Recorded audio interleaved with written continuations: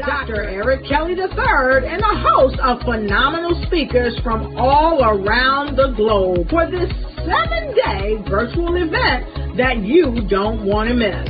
The mission of the Black Business Expo is to raise scholarship money from kids all the way from high school all the way from college. The Black Business Olympics is one of the largest Black business showcases in the world. It is an opportunity for businesses and companies to showcase their businesses globally. We are going to be giving away laptops up to $5,000 away to students.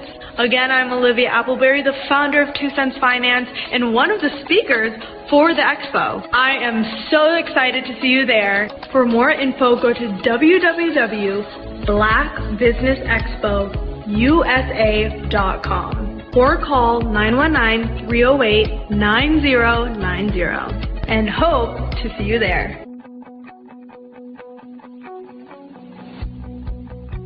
I am Black Business. From the moment I wake until the time I sleep. Yes, I am Black Business. I am Black Business. Tell me, are you Black Business? I am Black Business. Do you support Black businesses? Listen, I support Black business because I am Black Business. Black Business Expo, one of the largest business showcases in the history of Black business in the world. The world! Sign up today at www.blackbusinessexpousa.com or call 919-308-9090. I am Black Business. I am Black Business. From the moment I wake until the time I sleep, I am Black Business. I am Black Business. Are you Black Business? I am Black Business. Do you support Black businesses? I support Black business because I am Black Business. Black Business Expo, one of the largest business showcases in the history of Black America in North Carolina.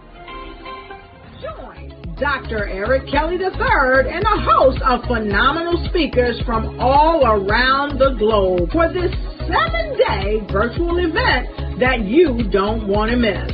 The mission of the Black Business Expo is to raise scholarship money from kids all the way from high school all the way from college. The Black Business Olympics is one of the largest Black business showcases in the world. It is an opportunity for businesses and companies to showcase their businesses globally. We are going to be giving away laptops up to $5,000 away to students.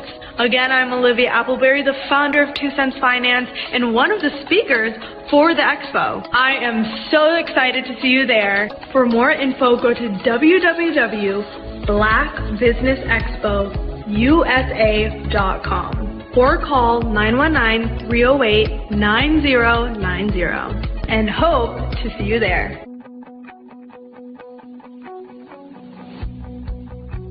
I am Black Business. From the moment I wake until the time I sleep. Yes, I am Black Business. I am Black Business. Tell me, are you Black Business? Black Business Expo, one of the largest business showcases in the history of Black business in the world.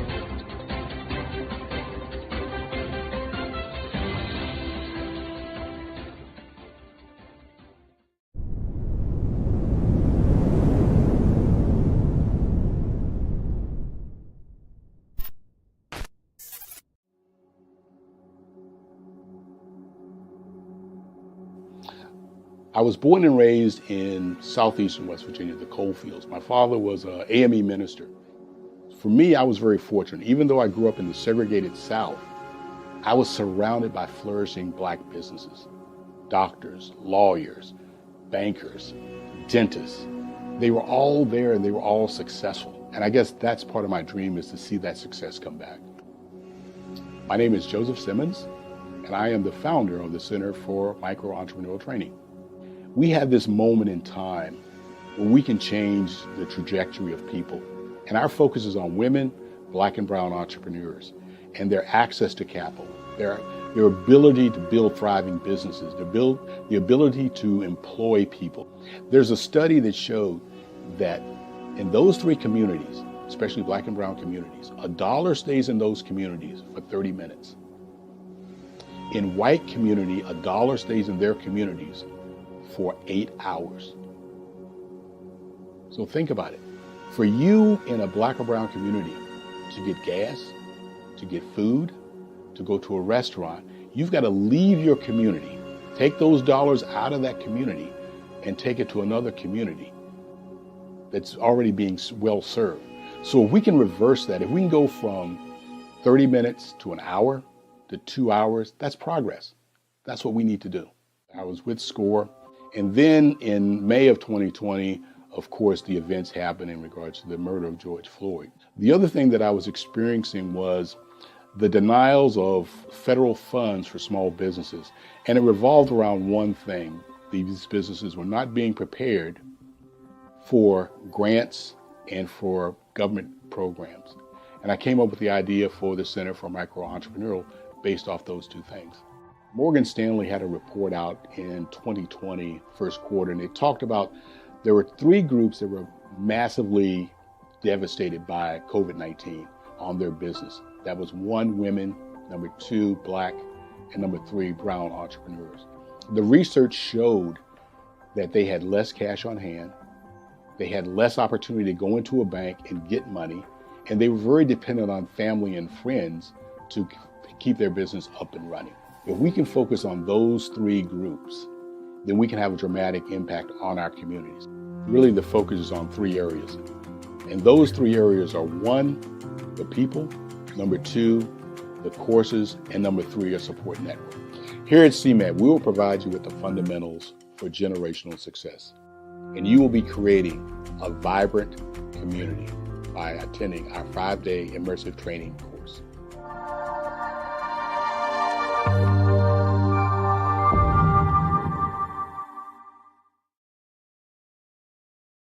CTR Media Network is.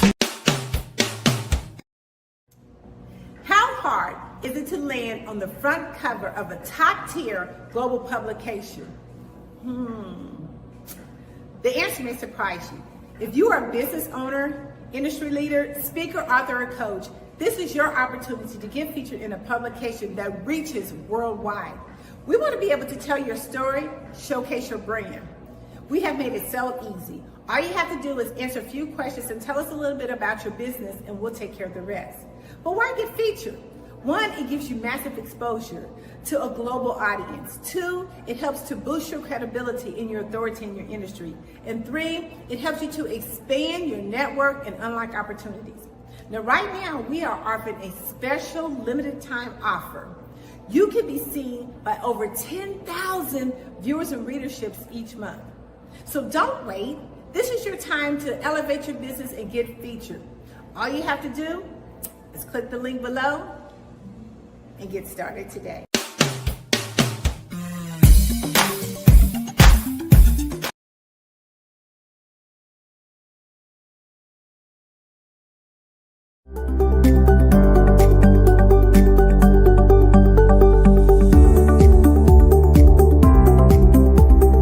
My name is Katie Bennett, and I own Lexicon Presents Publishing.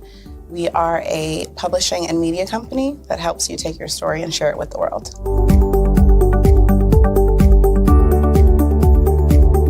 You know, for a while, I just had my family telling me to just hang it up, get over it, you know, and I had no support. And it was in your program that I really understood the necessity for having that help, having that support. And so now I actually feel like a CEO as we scale, as our clientele changes, as my company is opening doors for other people to, you know, take care of their families. It's just completely changed from just a mom who was publishing books.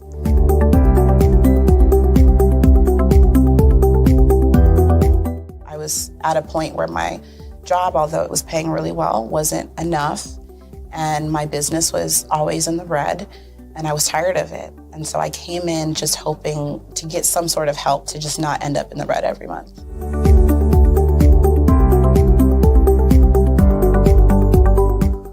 Ooh, wow. Okay, so there was one in particular, I cannot remember his name, but he asked me, he said, why are you in business? And I told him that I wanted to make a difference and I want to help my community. And he let me ramble on for a while. And then when I was done, he was like, okay, all of those things are great. They make you a humanitarian, not a business owner. And he was the one who told me, he's like, you know, you have this great service and you're offering it at like a great value price. So to someone like myself, we don't know that we're going to get the value of what you're actually bringing. And so that gave me the confidence I needed to raise my price. It gave me the confidence to go after my actual client that I actually prefer to work with. And it really just changed everything for me. I don't think without him kind of giving me that push, I don't think I would have gotten to this point or position.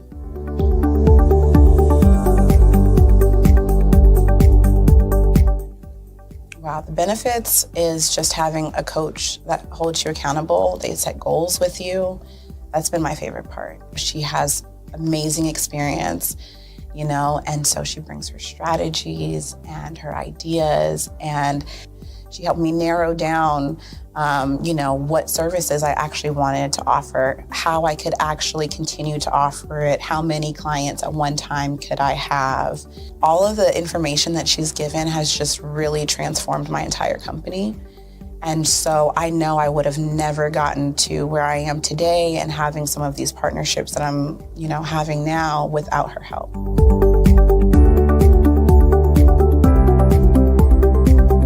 You're going to get information that you're not going to find on YouTube. You actually take the time to strategically give us the information, then give us time to actually apply it. I would also say that so that you're not just out on a ledge alone trying to figure this out. Like, you deserve to be in a community with other people who also want to grow their business. And then finally, the biggest thing I think I took away from CMET was that I had a whole office in Longwood, I still do, and at the time I had not paid my business tax receipt. I didn't know that was something you had to do. So that was like one of the first couple days of information, and I'm like, oh my gosh, let me go get that together right now. So I'm really glad that, CMET was there for myself, and anybody else who has the opportunity, they need to do it.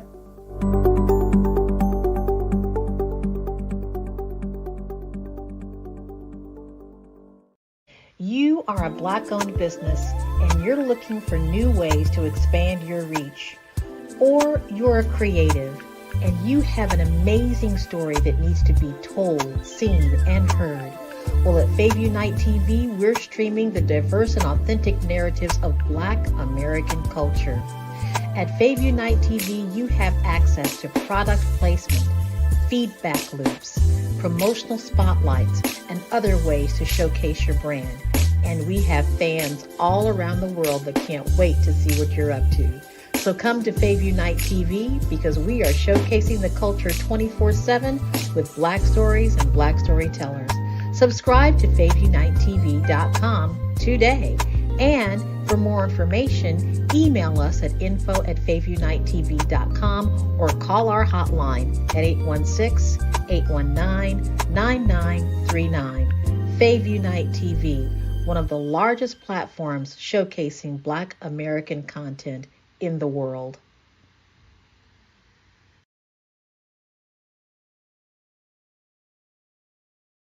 Hi, I'm Linda Peavy, owner of LaPav Consulting. My passion is to place your organization on the path to excellence. Are you struggling to communicate your message, reach target audiences, or secure funding? From marketing communications to grant writing, we achieve your goals. We've worked with high-profile clients and have secured $17 million in funding for charter schools and nonprofits. Call today to discuss what your success looks like and how LaPav Consulting can help.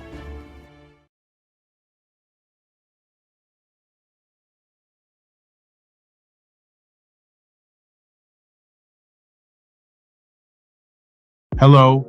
The Black Business Expo's mission is to raise funds for high school seniors going to college or K-12 entrepreneurs. This expo is a fundraiser for students.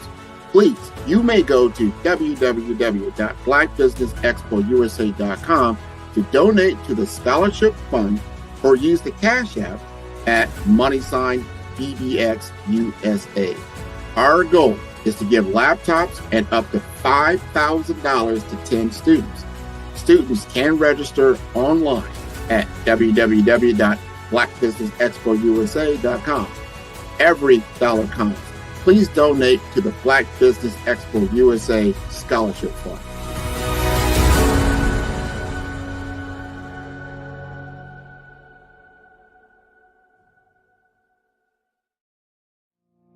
Did you know that approximately 333.34 million businesses exist today, according to a report from 2021?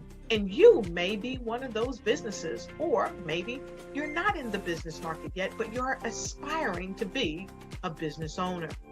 Well, guess what? You're in the right place at the right time. Because let's face it, everything is about timing and opportunity. Hi, my name is Dr. Lotus Richey, and I'm the CEO and founder of the Lotus Richey Coaching and Consulting LLC, along with the Lotus Richey Ignite Show. 15 minutes of success with Dr. Lotus Richey, as well as books to boom your business and bring who you are.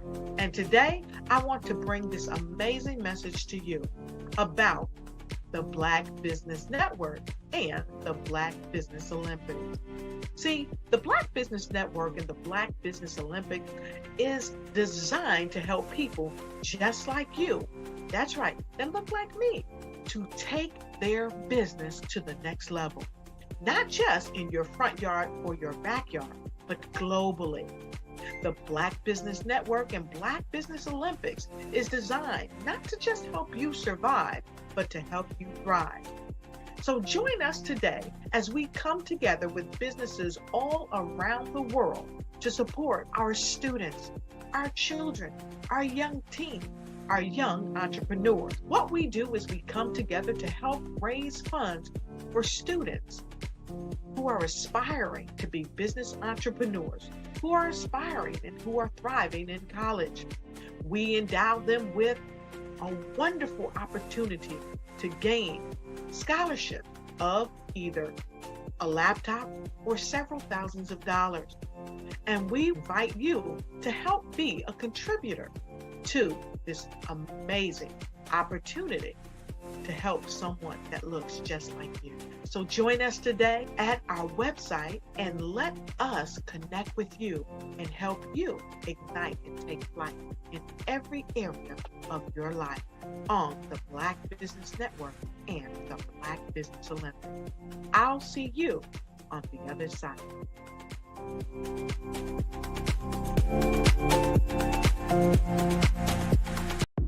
The Black Business Network and Black Business Olympics are essential platforms for Black business owners globally.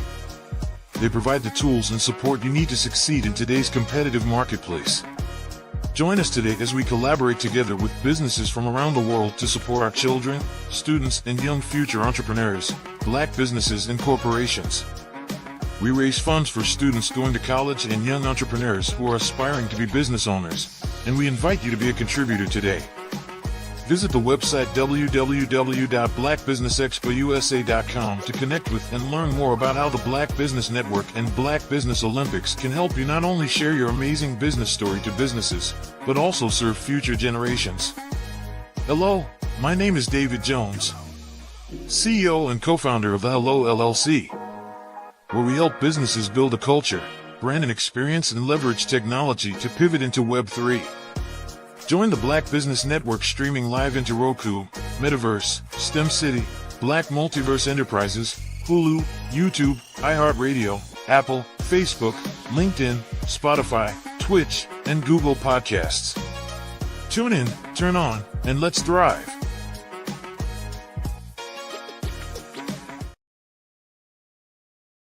The Black Business Expo's mission is to raise funds for high school seniors going to college or K-12 entrepreneurs. This expo is a fundraiser for students. Please, you may go to www.blackbusinessexpousa.com to donate to the scholarship fund or use the Cash App at $BBXUSA. Our goal is to give laptops and up to $5,000 to 10 students.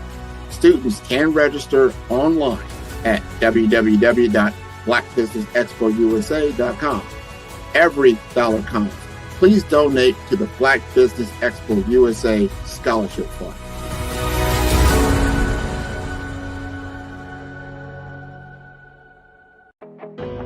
I am Black Business. From the moment I wake until the time I sleep, I am Black Business. I am Black Business. Are you Black Business? I am Black Business. Do you support Black businesses? I support Black Business because I am Black Business. Black Business Expo, one of the largest business showcases in the history of Black business in the world.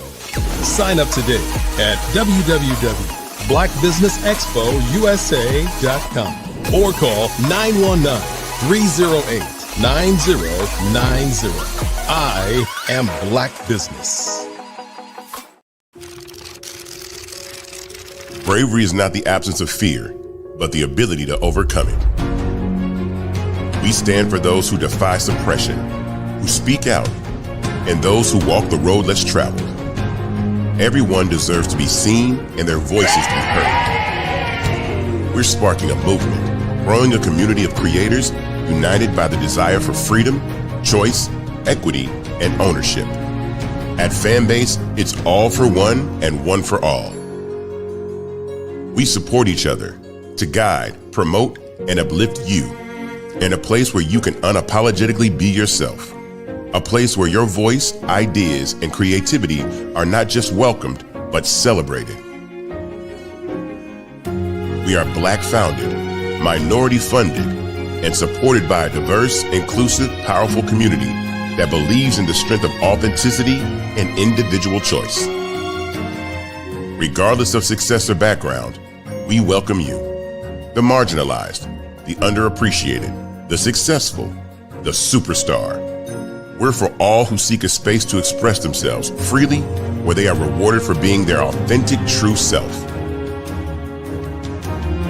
We transcend labels because only we have the right to define ourselves. We are built for the brave, the culture, the creators, and for the future where everyone has a power to shape their own destiny, where all are empowered, voices are amplified, and freedom is embraced. For the first time, you have a chance to own the platform you helped make popular. It's a revolution, a movement in how we connect, create, and share. Everyone is a creator, and everyone has a fan base. Here, you can be you without limits.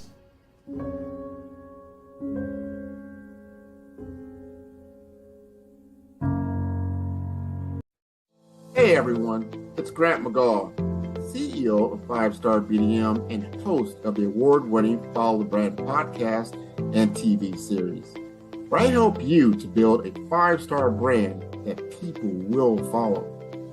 My genius is personal brand development through intelligent communication and helping you achieve your business and career goals.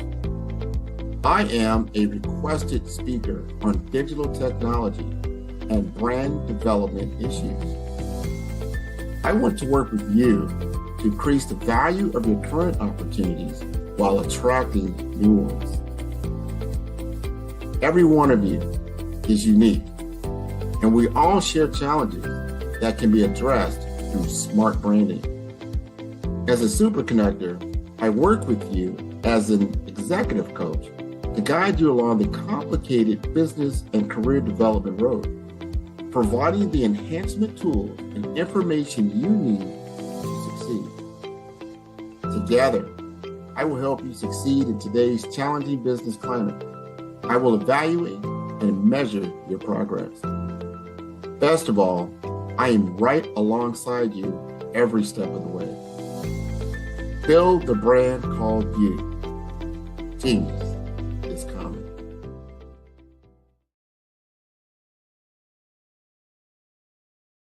Sometimes you got to hear the news from the Black perspective, and more specifically, Black publishers. And that's exactly why you have to download the HeyTie app, the largest mobile app delivering breaking news, videos, and podcasts from 200 of your favorite Black publishers. Yes, 200 Black publishers delivering news as it happens, literally all in one app. Go to HAYTI.com or download the app in the Google Play Store or Apple App Store. It's completely free, along with information that you can trust, so go check them out.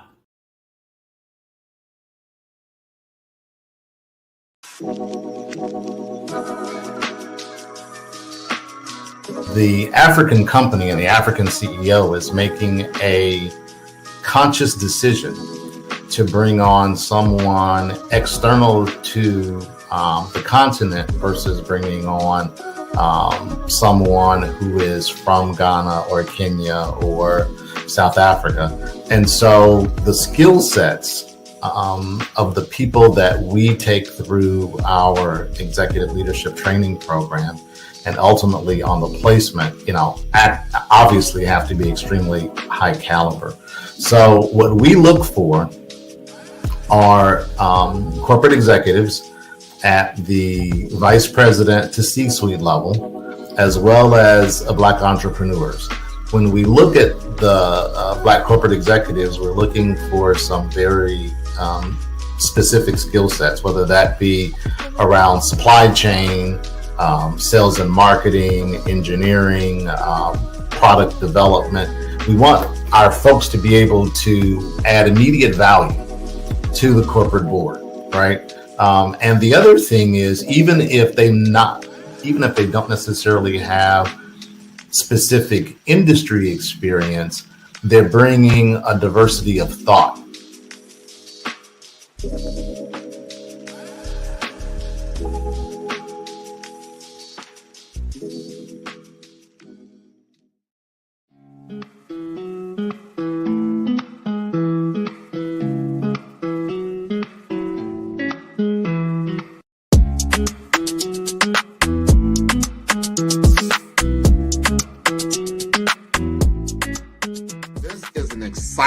Exciting time to be in digital marketing with the advent, the explosion of generative AI chatbots. They're better known as ChatGPT. There's Bard, there's Claude, there's all kinds of this new one came out called Gemini. There's so many different tools that really what it comes down to is that it's made my business more precise. I can do things more.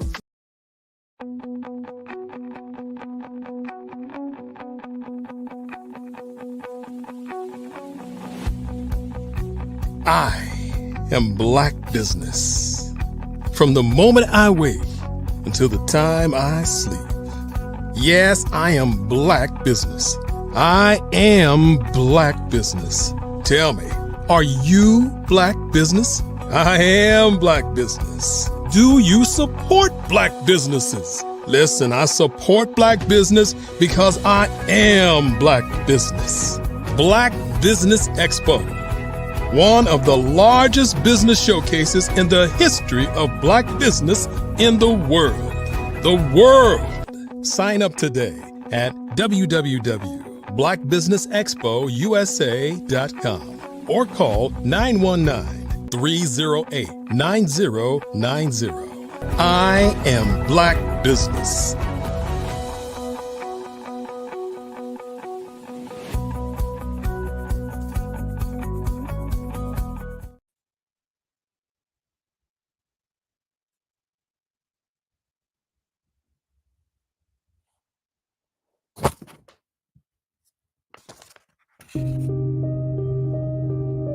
The Black Business Expo is changing my life. This year, they are giving away laptops and even $5,000 in cash to students just like me. I'm Alexis, and I want to go to college to fulfill my dream of becoming an entrepreneur. Help the Black Business Expo going to www.blackbusinessexpousa.com and also becoming a vendor, a sponsor, or donating.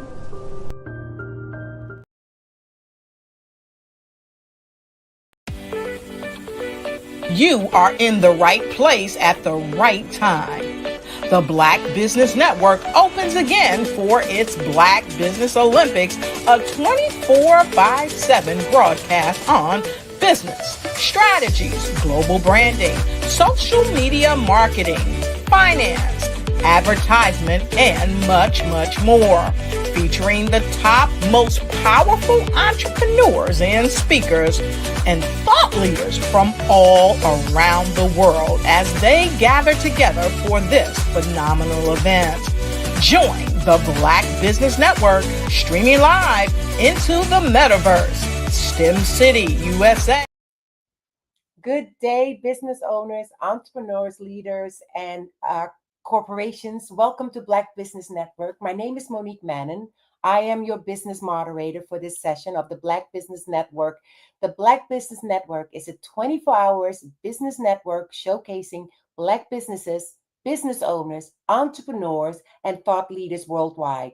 We have speakers from North Carolina, London, Singapore, Africa, Japan, and cities all over the United States. The Black Business Network is a global community sharing business knowledge to empower, inspire, and educate businesses about business. Our next speaker is the incredible Jaleesa Thomas.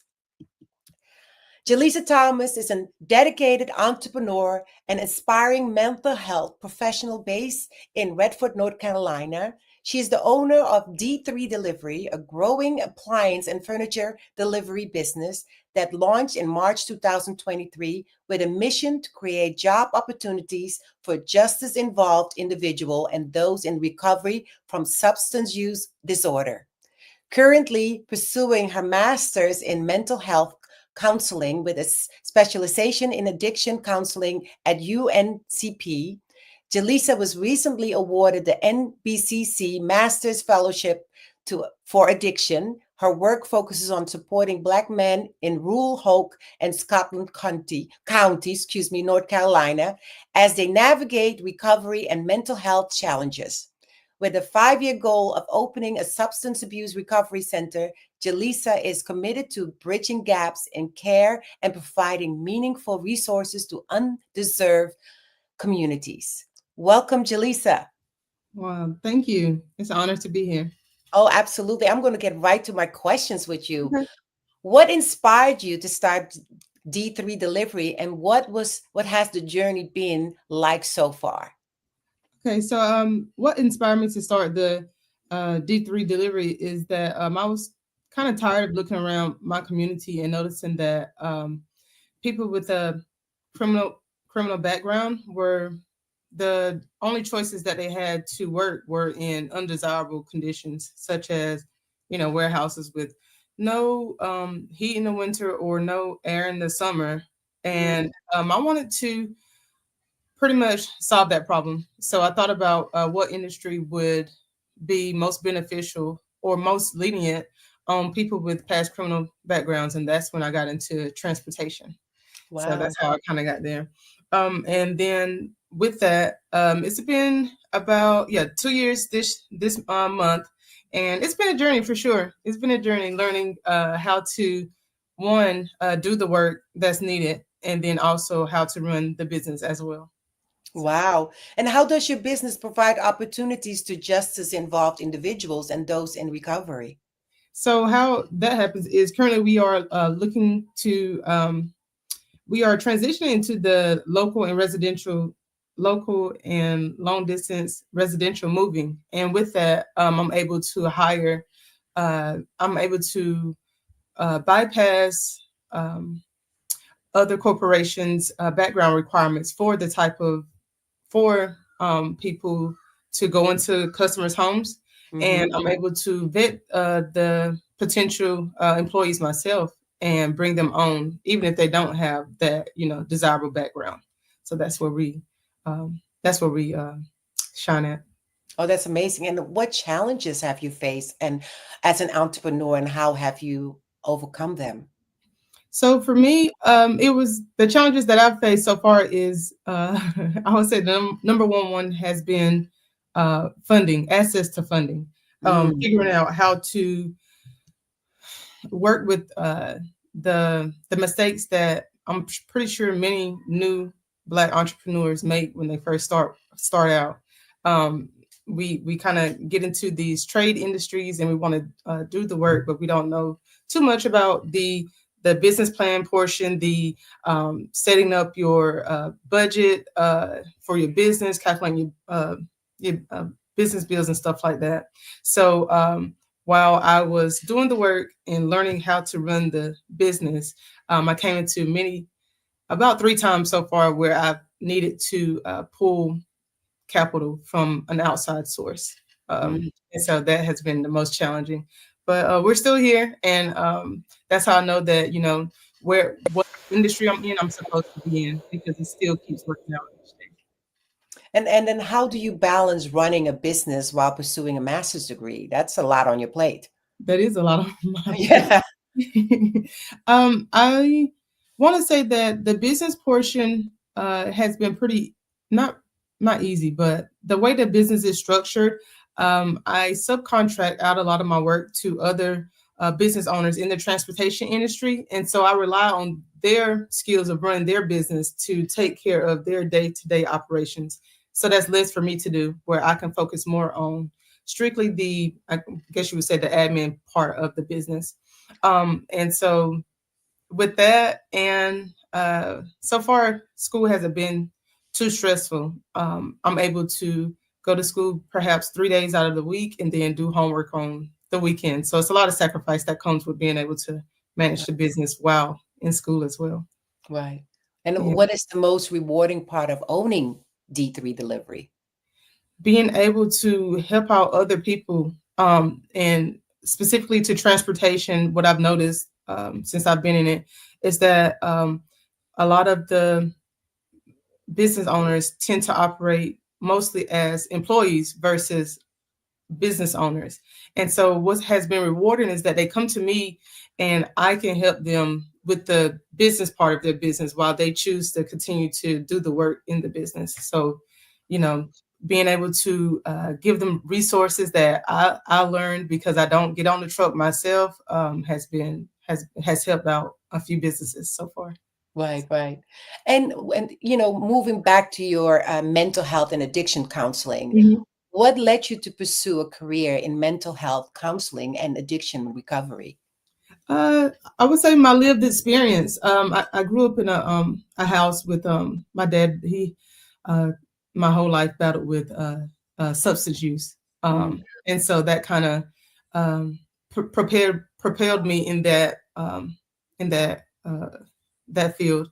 Along with my mom, she is already working in the field as a substance abuse counselor. So it's kind of how I ended up here.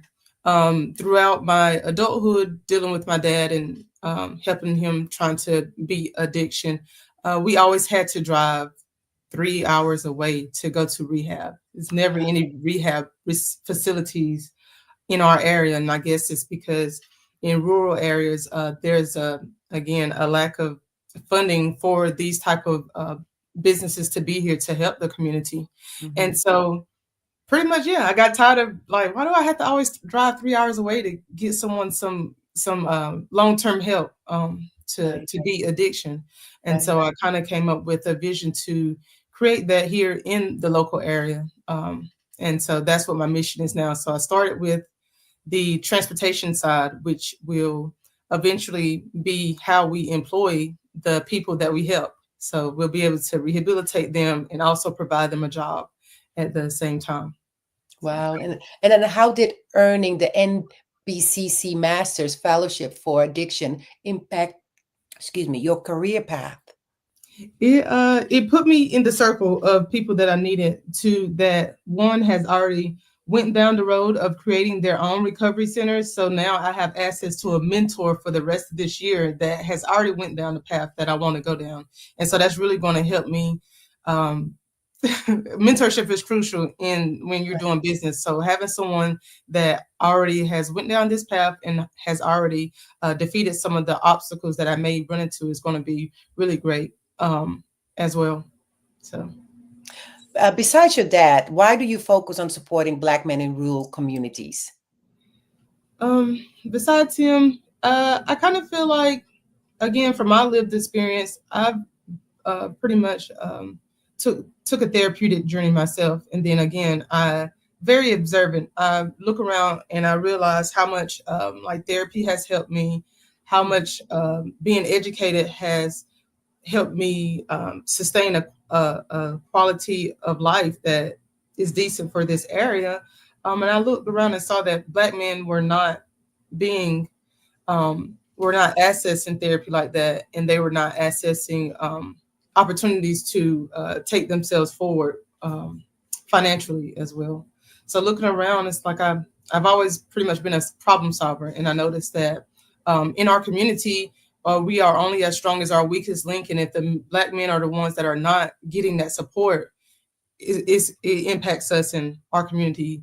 But kind of the growth would be kind of stunted, you know. So. Right. And what are some of the biggest mental health challenges faced by individuals in the recovery? I would say that cycle of defeat, getting out of that cycle of addiction is the biggest thing, because it happens. You know, you can people can get out, and then it's so easy to get back in. It's harder to get out than it is to stay in. And I think that's the one of the biggest challenges that people that struggle with substance use face each day. Right.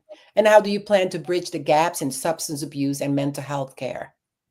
Like I said, I want to create a substance use recovery center, specifically to do that, where we prioritize bringing in Black men, and we're going to rehabilitate, educate, and train for the workforce as well. So kind of creating a holistic approach to helping someone move from a life of addiction to a life of, freedom.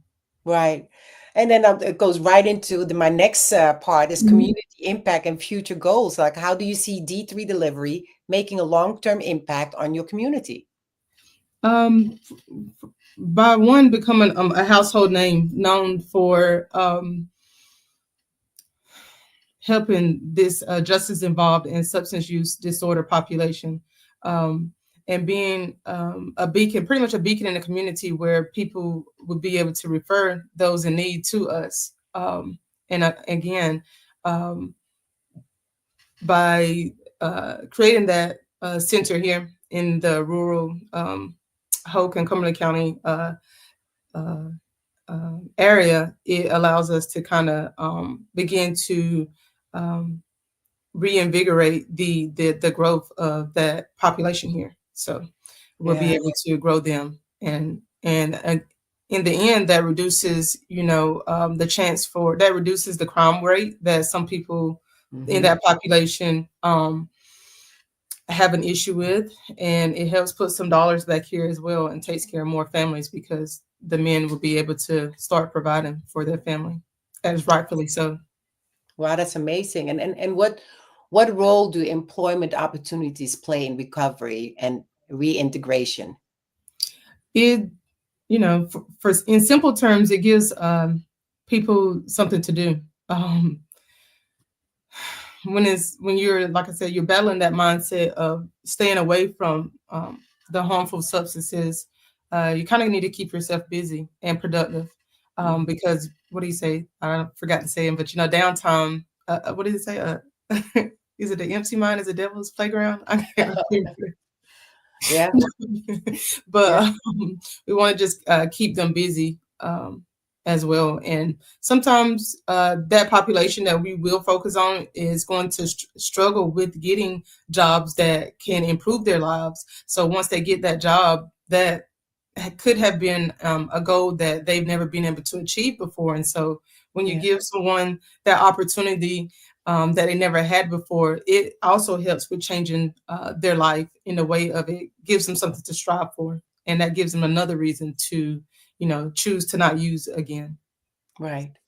And then how can businesses become more involved in supporting justice involved individuals? That's a good question. I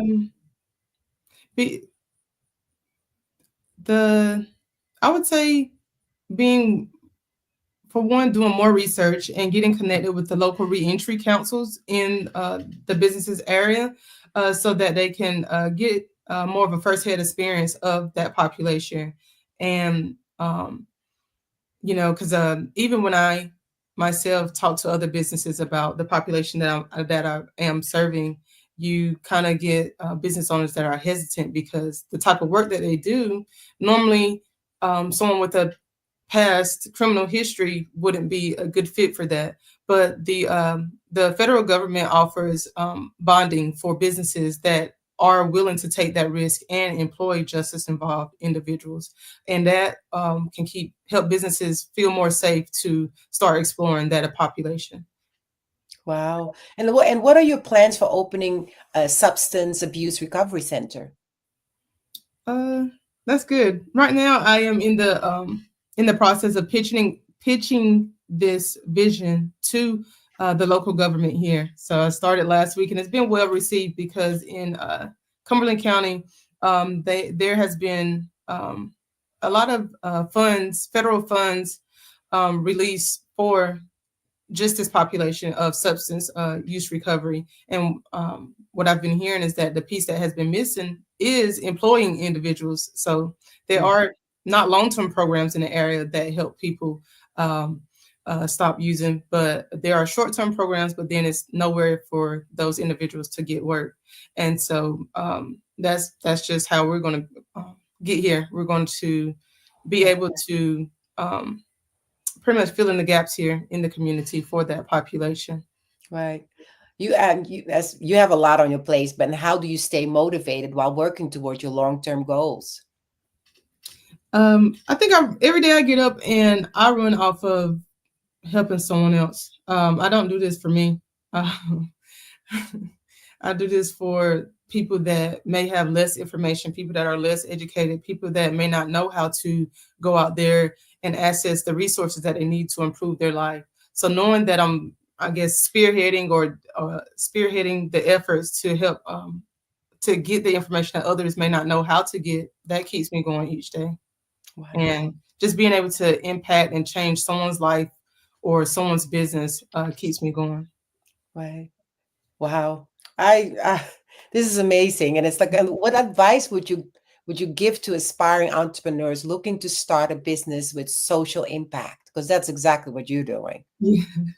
Yes. The first thing I would say is go to the local government, the community development space. They are, as much as it's easier for you to get them than it is for you to find them. And that is where you're going to be able to access the funding that the local government has to help you get your mission off the ground.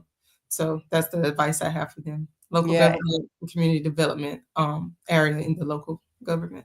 Okay, and then what are the key qualities needed to succeed as both entrepreneur and mental health advocate? The number one quality is resilience. You are going to run into so many hurdles being an entrepreneur, and you run into mental hurdles when you are establishing those therapeutic relationships with people that may struggle with mental health issues as well. So you have to be strong and know that your help may not show up immediately. The results of your help may not show up immediately. So you need to be resilient and keep going and keep striving, and also be patient to wait for it to happen as well. Mm-hmm. And then how can people better support those recovering from substance use disorders? Educating themselves. And with that, I mean, as simple as talking to someone or not being afraid to enter the spaces where those people are getting help at. I believe that when we sit down and we listen to someone else's story, we can learn so much. And we also begin to be able to connect and see that we're not much different from them at all. The only difference is they may struggle with substance use, but they still have other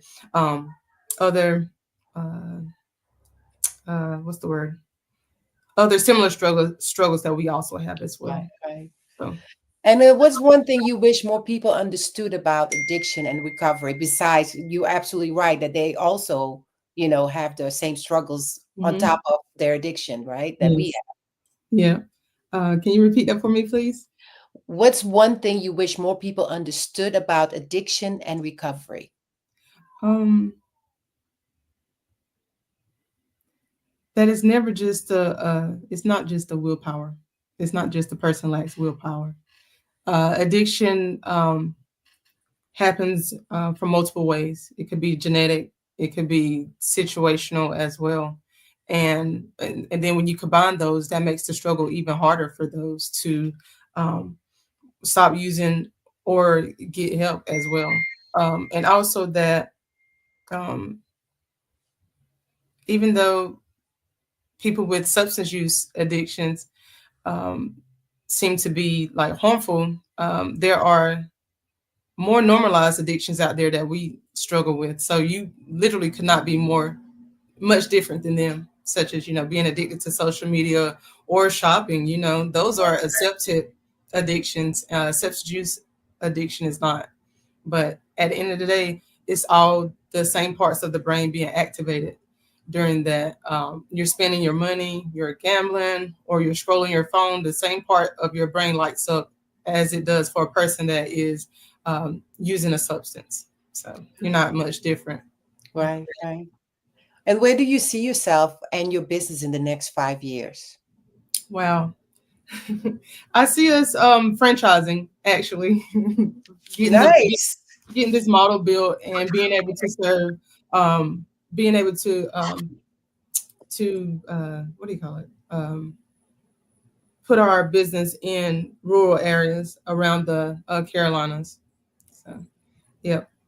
I think it's amazing what you're doing, because it really made me think of Charlie Wilson. Remember Charlie Wilson, that he was so dealing with his addiction, and it took one person to believe in him and support him to get him out of that madness. That circle he was on. And, so I applaud you. How can people get in contact with you? Okay, yeah. I am on LinkedIn as Jaleesa Thomas, and then Facebook as D3 Delivery as well. And then my email address is contact@d3-delivery.com. Awesome. Thank you so much for your time. Everybody, Genius is coming, and I will see you on the other side. All right. Bye. Thank you. Did you know that approximately 333.34 million businesses exist today, according to a report from 2021? And you may be one of those businesses, or maybe you're not in the business market yet, but you're aspiring to be a business owner. Well, guess what? You're in the right place at the right time. Because let's face it, everything is about timing and opportunity. Hi, my name is Dr. Lotus Richey, and I'm the CEO and founder of the Lotus Richey Coaching and Consulting LLC, along with the Lotus Richey Ignite Show. 15 minutes of success with Dr. Lotus Richey, as well as books to boom your business and bring who you are. And today, I want to bring this amazing message to you about the Black Business Network and the Black Business Olympics. See, the Black Business Network and the Black Business Olympics is designed to help people just like you, that's right, that look like me, to take their business to the next level. Not just in your front yard or your backyard, but globally.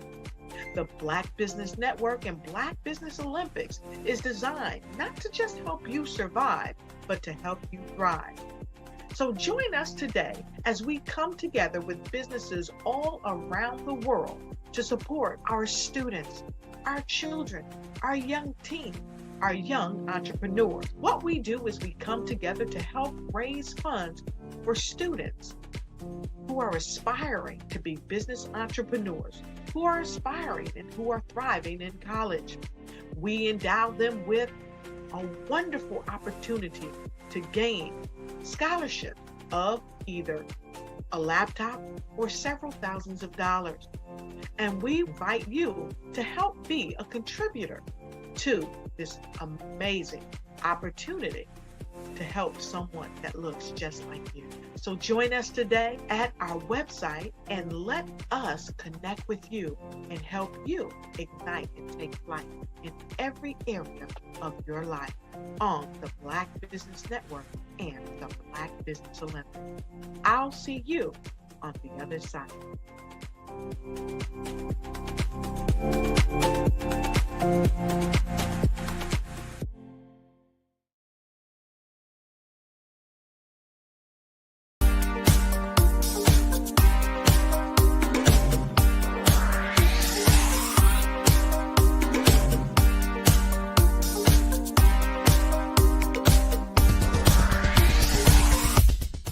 I grew up in Flint, Michigan during the 60s, and as a child, I can remember the civil rights movement. I remember our family huddling around our small black and white TV, and we'd watch all of the things that were going on in Alabama and Mississippi. Some of my older cousins were active in the movement, and each week we would have a large Sunday dinner with the extended family, and they would come back and tell us about all of the things that they had seen and done. As a child of about 8 or 9 years old, I always wanted to grow up and be a part of the movement, but by the time I became of age, it was all over. All of the marching was done. I always felt left out, that I didn't get a chance to participate in the civil rights movement. But little did I know that God had another plan for me as a computer instructor and database developer. But even then, it bothered me that I didn't see many people of color in my classes. That is when journalist Dr. John Ray introduced me to Dr. Joel Dudley Sr. and Dr. Eunice Dudley of Dudley Products, who had been mentored by the millionaire S.B. Fuller. Through Dr. Dudley, I was introduced to Dr. Lafayette Jones, past Vice President of Marketing for John H. Johnson of Johnson Publishing, and his wife, Sandra Miller Jones, who was a Vice President at Quaker Oats, and together they created SMSI, a national marketing firm. Dr. George C. Frazier of FrazierNet and the Power Networking Conference, Dr. Jackie Mayfield of ComproTax, founder of the largest Black-owned income tax service, and even billionaire Michael B. Roberts. They all believe that the way to close the wealth gap is through entrepreneurship, because we as a people had to overcome slavery, and secondly, obtain our civil rights to be able to eat in any restaurant or stay at any hotel that we wanted. But the third piece is economic equality. And now I am also convinced that we must become entrepreneurs, and to do so we must embrace technology and a strategy of global networking. That is why I created Every.Black, to use my vast experience as a computer instructor to teach entrepreneurs how to use technology and artificial intelligence in business. Every.Black members are listed in our online website directory, promoted in our digital newsletter, on our social media, and on our podcast. And we also conduct weekly virtual mastermind meetings where we read positive books, learn from the experts, while networking with like-minded individuals from around the world, educating them about every aspect of becoming a successful entrepreneur. That is what Every.Black is all about. Just go to www.every.black to take the AI and tech classes you need, to register for our mastermind meetings, and to join the Every.Black family. Visit us at www.every.black and sign up today. Just go to every.black, every.black. No .com, no .net, just every.black. .black is the new .com. I was born in a little village on the island of Haiti. Many deadly diseases pounded me. It is as if they were on a mission to end my existence on this earth. I refused to give up. In 1983, I left Haiti and came to the United States of America. And I came with $5, 2 shirts. I didn't speak any English. I came to Atlanta. I got a job. I was a doorman. I was a doorman with a dream. What I used to come on stage. I'd rehearse this moment that I'm standing in front of you. That's the power of a dream. Maybe today is the day you begin acting as if you already have it. And then step out with full force. Take a risk. No condition is permanent. Don't let your situation distract you. You are chosen You are called. You are born for a purpose in this life.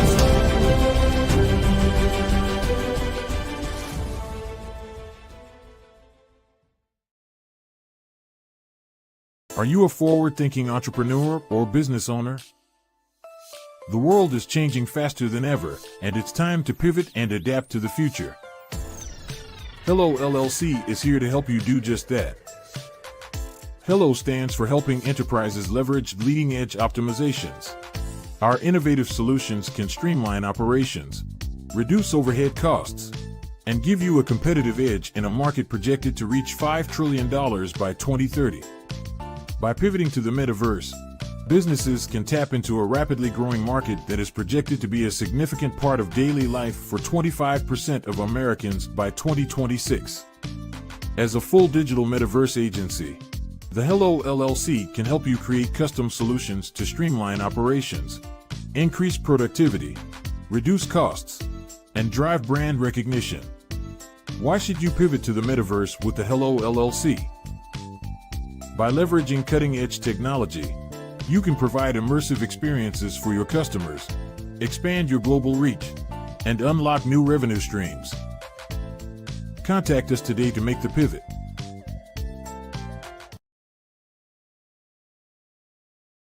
Sometimes you got to hear the news from the Black perspective, and more specifically, Black publishers. And that's exactly why you have to download the HeyTie app, the largest mobile app delivering breaking news, videos, and podcasts from 200 of your favorite Black publishers. Yes, 200 Black publishers delivering news as it happens, literally all in one app. Go to HAYTI.com or download the app in the Google Play Store or Apple App Store. It's completely free, along with information that you can trust, so go check them out.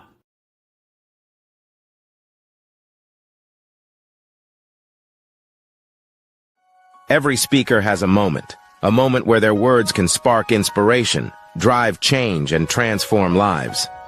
But what happens after the applause fades? With 5-star BDM, your voice doesn't have to fade. We transform your live session into a professional ebook.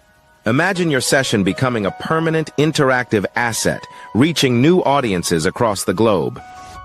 Like Grant McGough and Dr. Eric Kelly III, whose session on the Mindset Revolution continues to inspire thousands through their custom ebook. Your ideas can become a lasting impact. Turn your session into an ebook that not only tells your story, but expands your reach, builds your brand, and engages your audience. With embedded videos, custom graphics, and a stunning flipbook or PDF format, your message will inspire long after the event is over. And for a limited time only during the Black Business Olympics, get your custom ebook today. This is your chance to transform your message into something truly unforgettable at an unbeatable price.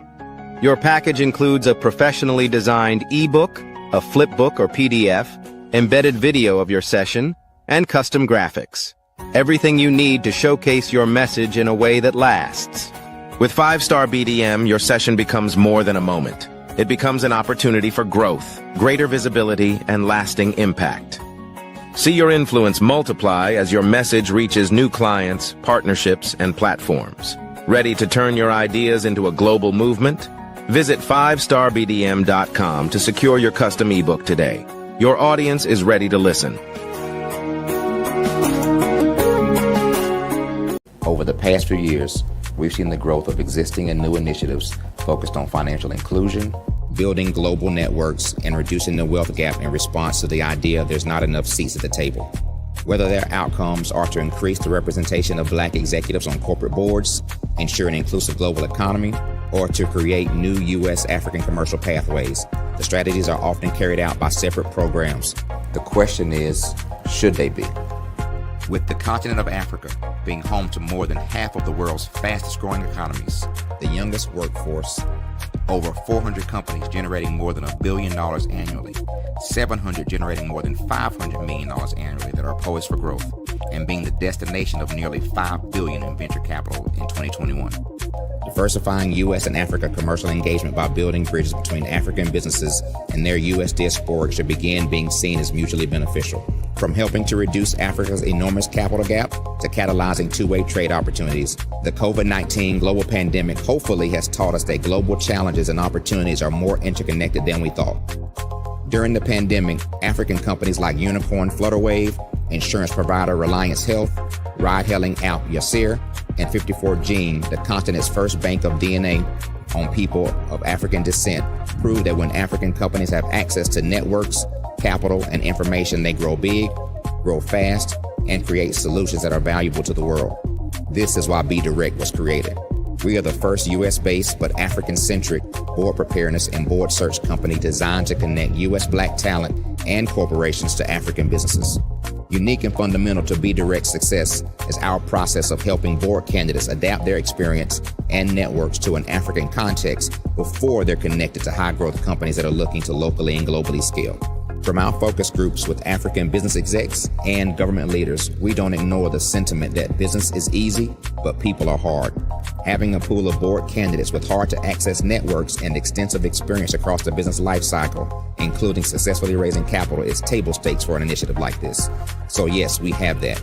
But corporate or entrepreneurial success in the U.S. does not guarantee success in Africa.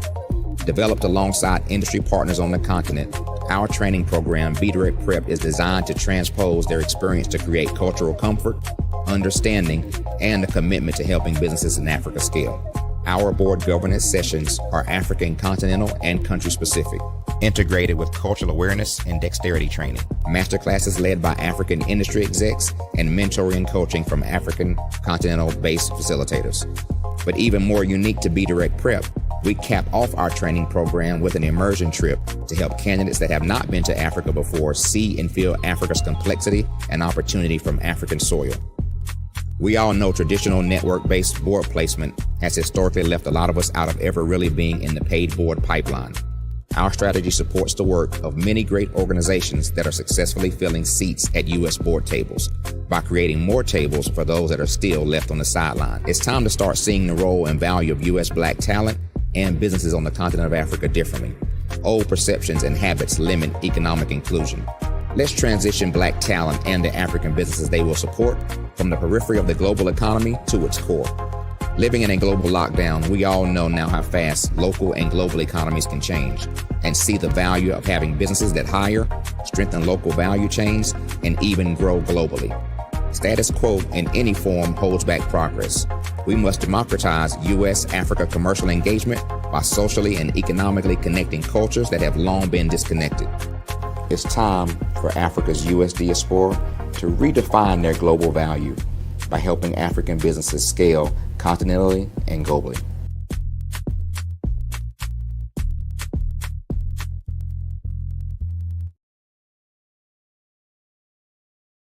Welcome to Intentionality with Dominique, the show that helps business owners become valued and in-demand suppliers in the marketplace to scale their businesses. Let's start today's show with host and intentional connector, Dominique Simpson Milton.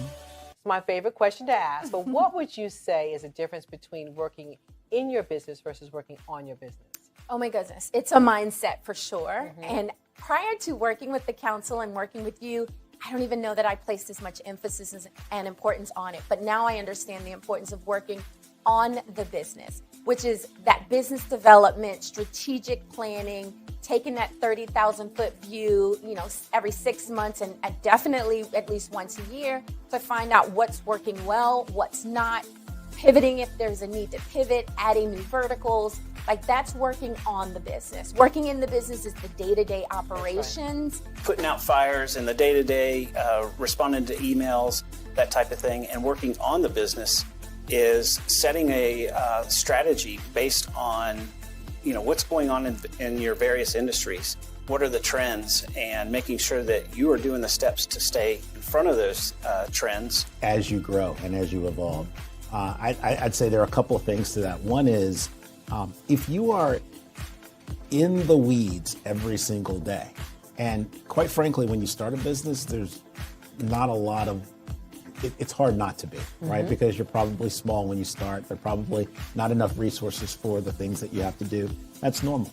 But as you grow and as you evolve, you start to understand that if your view is here, then you cannot gain the perspective to see all of the interrelationships and all of the the opportunities and all of the strategic maneuvers that you should be doing in order to take your, grow your business in step functions as opposed to incremental? Well, working in the business is doing everything. You wear all the many hats. Working on the business is finding out what hat you like and then being able to put in processes, systems, people that will help complement your skills. Chasing the dollars, trying to make sure payroll is done, you have enough work to cover payroll and $2 or $3 in your pocket. The next thing you know, year after year, you're in a rat race. You never been trained to develop your business or to take it to another level. As long as I can focus on where we are going, because no one else is doing that in the company except for me.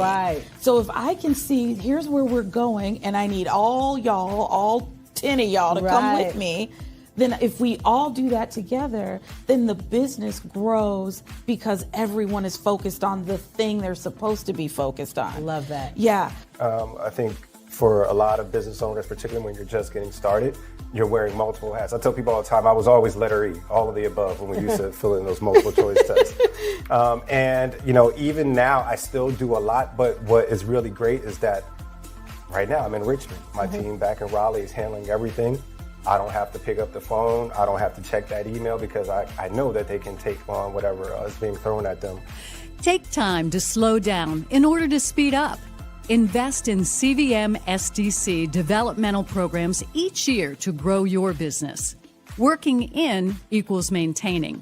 Working on equals growth. Visit cvmsdc.org for more information on our development programs. Email us at info@cvmsdc.org. What if you could build your own city? A place where every child can find nurturing people to help them achieve their full potential. A place where every adult can access job training support. Where health education is abundant. Where social justice ruled the land. A place without limitations. Welcome. You have arrived at STEM City USA. It is what every city should be. A safe and trusted community where you find people and resources to help you become everything you are and beyond. STEM City is unlike anything you have ever experienced. It is a digital twin of the world around you, only better. STEM City is about energy and soul renewal. It is more than a digital world. You can almost feel the power of live cultural events, music, and theater. STEM City promises a better future for children with caring mentors and hands-on activities with dedicated tutors to support our youth. STEM City is your passport to a healthy lifestyle with weekly events addressing our community's many issues. STEM City is your financial well-being with helpful information on wealth management, career advancement, job training, and so much more. STEM City is the community you deserve. It is the city where your dreams can come true. STEM City USA, a place in the sky that is accessible to all who reach for the stars.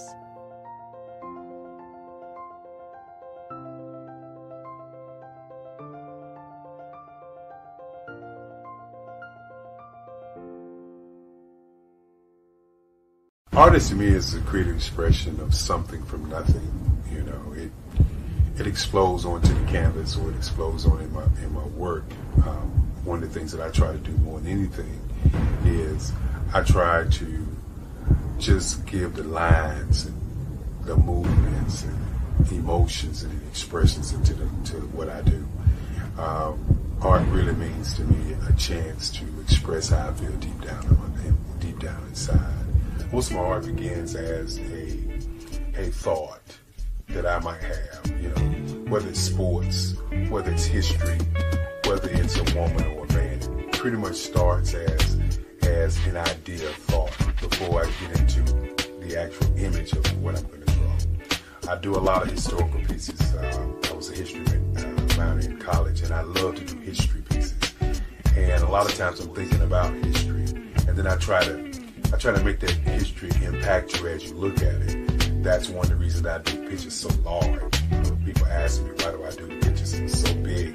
And I tell them, I want the piece to impact them as they're looking at it, to kind of dominate them, dominate their space.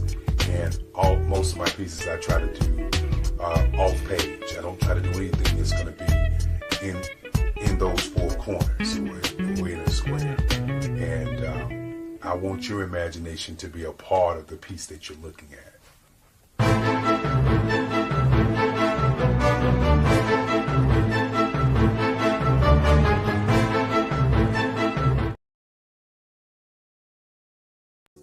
Follow the Brand TV broadcast host, Grant McGaugh, as he visits with top executives and entrepreneurs to find out their secrets of success with their personal brand.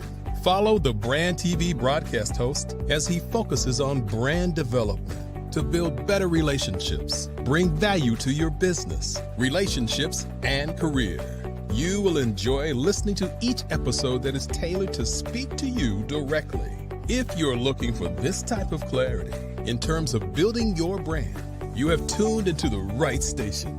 Each episode will help you to shape a conversation in the 5-star BDM network of 20,000 professionals and become a springboard for your corporate engagement and business opportunities. Each guest will frame their story in the areas of personal branding, business development, career development, financial empowerment, and technology innovation.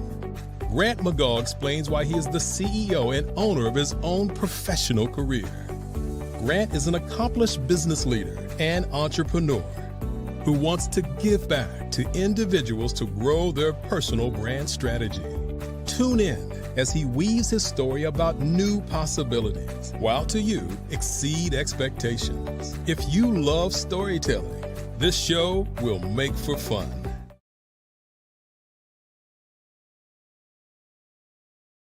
Sometimes you got to hear the news from the Black perspective, and more specifically, Black publishers. And that's exactly why you have to download the Hey Tie app, the largest mobile app delivering breaking news, videos, and podcasts from 200 of your favorite Black publishers. Yes, 200 Black publishers delivering news as it happens, literally all in one app. Go to HAYTI.com or download the app in the Google Play Store or Apple App Store. It's completely free, along with information that you can trust, so go check them out.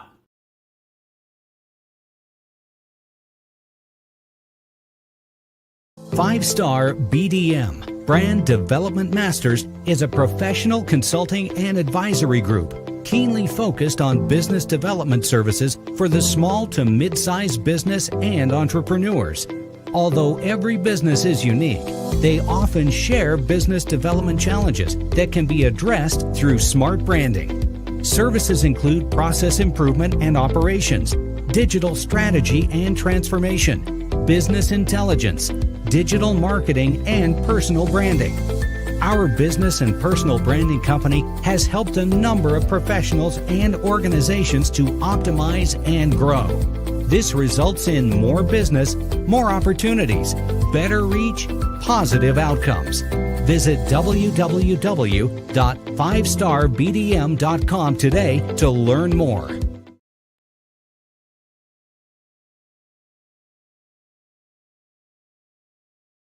Imagine taking control of your financial future and navigating the world of cryptocurrency with confidence. At Blockchain Queen LLC, we're here to make it happen. Founded by Tanya Lawrence, the Blockchain Queen, we simplify blockchain technology and cryptocurrency for everyone, no matter where you're starting from. Our easy-to-follow courses, live expert sessions, and premium resources give you all the tools you need to succeed, from Bitcoin basics to advanced portfolio strategies. But we're more than just a platform. We're a community. Whether you're learning or teaching, Blockchain Queen LLC empowers you to grow while connecting with like-minded innovators. Want to make an even bigger impact? Join our Brand Ambassador program. Share your passion for crypto, inspire others, and earn rewards while building your personal brand. The future of finance starts here. Visit www.tanyalawrence.net to sign up and join the movement. Blockchain Queen LLC, empowering you to own the future. Your journey starts now.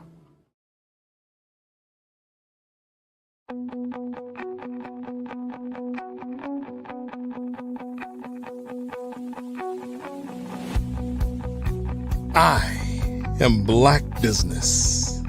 From the moment I wake until the time I sleep. Yes, I am Black Business. I am Black Business. Tell me, are you Black Business? I am Black Business. Do you support Black businesses? Listen, I support Black business because I am Black Business. Black Business Expo, one of the largest business showcases in the history of Black business in the world. The world! Sign up today at www.blackbusinessexpousa.com or call 919-308-9090. I am Black Business.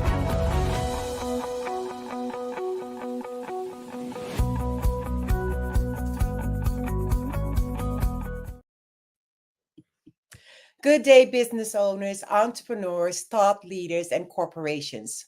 Welcome to the Black Business Network. My name is Monique Mannon. I am your business moderator for this session of the Black Business Network. The Black Business Network is a 24-hour business network showcasing Black businesses, business owners, entrepreneurs, and thought leaders worldwide. We have speakers from North Carolina, London, Singapore, Africa, Japan, and cities all over the United States. The Black Business Network is a global community sharing business knowledge to empower, inspire, and educate businesses about business. Our next speaker is the remarkable Renee Holtz. Renee Holtz is a creative entrepreneur, brand strategist, and business mentor dedicated to helping aspiring inventors and business owners dominate their markets. As the founder and creative director of Refined Concepts, she has over 16 years of experience in brand development, web and graphic design, and new product development.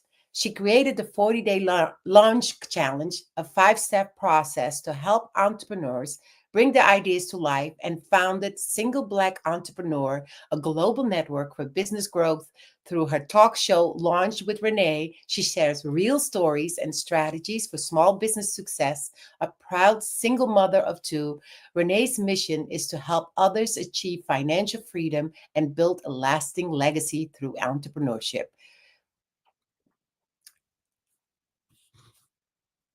And questions for business. Welcome. Excuse me. Welcome to the talk. Welcome to the stage. Thank you so much. Welcome. I'm sorry. I'm got a little scattered over here. Welcome.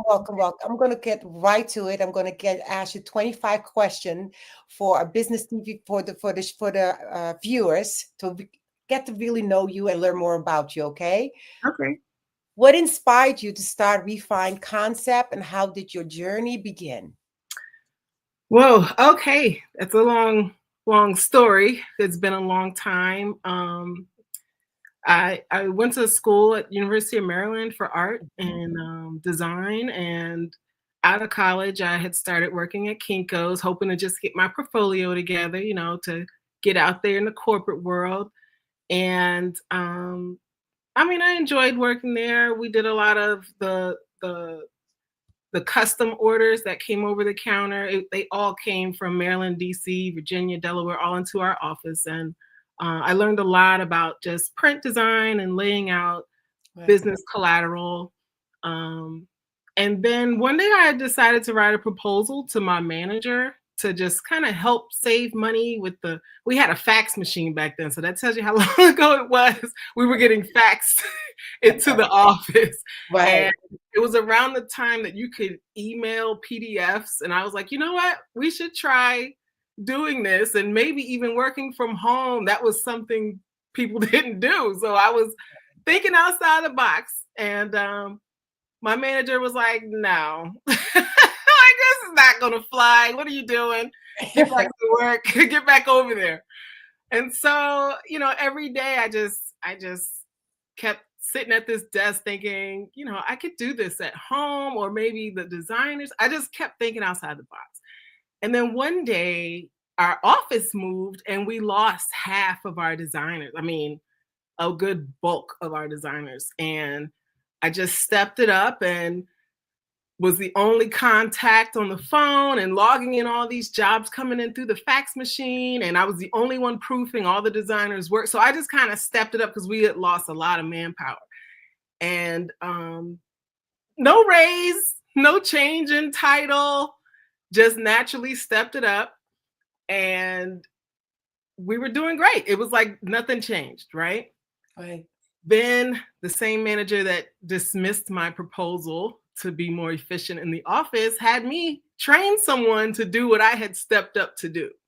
Right. And that was one of those aha, like, you know what? I'm gonna just put in my 2 weeks and see what happens. And so that was in 2003.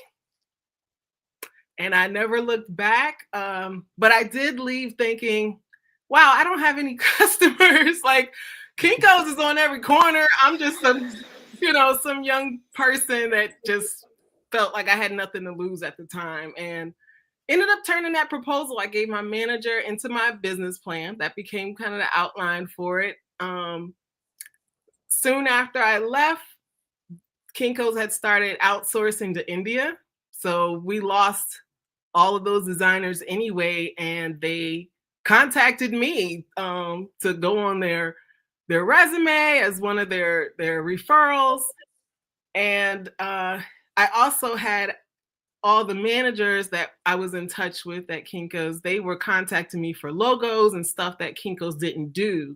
So it was just building connections before I left.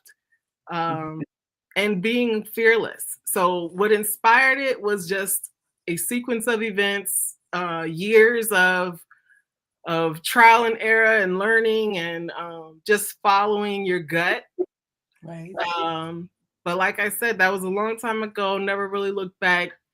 The day I left, I had my first customer because I was doing a job for my church. Really, I was doing a Women's Day booklet and the invitations and stuff. So I was at a Kinko's printing off the draft for a meeting. And someone was at the printer and was like, "Did you design that?" And I said, "Yeah." And they became my first customer on like my last day at Kinko's. So it's really just having faith and not quitting. I mean, there's been times I've wanted to quit and I've tried to quit and I did quit, but the customers were like, "No, you're the person that I want to build this with." And it's just being, just having a lot of integrity throughout the years, building trust with people because they refer you. When you have good customers, they refer other good customers. So I can honestly say I've just been in the shadows of other people and in their dreams. But that has been my dream to do a lot, to be a little bit of everything through everyone else's business. I'm living vicariously through everyone and their dreams. So that's inspired it in a long sentence. Right. And what challenges did you face when building your business and how did you overcome them? I am still challenging, dealt with a lot of challenges because I just enjoy what I do for people, not so much the business of it, because there's a lot of behind the scenes where people just want to do what they have the passion to do. And it's hard to stay on top of the business side of things to grow and I'm really an artist at heart. Let's put it like that. So I just enjoy creating and trying to balance my more strategic business side of me to be more disciplined in my business. And then how do you balance the creativity and business strategy in your work? I don't know if I do very well. I find help.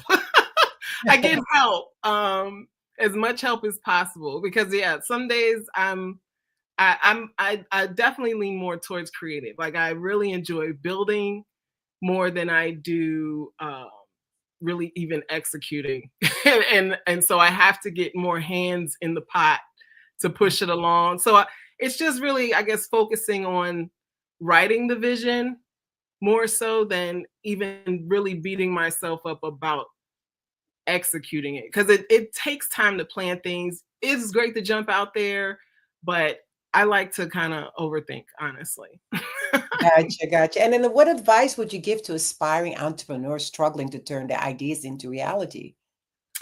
I would say just, start somewhere. Unlike me, don't overthink it. Like I said, I overthink things, and it may make you kind of stagnant. But look at it like this, you're just seeing a vision of your future. Just start building. You don't have to put it out there for the world just yet. Just start writing, start building. Don't let the idea leave you. So that would be my advice, to just write it down. Write it down. Power the pen. Yeah. Yeah. And what are the key elements of building a strong and authentic brand? Just being true to yourself. Now the world has really changed, because like I said, when I started doing this, it was a long time ago. Like, there wasn't even the internet a lot, it wasn't even out there like that. The world has really changed, and if you're being true to your strengths and your weaknesses, you'll find that people can really identify with you, and they can it just builds a trust, and it's almost like they see their self in you. So yeah, I would just say be true to you, and to not think you're like you're not an expert in your field. Like, you're an expert in something. You have experience in something. And even if you're not as good as the next, you're a few steps ahead of someone that's just trying to get where you are. So, don't look at it. Don't be so comparative to others in your industry. Right. And then how can small businesses stand out in a crowded market? A lot of entrepreneurs out there, right?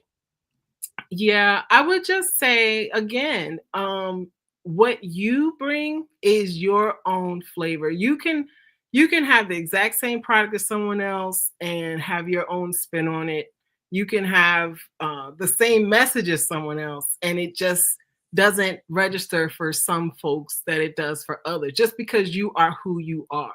So it may seem overcrowded, but there's someone who needed you to say it. They needed your voice. They needed your special size boot to kick them in the butt. It's not just a one-man thing with whatever you're doing. The best example I always heard was, you go down the bread aisle and it's so many different options and things to choose from. And it's all the same ingredients, really. It's the same ingredients that make bread, but you can make it a little different if you just add a little something, take away a little something. But whatever you bring to it makes the message or the product or the service special to you. Right. And don't compare yourself. Don't feel intimidated by competition. Don't even look at it like competition. There is no competition. Right. Because there's only one you. There's only one you. Yeah. Don't look at it like competition. Look at it as another example of something you can make your own. Right. And then what common mistakes do entrepreneurs make when developing their brand?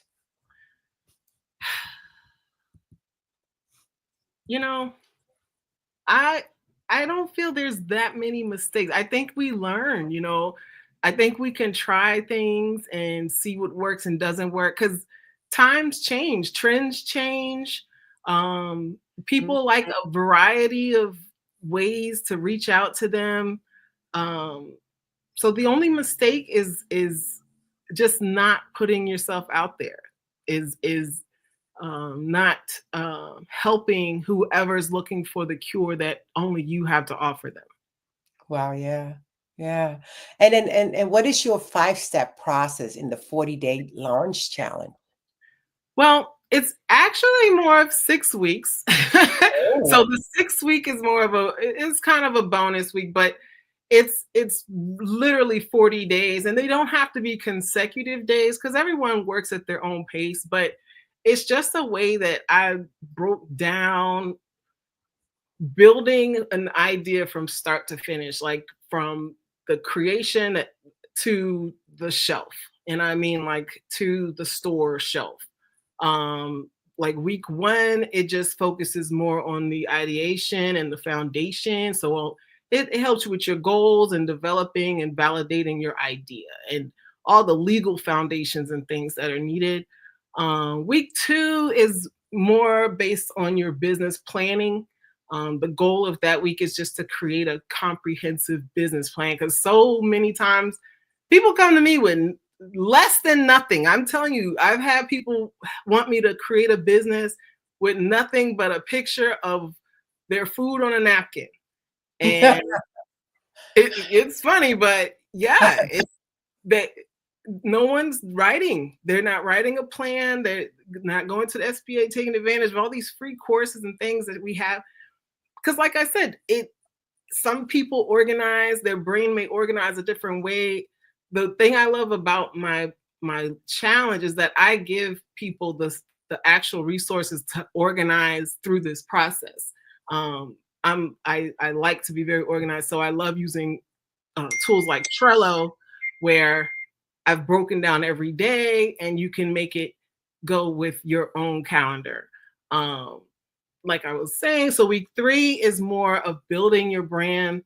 The goal of that week is just establishing that memorable and authentic brand identity. So all the designing, thinking through your networking, partnerships, stuff like that. Week 4, that's more of your launch preparation week. The goal of week 4 is really just to prepare all your elements for a successful business launch. So that's everything from your launch strategy.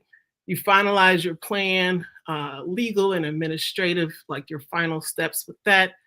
Marketing, collateral, that all gets handled. And that's like a done for you as well. So because my background is in design, it's not just giving you the tools to say, I know the steps now to take, but in the Trello, you can literally click the button, upload what you need to upload. The designers in the background are going to make it happen while you're doing the challenge. Right. So by the time you get to week 5, that's where it's definitely your launch execution. So the goal of week 5 is to do a soft launch, gather your initial feedback so you can kind of just adjust what may need to be adjusted. Right.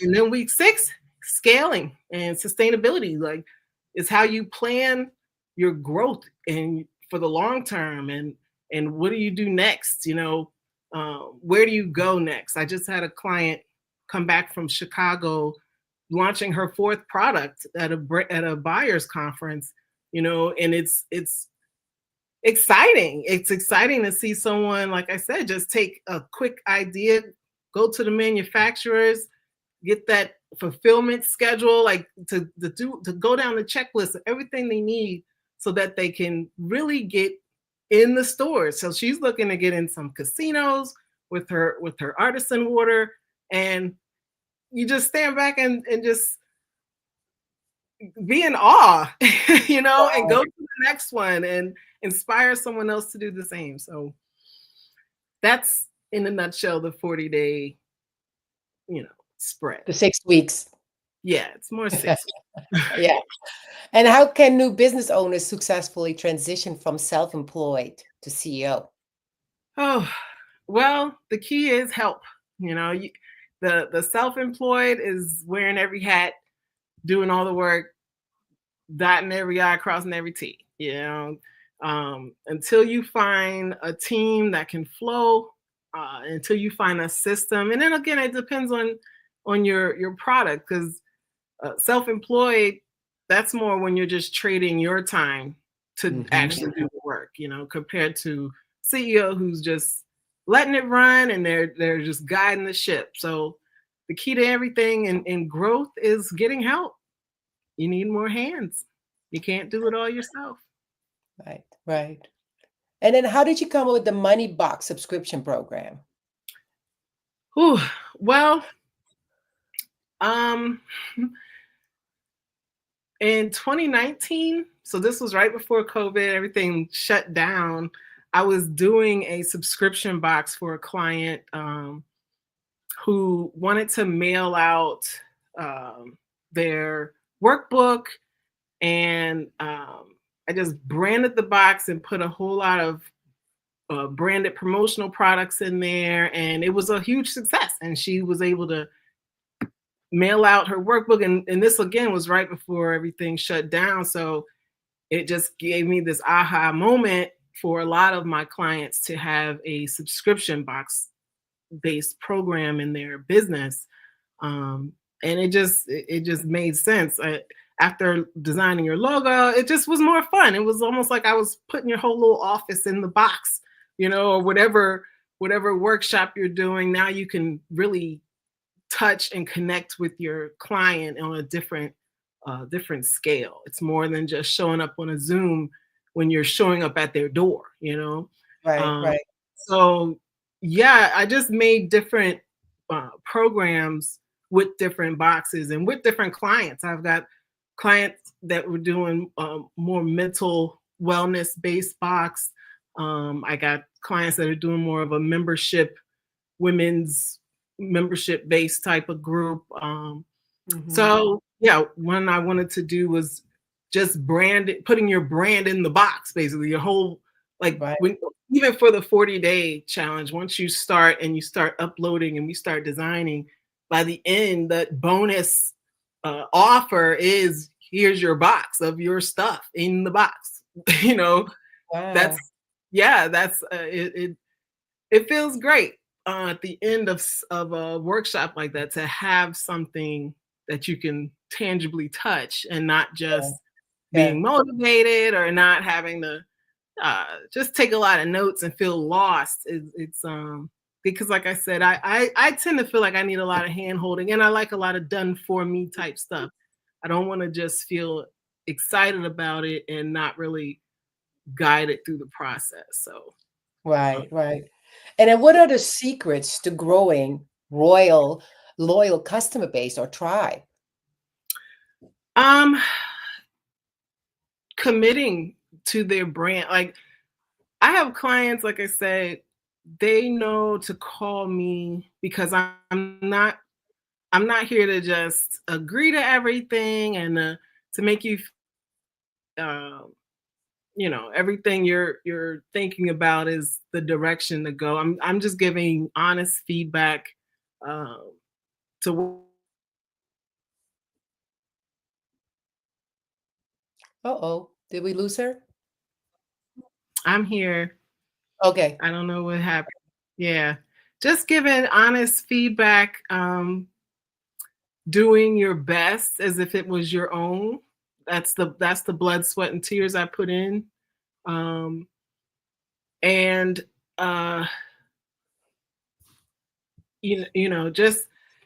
just building that long-term relationship. I'm not here to just get a job done and move on. It's like meeting family. It's So that's where relationship. because that's where all my new clients come from. So you build the trust, and the loyalty, it just follows, Right. And then how do you guide your inventors through the new product development process? Ooh, that honestly is the hard, because there's different types of product development. Like, there's some where people are really creating something from the ground up where they need the manufacturer and all the labeling. There's some that are just white labeling products that already exist. And then there's some that are really just technically making promotional products of their own stuff, everyone's easy except the ones that are really creating from the ground up, with looking for a manufacturer, having to do your nutritional facts and things like that. So there's a lot of steps in that process, but it's a very close finish line. Like, there's not as many steps to take as you really think. And I almost feel like if people did it or saw the process, there would be a lot more products out there. There's a lot more Black business products out there. We wouldn't even have to put our stuff in Target or any of those things. We're just naturally creative people. So I'm just, I'm just looking for when we continue to grow together as a community to manufacture our own things. because like I said, the direction that I only know to lead people is for, what we have access to. Exactly. And what strategies do you use when working with government contracts and business networks? Well, I most of the government contracts that I've worked with is really through other partners. So it's really just partnering with the right people, and making sure you know the numbers when it comes to fulfillment. That's my only go-to right now for that. Right. And then how can entrepreneurs create multiple streams of income? Ooh, well, they say you got to have multiple streams, and I have to remind people you can have multiple streams still in one business, but it's really those multiple industries that you want to spread out to. If you have one business, yes, you can have, like I said, products and different services and different events and ways to flip it and make it, but that's still one business. So really, and that was one of my struggles, was disconnecting myself from what I did and what I had a passion to do, because that doesn't define all of me and who I am. So really just trying to spread my streams, my stream options, because you don't know what's going to happen in the world. So you have to be able to invest different ways, or you can forget it. There's, you have to have that one stream that runs all night. And that's the goal for most of the streams to just run on their own. That's the goal. Yeah, you just can't rely on one. You just can't rely on it. You can't rely on one, and you don't want to trade your blood, sweat, and time, your actual physical work time, to make that money. So right. And then how do you define success as an entrepreneur? Being able to sleep.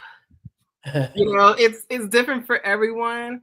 And I guess it changes depending on different levels you may have reached or things you may have seen others do.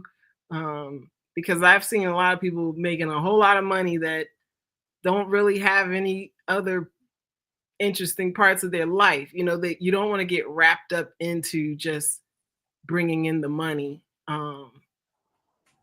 I think success means, like I said, you're happy, you're healthy, mentally, physically.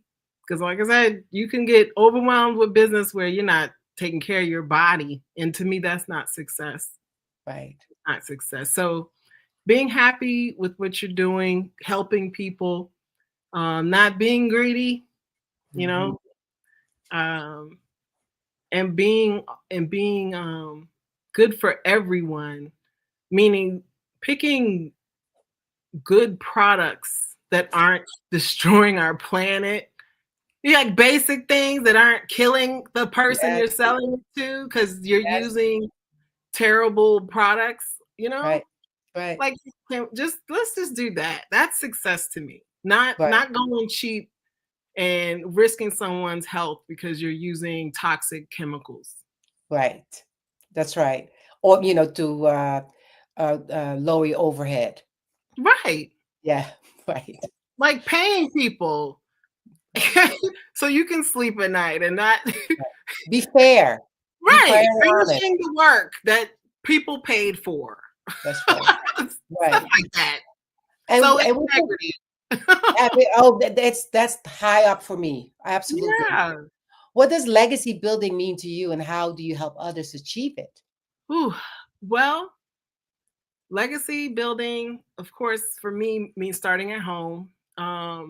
Because I don't feel as though I was left anything. And it's not something I can feel mad about. It's more one of those, a lot of us just didn't know to pass things down, how to pass it down. So always keep learning, get your life insurance, learn how to grow that so that your kids and generations to come have things, and and leave in writing how to take care of it, get that holding company established, get the trust going, learn to for your businesses to use your trust as a beneficiary, just the stuff that we didn't know, or how to really play the game. You have to just continue to learn, and share that education with the generation coming up. That's right. And how has being a single mom influenced your approach to business and mentorship? Ooh, well, I mean, that's the biggest learning space that I've ever had, being a mom of 2 boys, and just looking at them as future business owners. So really just encouraging them, help, just being an example for them, and instilling just different ways of living, just keeping their minds open. Yeah. It's something you kind of do when you're doing some business coaching and stuff, but it's different when it's your own, because they're not going to just jump up and do it. You kind of feed them a little bit every day, and then eventually they'll just regurgitate something, and you're like, okay, they're getting it, they're getting it. So there's a little bit of hope there, but I try not to force it. I do nudge, but I don't force them becoming entrepreneurs, but they know that that's probably the only option they have. That's the only option there is. I mean, it's time freedom, right? Yeah, and I can tell that's just what they're gonna have to do, just by their personality, Right. Well, you put an example out for them, right? Yeah. And what role? I'm sorry. No, go ahead. What role does mentorship play in your work with emerging entrepreneurs? Ooh, for a long time, I would deny if I was a mentor or a coach or any of that. I call it more pulling teeth to get what I need to do, what I need to do, and even the other day, someone was like, that's the fire I needed under me to get going. And it's like, I'm just trying to give you what you asked me to do. So, everyone needs a mentor or a guide or someone that's going to push you in a direction that they're comfortable in. It's more just a discomfort space. It's a learning curve. That's all. You just want to make sure you're going in the right direction. You want to get some mentorship every now and then in a field that you're not familiar with, and there's nothing wrong with that. You just gotta get yourself space for the learning curve. So everyone needs a mentor. I suggest at least quarterly getting one to freshen up in something, because it's ever evolving. That's right. What inspired you to create Launch with Renee, and what do you hope to achieve with it? So Launch with Renee is more of just my personal brand. Like I tend to make just these little baby brands everywhere for different things. So Launch with Renee was more of the business side of what would house any books I wrote and any coaching and things like that. And it's intended to really be my portfolio on legs, in interviewing my clients directly, and just the process it took and to get where they're going or where they are. So it's really, again, just a platform to highlight the business, the customer, and not so much what I did for them, but what they're doing for the community. So that's awesome. Thank you so much for your time. You've just been just a wealth of knowledge and inspiration. And how can people get in contact with you? You can go to my website at refinedconceptsmultimedia.com. There, you just join the mailing list or email me at refinedconcepts@gmail.com. I'm here. Awesome. Well, you guys, genius is coming. It's common, and I will see you on the other side. Thank you so much, and bye-bye. Thank you. Bye.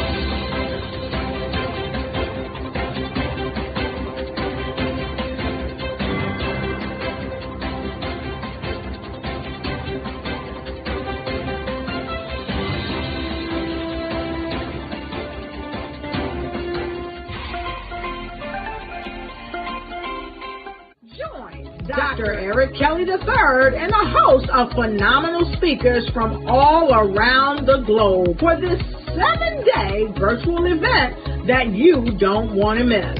The mission of the Black Business Expo is to raise scholarship money from kids all the way from high school all the way from college. The Black Business Olympics is one of the largest Black business showcases in the world. It is an opportunity for businesses and companies to showcase their businesses globally. We are going to be giving away laptops up to $5,000 away to students. Again, I'm Olivia Appleberry, the founder of 2 Cents Finance and one of the speakers for the expo. I am so excited to see you there. For more info, go to www.blackbusinessexpousa.com or call 919-308-9090 and hope to see you there. I am Black Business. From the moment I wake until the time I sleep. Yes, I am Black Business. I am Black Business. Tell me, are you Black Business? I am Black Business. Do you support Black businesses? Listen, I support Black business because I am Black Business. Black Business Expo, one of the largest business showcases in the history of Black business in the world. The world! Sign up today at www.blackbusinessexpousa.com or call 919-308-9090. I am Black Business. I am Black Business. From the moment I wake until the time I sleep, I am Black Business. I am Black Business. Are you Black Business?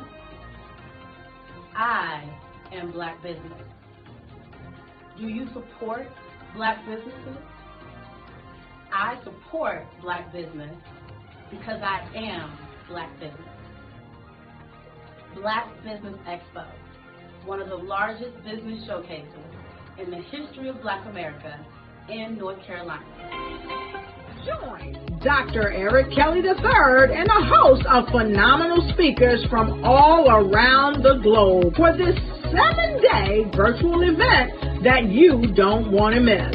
The mission of the Black Business Expo is to raise scholarship money from kids all the way from high school all the way from college. The Black Business Olympics is one of the largest Black business showcases in the world. It is an opportunity for businesses and companies to showcase their businesses globally. We are going to be giving away laptops up to $5,000 away to students. Again, I'm Olivia Appleberry, the founder of 2 Cents Finance and one of the speakers for the expo. I am so excited to see you there. For more info, go to www.blackbusinessexpousa.com or call 919-308-9090 and hope to see you there. I am Black Business. From the moment I wake until the time I sleep. Yes, I am Black business. I am Black business. Tell me, are you Black business? Black Business Expo, one of the largest business showcases in the history of Black business in the world.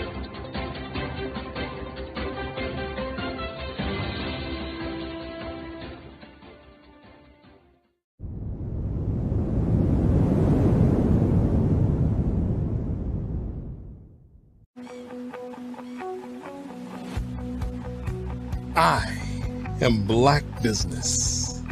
From the moment I wake until the time I sleep. Yes, I am Black business. I am. The Black Business Expo's mission is to raise funds for high school seniors going to college or K through 12 entrepreneurs. This expo is a fundraiser for students. Please, you may go to www.blackbusinessexpousa.com to donate to the scholarship fund or use the Cash App at $BBXUSA. Our goal is to give laptops and up to $5,000 to 10 students. Students can register online at www.blackbusinessexpousa.com. Every dollar counts. Please donate to the Black Business Expo USA Scholarship Fund.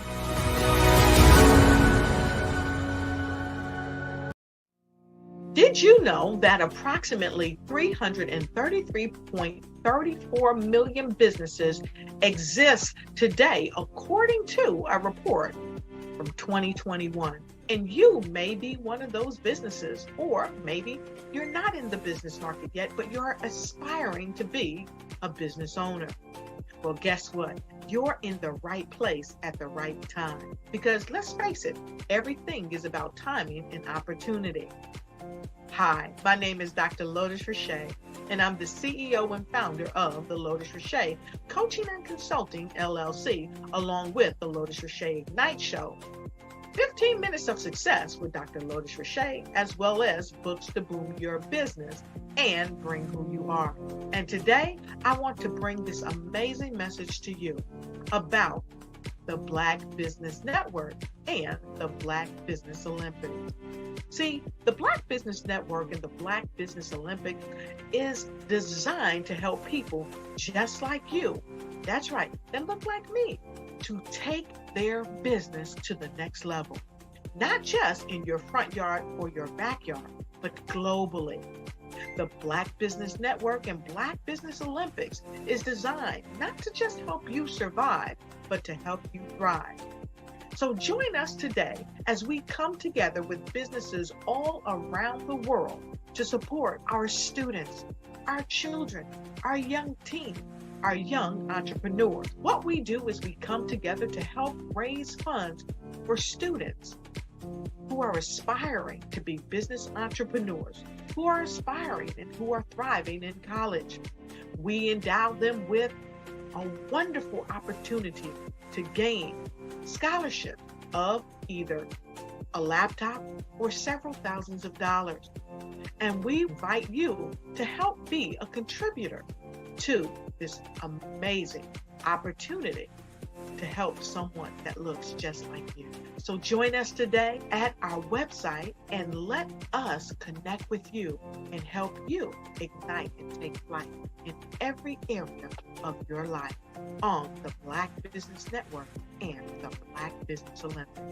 I'll see you on the other side.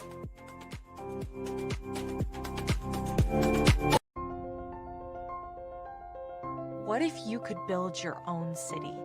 A place where every child can find nurturing people to help them achieve their full potential. A place where every adult can access job training support. Where health education is abundant. Where social justice ruled the land. A place without limitations. Welcome. You have arrived at STEM City USA. It is what every city should be.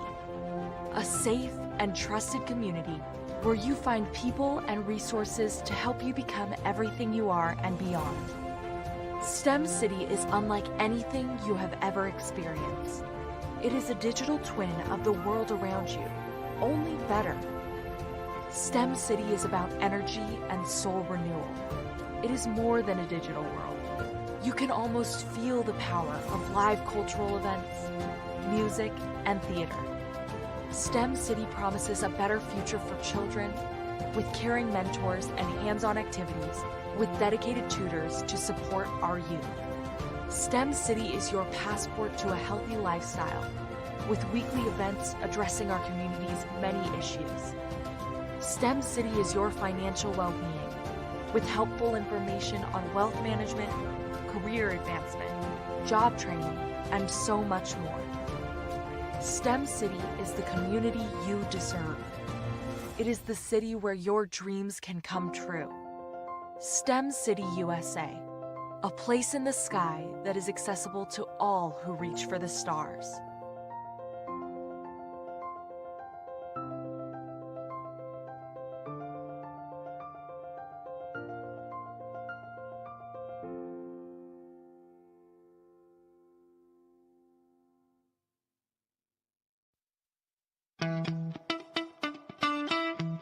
How many times have you been asked to help someone you didn't even know, a student, a business entrepreneur, or did you ever even ask, where did they end up?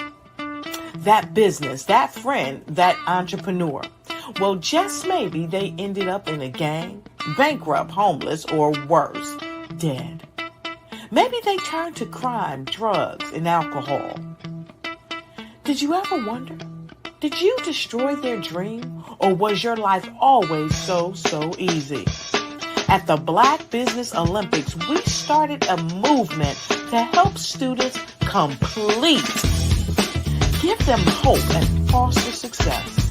Help them to leave their dreams of providing laptops, computers, and up to $5,000 in scholarship funds. Today, we ask you to help a student, a business owner, or an entrepreneur to realize their dream by sponsoring them, supporting them, and buying from them. Consider this. With $1.6 trillion in our Black community, we only ask for a small donation for our students, our businesses, and our entrepreneurs. And you can change a life today. So I ask you, what are you going to do? Sit on the sideline and watch our students in high school be leaders, miss out on their dreams from lack of resources? Or are you going to donate to the movement and change their future and yours as well? Give us a call today at 919-308-9090. Change their life by investing with action to the Black Business Olympic Fund. The Black Business Olympics, one of the largest business showcases of Black business in the history of the world.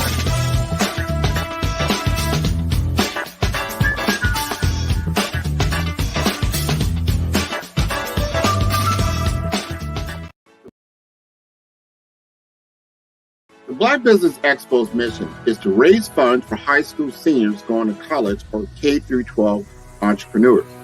This expo is a fundraiser for students. Please, you may go to www.blackbusinessexpousa.com to donate to the scholarship fund or use the Cash App at $BBXUSA.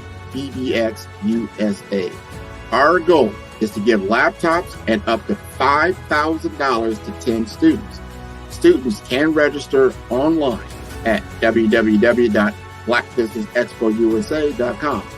Every dollar counts. Please donate to the Black Business Expo USA Scholarship Fund.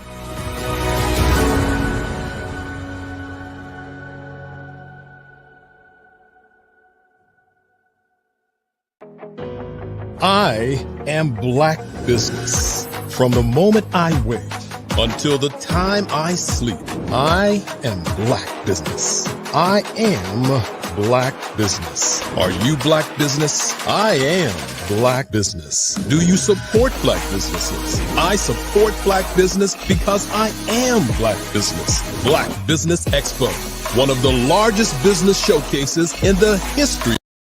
I am from Washington, D.C., but I was raised in Durham, North Carolina. I came to Durham when I was about 5 or 6. And then I traveled back and forth to D.C. because it's where my people are from. One of the unique things about my family is my mother, she's also an artist. She does quilting. And she does a lot of artistic things. And then my son, he draws with both hands, his right hand and his left hand like I do. So that's kind of a family trait.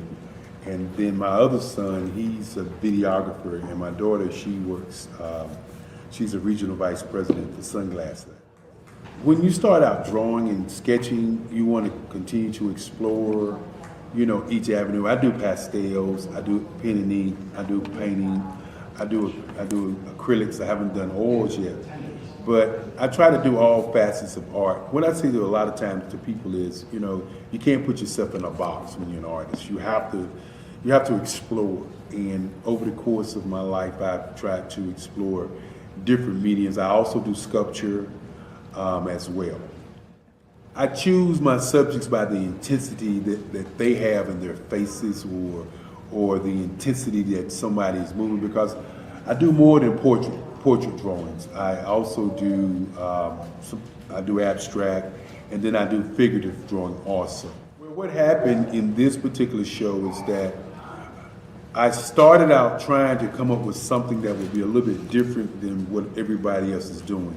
So I was working on a Barack Obama show, and they wanted me to do some paintings of Barack. And so what I did was, because of the deadlines, I kind of did it kind of fast.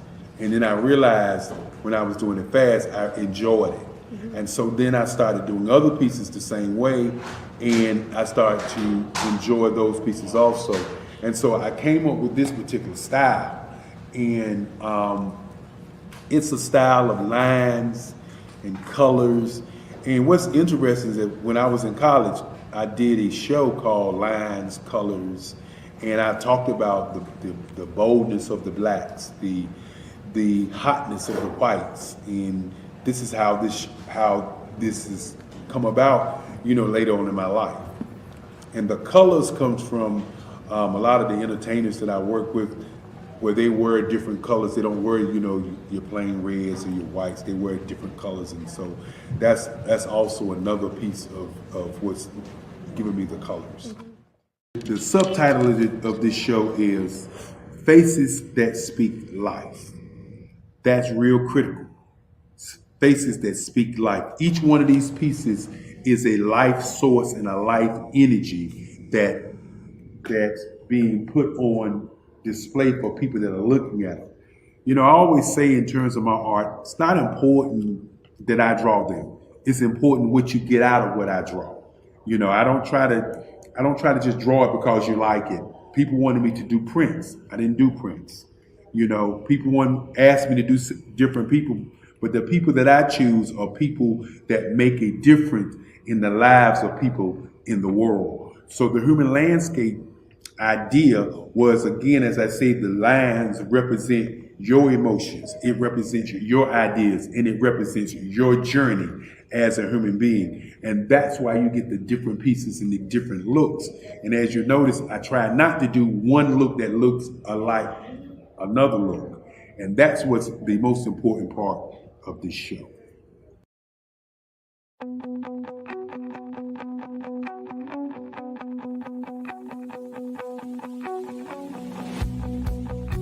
I am Black Business. From the moment I wake until the time I sleep. Yes, I am Black Business. I am Black Business. Tell me, are you Black Business? I am Black Business. Do you support Black businesses? Listen, I support Black business because I am Black Business. Black Business Expo, one of the largest business showcases in the history of Black business in the world. The world!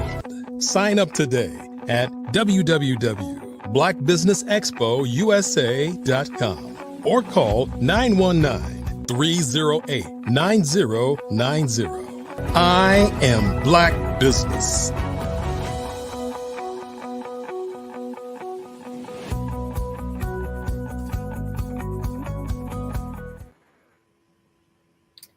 Hello, good afternoon, business owners, entrepreneurs, thought leaders, and corporations.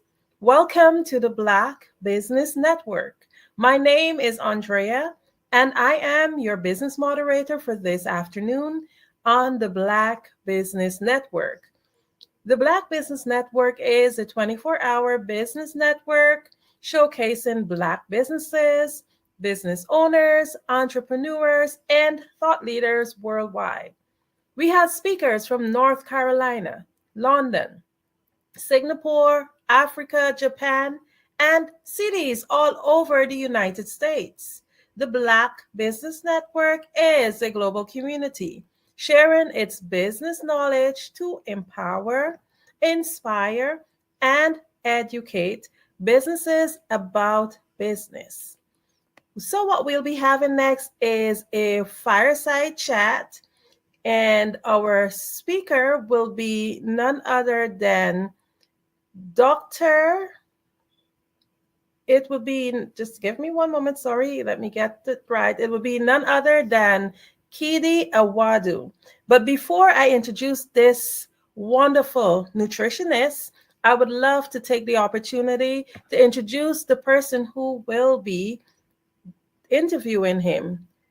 This is none other than Dr. Just bear with me a bit, sorry.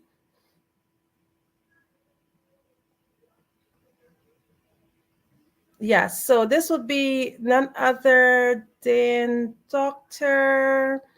And my information is coming up a little bit slow, so just bear with me while I get that fixed. Okay, so I'll take the time now that I have the nutritionist, Dr.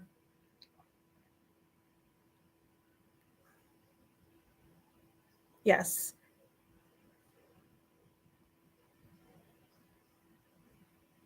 Yes, I have Dr. Kidi Awadu here, so I'll just introduce him first, and then I'll go straight ahead to introduce our interviewer. So he is credited with popularizing the idea that food is nature's most perfect medicine. His profound wisdom and passion for health science have resonated with audience worldwide. Katie is not only a celebrity chef, but also a dynamic speaker, prolific health researcher, and author of over 50 books.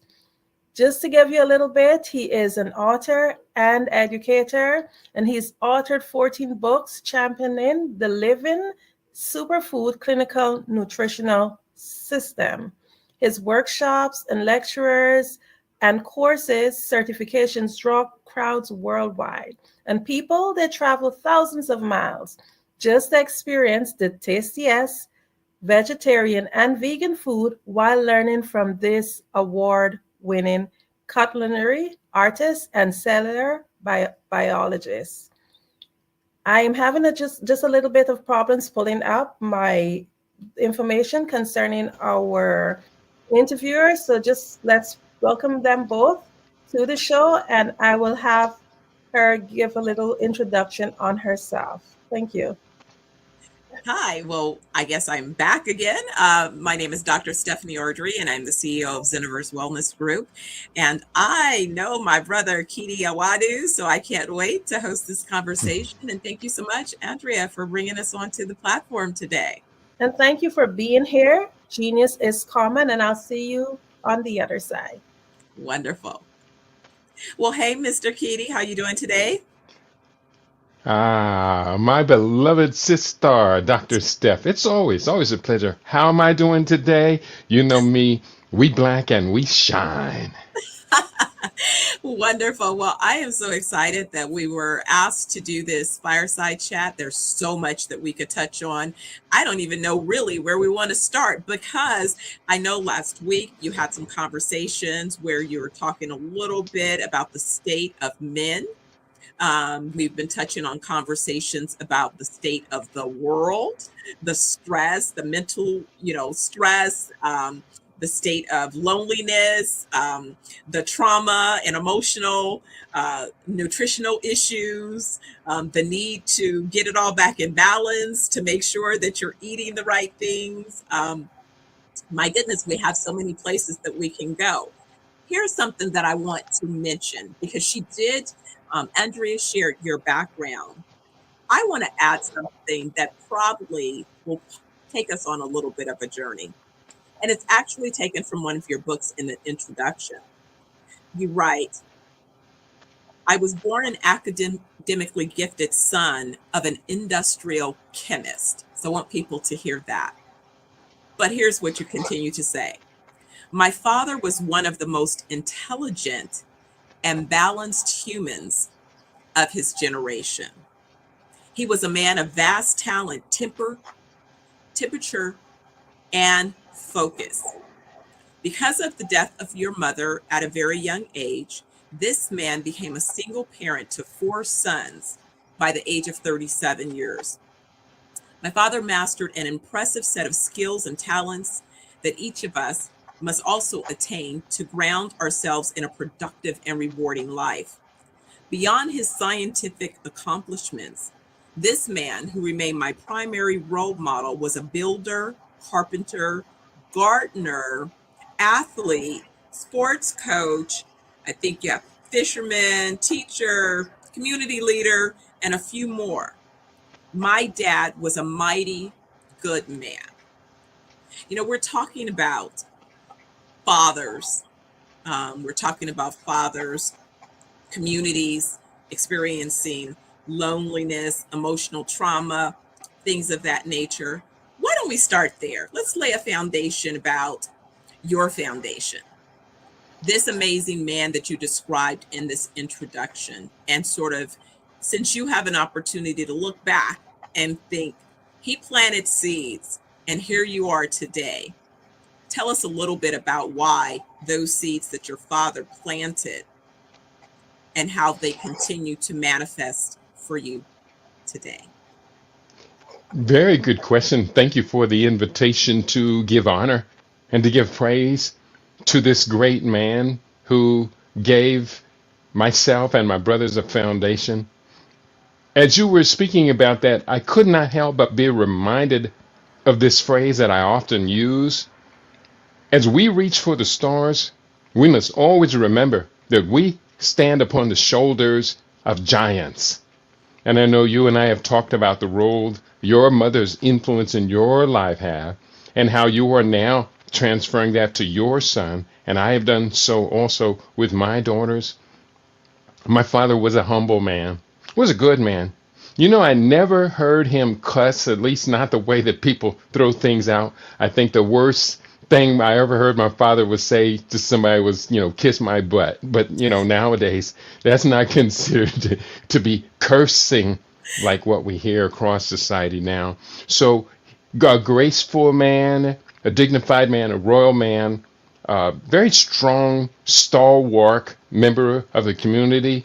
He not only raised as a single parent, raised his 4 sons. My mother's father moved in with us as well, and he brought that grace into our household as well. But these were the type of men that the entire community could rely upon, look upon, and recognize that they were going to go above and beyond the minimum required to be respected in the community.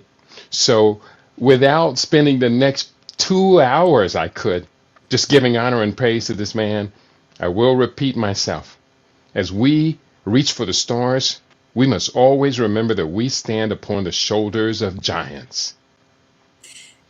Yes, we do. And so, Kitty, globally, we are experiencing a world, sort of a world in conflict, I would say. I would say if I look out globally, it reminds me of a particular set of philosophies that are really facing, if you will, a bit of a paradigm shift. And that being this global movement of turbulence is baked. We see it economically, we see it politically, we see it socially, and we see it transferred into how people incorporate, interpret, and experience their day-to-day journey. which is ultimately causing a lot of stress, right? It's causing stress. And when you have mental stress and emotional trauma, that too is a problem with not only what we're talking about food and healing and all of those things, but you have to realize that all of these other things are precursors to the chemical reactions that are happening within your body. So from your perspective, how are you looking at and how are you taking in sort of the world from that lens of a scientist? And then let's dig a little bit deeper with how we then look at solutions and opportunities. There is a common idea, a narrative. I believe it comes from our biblical studies, but we also know that it has foundation across African civilization at the beginning of human civilization, and that is, you shall know the truth, and the truth will set you free. So when people are dealing with stresses, when the family is stressed, when our health and prosperity and wellness are being challenged in ways that make us feel as we are constantly losing ground, I have come to the conclusion that if we can give the people fundamental, essential truths about how the world, how the universe operates, then there is a possibility that you shall know the truth and the truth shall set you free. I'll give you an example, and I think this leads in very well to the door that you've opened today. I woke up this morning as I'm listening to the news. I'm hearing a story on the National Public Radio about a trend that's been going on for several years and is becoming more and more problematic, and that is cyber hackers hacking the healthcare corporations' computers and servers, stealing vast amounts of information. And in this particular case, they were talking about putting ransomware on these computers and holding these big healthcare corporations hostage. And it was an interesting story. I listened closely, but at the end of the story, one person was asking, well, why are these corporations being attacked in this manner? And the conclusion was, it's because these corporations just have billions and billions of dollars. Now that ties into an investigation that I've been ongoing for multiple years, is that these corporations have been taking from the public, taking from the middle class families at a rate that, as bad as inflation is, usually medical healthcare inflation was about 2 to 20 points higher on an annual basis. When we consider that the families have been held hostage in multiple ways because of the proliferation of this for-profit healthcare system, which you and I, we have a lot of conversations about the excesses of that system and what we will replace it with, it is almost as if the hostage takers or the kidnappers are now victims of hostage takers. Mm-hmm. So it creates a double loop where ultimately, as of course the way the system is set up, we, the middle class, we, the average family, we, the ones who would want to be the beneficiaries of most of the highest developed healthcare system in the world, we're double victims. Because, as you know, the hospitals are going to transfer whatever losses they have, they're going to transfer that to the public, and they are still going to continue to reap windfall profits. So, bringing all of that back to your question, people need to know these essential truths, because only the truths can set us free. So, based upon this particular story, I have set it upon more to help our people understand the reasons why they would follow naturopathic processes, alternative processes, to remove their bodies from this overwhelming demands and extraction of wealth from the average family, remove themselves from that, seek their own self-actuating healthcare and wellness program, implement that, and get the benefits from that. Last point, in the last year of life in the United States, the average death from cardiovascular disease or cancer turns over out of pocket $60,000 per person the last year of life to this medical pharmaceutical drug cartel complex. And at the end of that year, they give us back a body to bury. Doc, we certainly can do better than that.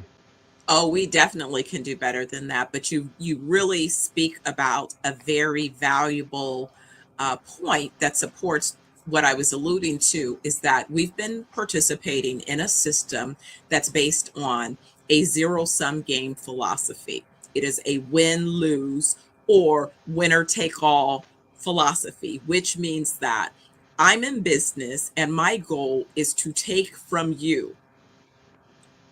And when I take from you, I win.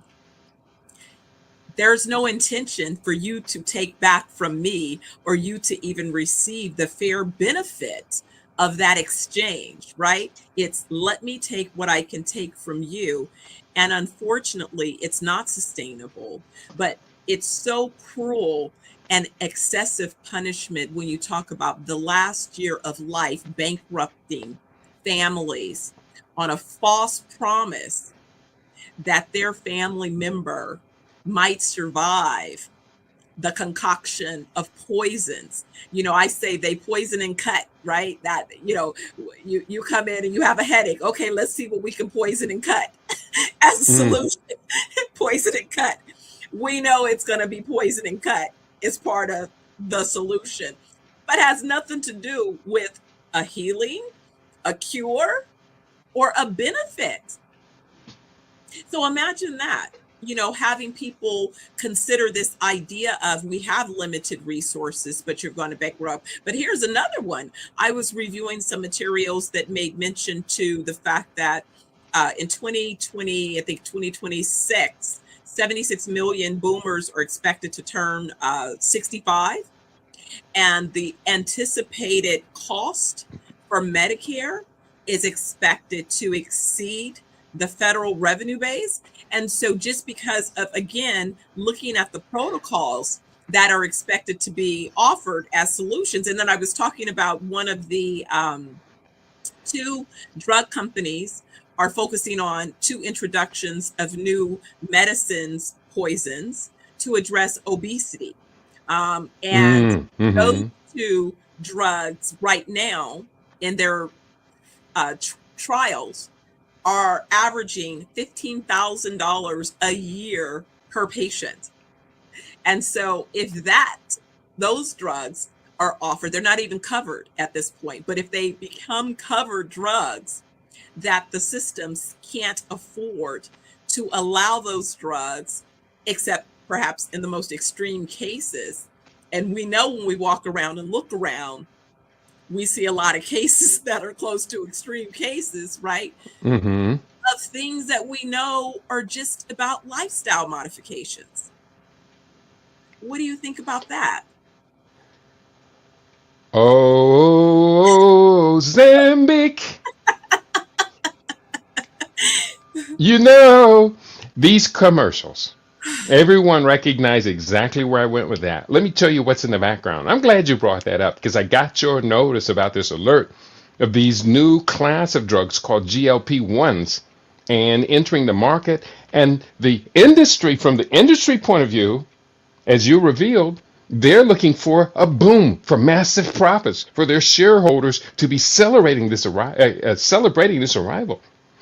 About 2 weeks ago, I did a study on this class of drugs, of which that commercial is not the only commercial of these drugs, these injections, weekly injections that are out here, these GLP-1s. I did a study, and when we looked at the long list of side effects, which they give you a hint of when you're watching these commercials, whether it be on television or internet streaming, whatever, everyone's hearing that commercial until they're sick of that theme song, which is actually based upon a lovely song from back in the day that many of the baby boomers remember. Well, now the baby boomers are targeted by these corporations. And quite simply, Doc, it's going to break the system. If the system has not already broken, for those who hear those commercials, I always block out that point of the commercial where they start talking about side effects. And then later, I go on to all of these multiple classes, probably about 5 of them that are popular now, of these GLP-1 new class of drugs. And I look at the side effects. They couldn't even get the number of the entire list of side effects in a commercial because reading those lists of side effects would take twice as long as a commercial lasts. So you are right. We should be alert. We should be aware, but we should also be very strategic in our response as individuals. But if I can come up with a proper response as an individual, if you can come up with a proper response as an individual, we would be shaming ourselves and denuding the community by not coming together and helping as many people as possible get on this life raft, and let's sail away from being exploited this way. You make some very good points. And if there's anything else that the people want to gather from your and my conversation today, is that we have thought these challenges, these problems out. We have viable solutions, and we are obligated to do the best we can for our generation and future generations, as our parents and our grandparents worked so hard to do to lift us up. Oh, it is so true. I mean, I don't think people realize that there are different stages of a game. And I say follow the money always. There were a few things. My mom was just a wealth of intelligence in her young years. She was 18 when she had me, but she was a brilliant woman, and she gave me so many nuggets. And one of those early sets of nuggets included reading between the lines. So she taught me how to consume information that was presented as news information. So I always understood how to decipher and hear information differently and look for what's omitted. As you said, what's omitted from that commercial? What are the side effects that are not even listed here? Another part of that, building on that, was follow the money. Someone asked me about, well, why aren't organizations, these food companies, more interested in producing X? Or why is the state of the pharmaceutical, the Western medicine, the food supply, all of these things in this particular condition? And I said, because someone is benefiting based on these sets of circumstances just the way they are. And there's no incentive to modify a revenue stream. And just as you appropriately identified, this next class of drugs are not being introduced because they're concerned about the outcome.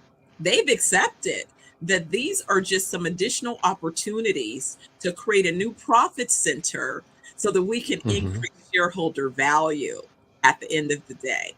And again, I believe in creating businesses and organizations to build value, but I believe that I can do good while doing good and still make a profit. I believe in a different philosophy. I believe in a positive sum game philosophy, a win-win philosophy, meaning that the things that I offer are not for everyone. But for those people that I offer them for, sure, could everyone benefit? Absolutely. But I understand marketing to understand that not everyone is going to be a taker, because different people have made decisions. But what everyone can understand is your well-being has become the currency for some other people's well-being bottom line. And if you don't realize that you're in play, your life has now become what they're exchanging as the next level of currency, then unfortunately you blindly follow along like the sheep, being herded right down a particular set of decisions and outcomes. And it's kind of even having this conversation. I remember having a conversation with someone who I care about dearly and wanting to introduce her to a detox, a wellness, week. And she told me that she had invested in her Kaiser plan, in her Kaiser plan, and that she did not have extra resources to consider an alternative to that. But before we got off the call, she mentioned that she was getting new hardwood floors. I thought, you're getting new hardwood floors for the next owner, because since you've invested in this Kaiser plan, they're going to take you right on out. That is their plan. You're willingly, you see that as an investment. So, Kitty, yeah. what do we say to that, right? How ironic, how paradoxical, investing in these major corporate healthcare plans, HMOs, and the structures, while these unfortunately have created in the United States an extraction from the nation of $4.1 trillion a year, by far the highest per capita amongst all of what are called the OECD nations, the Organization of Economic Cooperation and Development, which is kind of a wealthy class of nations for comparison values. And when we look at what the U.S. system is paying per capita, if we take the next 11 countries after the U.S., add them together and average them out, the U.S. healthcare per capita expenses are twice what these next 11 averaged out are. But among those 38 OECD nations, the U.S. ranks in quality of care and patient satisfaction only 34th or 35th, based upon when you're taking these measurements. So they are extracting. I made a list of some of the ways that we are being held hostage, because again, as my studies for the day talking about the cyber hackers holding ransomware hostage over these healthcare corporations. But how are they holding us hostage? We talk about $4.1 trillion U.S. national healthcare expense. That's 20% of the nation's GDP. That's never existed in history. But the satisfaction level, 34th or 35th out of 38, unacceptable. Held hostage. The conspiracy, I call it a conspiracy, you may choose a different word, that puts these medical corporations, pharmaceutical corporations, these testing facilities, regulatory agencies, the food supply system, and media, puts them all in this sort of cartel that's holding the population hostage while they extract the maximum they can out of them through the Agency of Health and Wellness. A couple of other points. This this diagnostics process. We have these expensive, exorbitantly expensive diagnosis processes, from anywhere from the blood tests, which are called ELISAs, where they sample blood proteins to say, well, we can't find a pathogen. Let's just see if you've been exposed to it. Now we're going to say you're infected with it. That is that's quite problematic. Expensive CAT scans and MRIs. Whenever these facilities purchase these expensive machines, they have to put people in the machines and bill the insurance companies. Otherwise, they got a lot of money tied up in these expensive machines, which they're not considered state-of-the-art hospitals unless they have them. They have to use them. I recall a statement from President Barack Obama in that time when he was talking about the need for expanding healthcare access for the population. And he made a statement that essentially the healthcare industries were holding the American population hostage. Today, as I was doing my research, I found reference to President Barack Obama making the statement. And when I went to the source where he made the statement, and this happened 3 times a day, finding the sources of these outrageous statements, the sources had been wiped. The reference to the original source was there, but the statements had been wiped and replaced with new stories on the New York Times and other popular, credible sources. The original stories have been replaced by stories more friendly to the existing system today. This is worse than most of us could imagine, Doc. Oh, absolutely. Because again, if you're not discerning, another, mom statement is that in the, baking process, oftentimes people would take flour and you go through a sifter. And so you put it all in, but you sift out what it is you need to purify it in order to begin your baking journey. If you're not taking in information and being able to evaluate it, think critically about it, consider what might be missing from it, what are the questions that this information prompts you to raise, that you should ask, that you should consider. But listen, it's something a little bit more basic than that. I can look at, if you will, anecdotal evidence. If we just, I tell people, I said, wait a second. I follow research studies. I follow a number of trade and information organizations, but I have, I think, 5,000 people on my Facebook page. And I just noticed the posts from these different folks that I see today, different from even the post that I saw 2 years ago. And what I see is that we have supposedly come on the other side of a global pandemic, and a lot of initiatives took place to so-called assist. But what I see is a posting of this person is dying, this person is hooked up to tubes, this person is this. And as I said, you can't go anywhere without seeing mobility impaired people.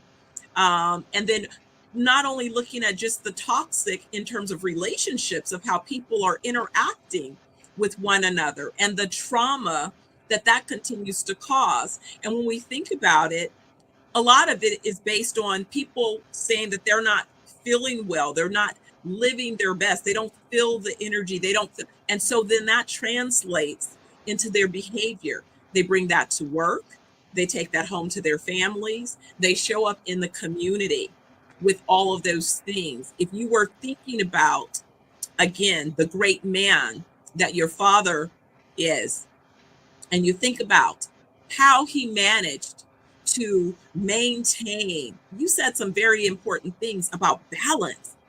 How did he maintain that balance?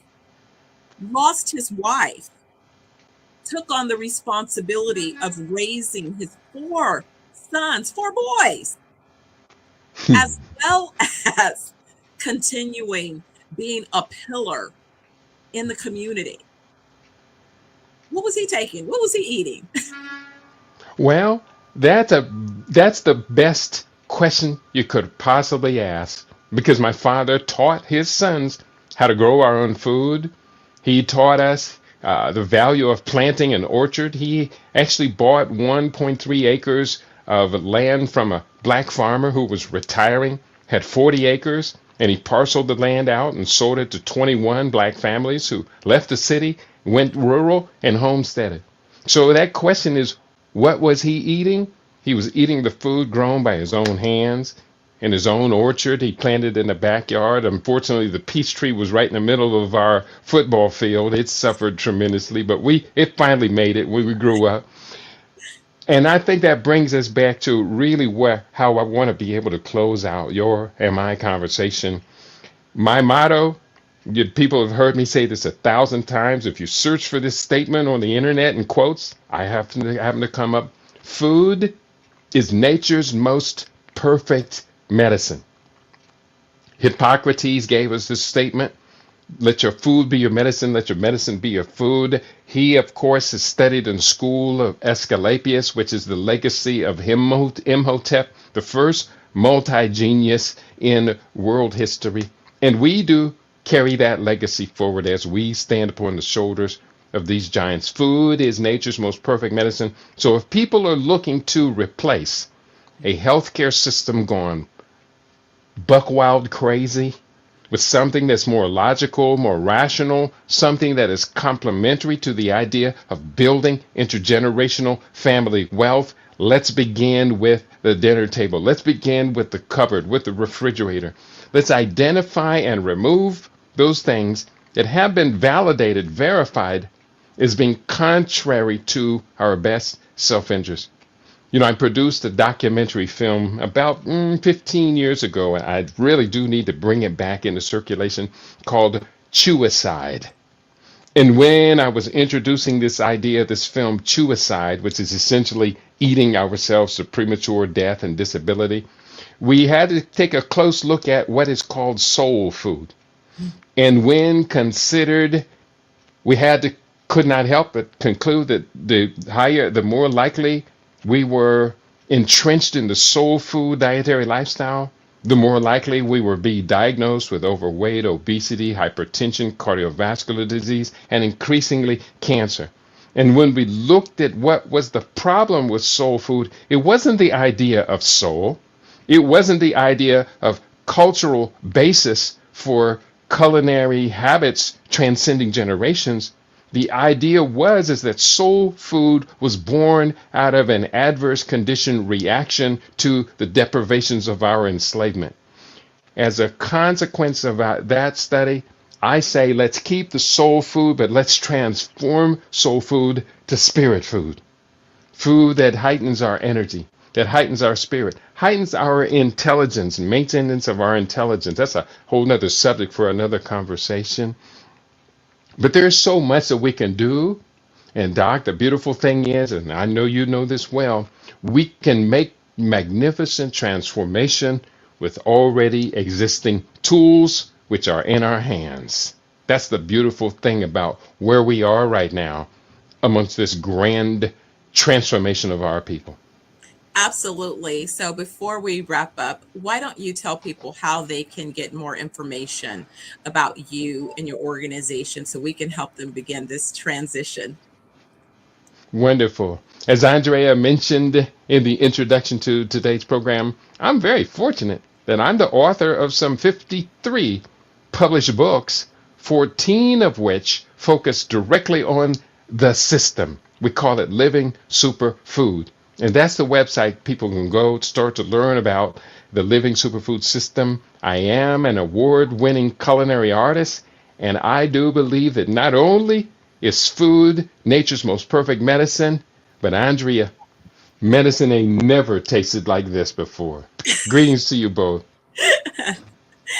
Perfect. Well, thank you so much, Kitty. You know, you and I can always have a lengthy conversation. I think that this is a great platform to be able to have this conversation. And I hope that people will reach out and really recognize that there's a fight for your well-being as someone else's currency. So I think we want to make sure that we're the victors in that fight and take it back.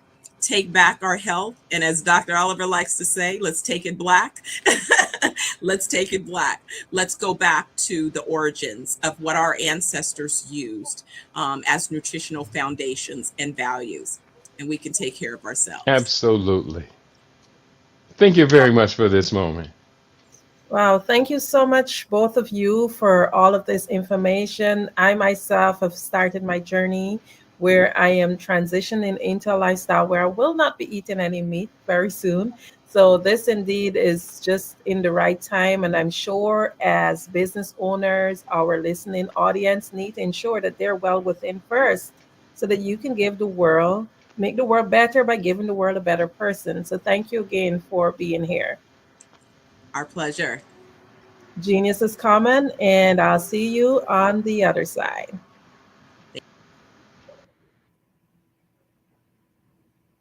The Black Business Expo's mission is to raise funds for high school seniors going to college or K-12 entrepreneurs.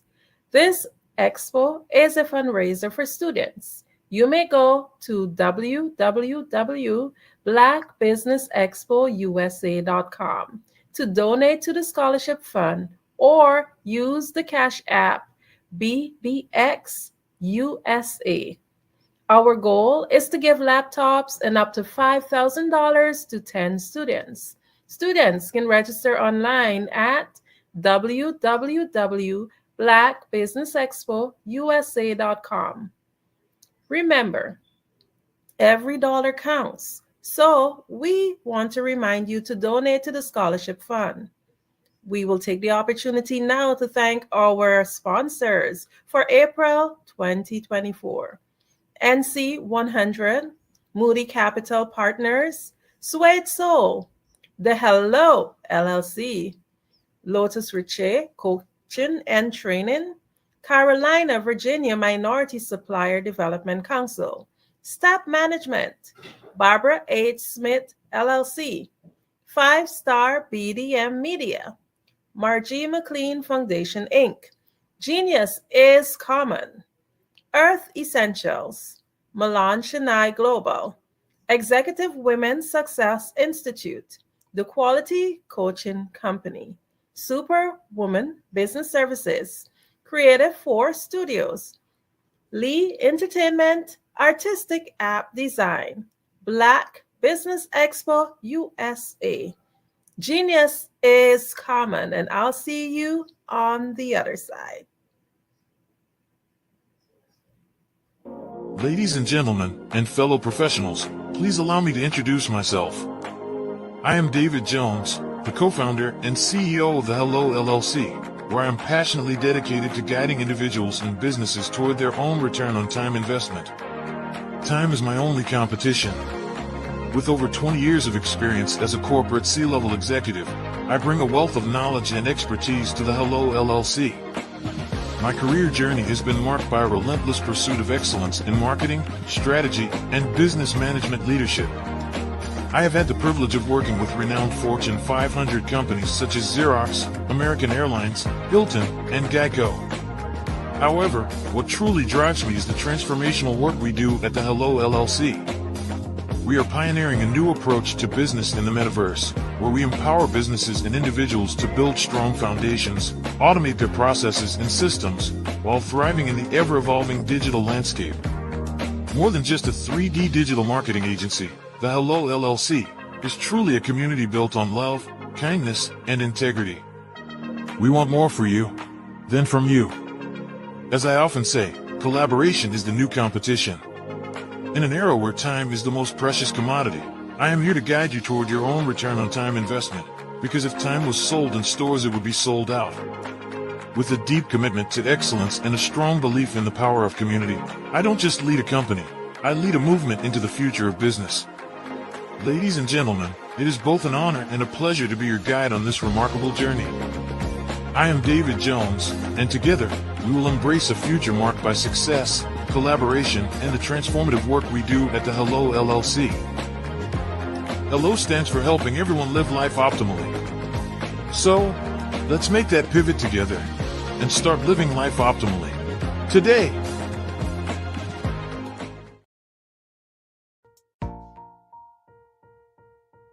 Have you ever seen a parent stressed out and needed a stress reliever with their child? One morning I was coming out of a store and saw a mother and her 3 or 4-year-old son. She was highly upset, actually beginning to yell at him.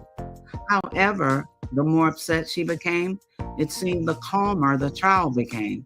He sat down on the sidewalk, crisscross applesauce, folded his arms, and looked up at her with a smile. You see, the angrier she became, the calmer he became, because he had the control of the situation. Hi, I'm Frizelma Lynn. I am the CEO and founder of Frizelma Teaching Parents, LLC. I'm a retired teacher, school district administrator, an author, speaker, and I am the Parenting 911 coach. My mission is to rescue families by equipping parents with proven, effective, and practical strategies to enhance their parenting skills. Many times we as a society expect parents to teach, train, and raise their children without providing the necessary tools they need to accomplish this. However, parenting issues cannot be resolved without intervention. Therefore, Frizelma Teaching Parents has provided coaching programs, digital courses, and live webinar trainings to provide step-by-step research-based parenting strategies, even for parents whose children are disrespectful, defiant, for those who have been diagnosed with ADD and ADHD, and even for parents of adult children. No longer will you have the need to feel like you are a failure as a parent. You'll now have the tools needed for each situation. Trust me on this one. Go to www.parenting911.org. Book a 15-minute strategy session with me or choose one of the coaching programs. Our training helps parents relieve stress.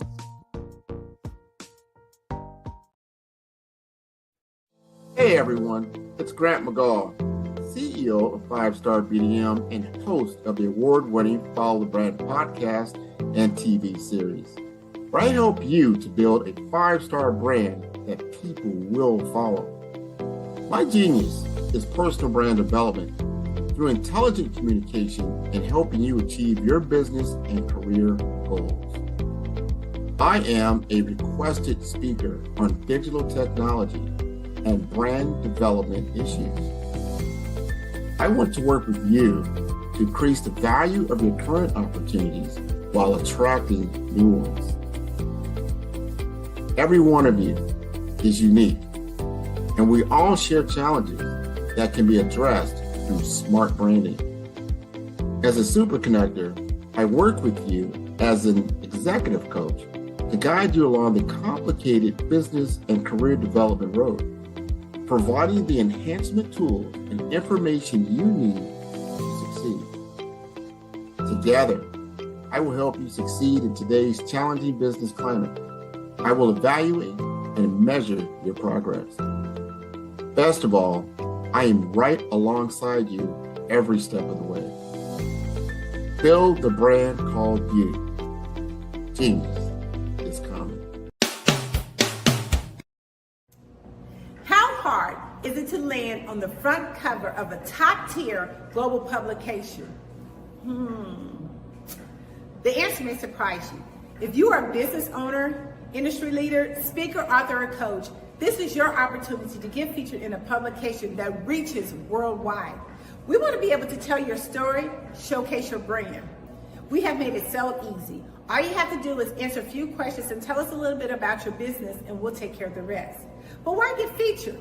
1, it gives you massive exposure to a global audience. 2, it helps to boost your credibility in your authority in your industry. And 3, it helps you to expand your network and unlock opportunities. Now, right now, we are offering a special limited time offer. You can be seen by over 10,000 viewers and readerships each month. So don't wait. This is your time to elevate your business and get featured. All you have to do is click the link below and get started today.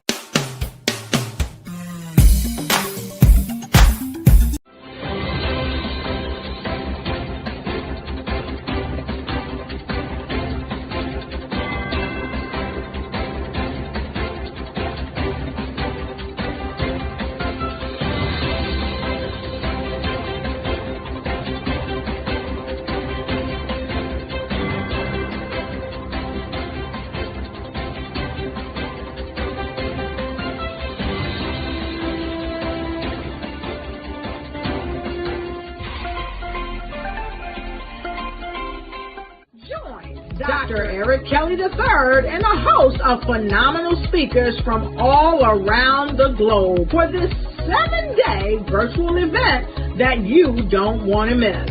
The mission of the Black Business Expo is to raise scholarship money from kids all the way from high school, all the way from college. The Black Business Olympics is one of the largest Black business showcases in the world. It is an opportunity for businesses and companies to showcase their businesses globally. We are going to be giving away laptops up to $5,000 away to students. Again, I'm Olivia Appleberry, the founder of 2 Cents Finance and one of the speakers for the expo. I am so excited to see you there. For more info, go to www.blackbusinessexpousa.com or call 919-308-9090 and hope to see you there.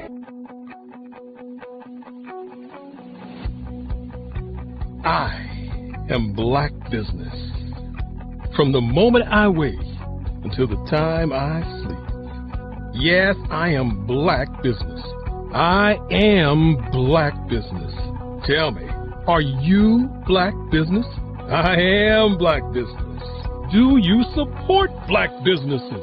Listen, I support Black business because I am Black Business. Black Business Expo, one of the largest business showcases in the history of Black business in the world. The world! Sign up today at www.blackbusinessexpousa.com or call 919-308-9090. I am Black Business. I am Black Business. From the moment I wake until the time I sleep, I am Black Business.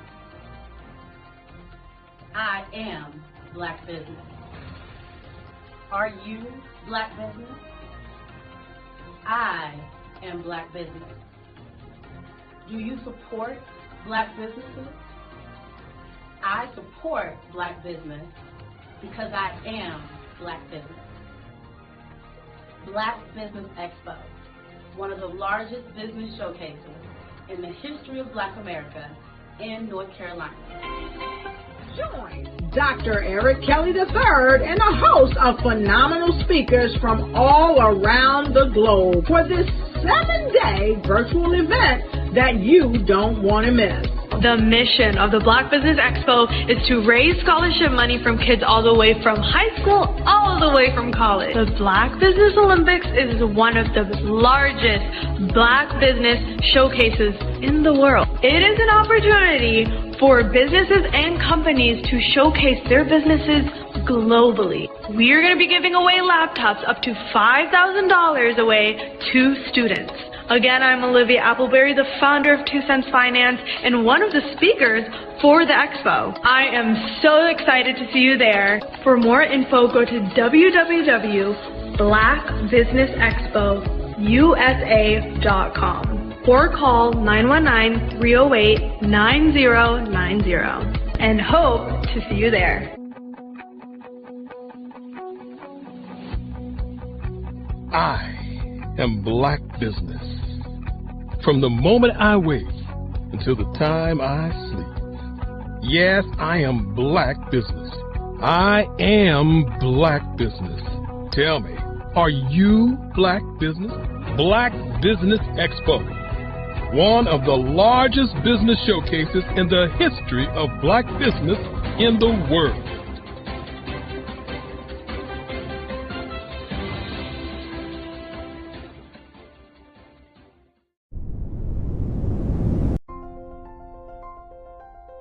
What if you could build your own city?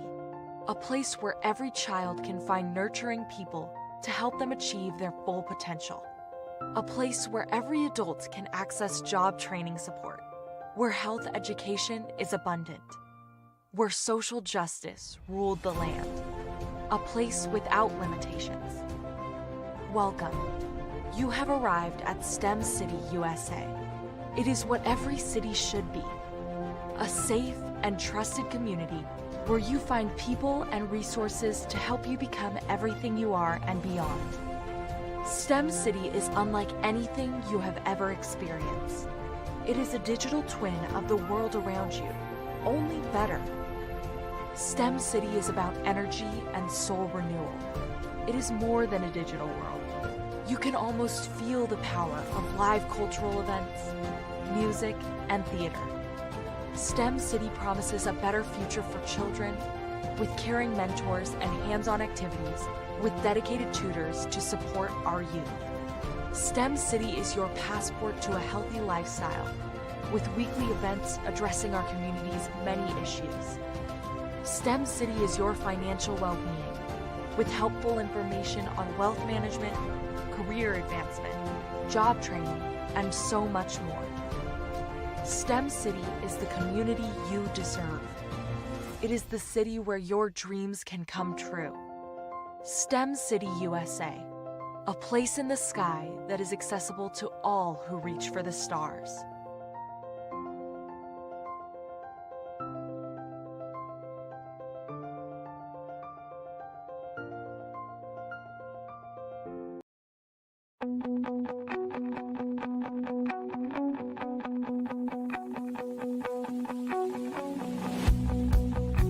I am Black Business. From the moment I wake until the time I sleep. Yes, I am Black Business. I am Black Business. Tell me, are you Black Business? I am Black Business. Do you support Black businesses? Listen, I support Black business because I am Black business. Black Business Expo, one of the largest business showcases in the history of Black business in the world. The world! Sign up today at www.blackbusinessexpousa.com or call 919-308-9090. I am Black business.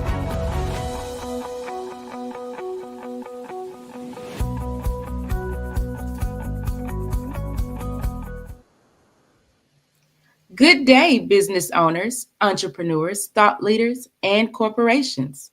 Welcome to the Black Business Network. My name is Jamila Burrell. I am your business moderator for this session of the Black Business Network. The Black Business Network is a 24-hour business network showcasing Black businesses, business owners, entrepreneurs, and thought leaders worldwide.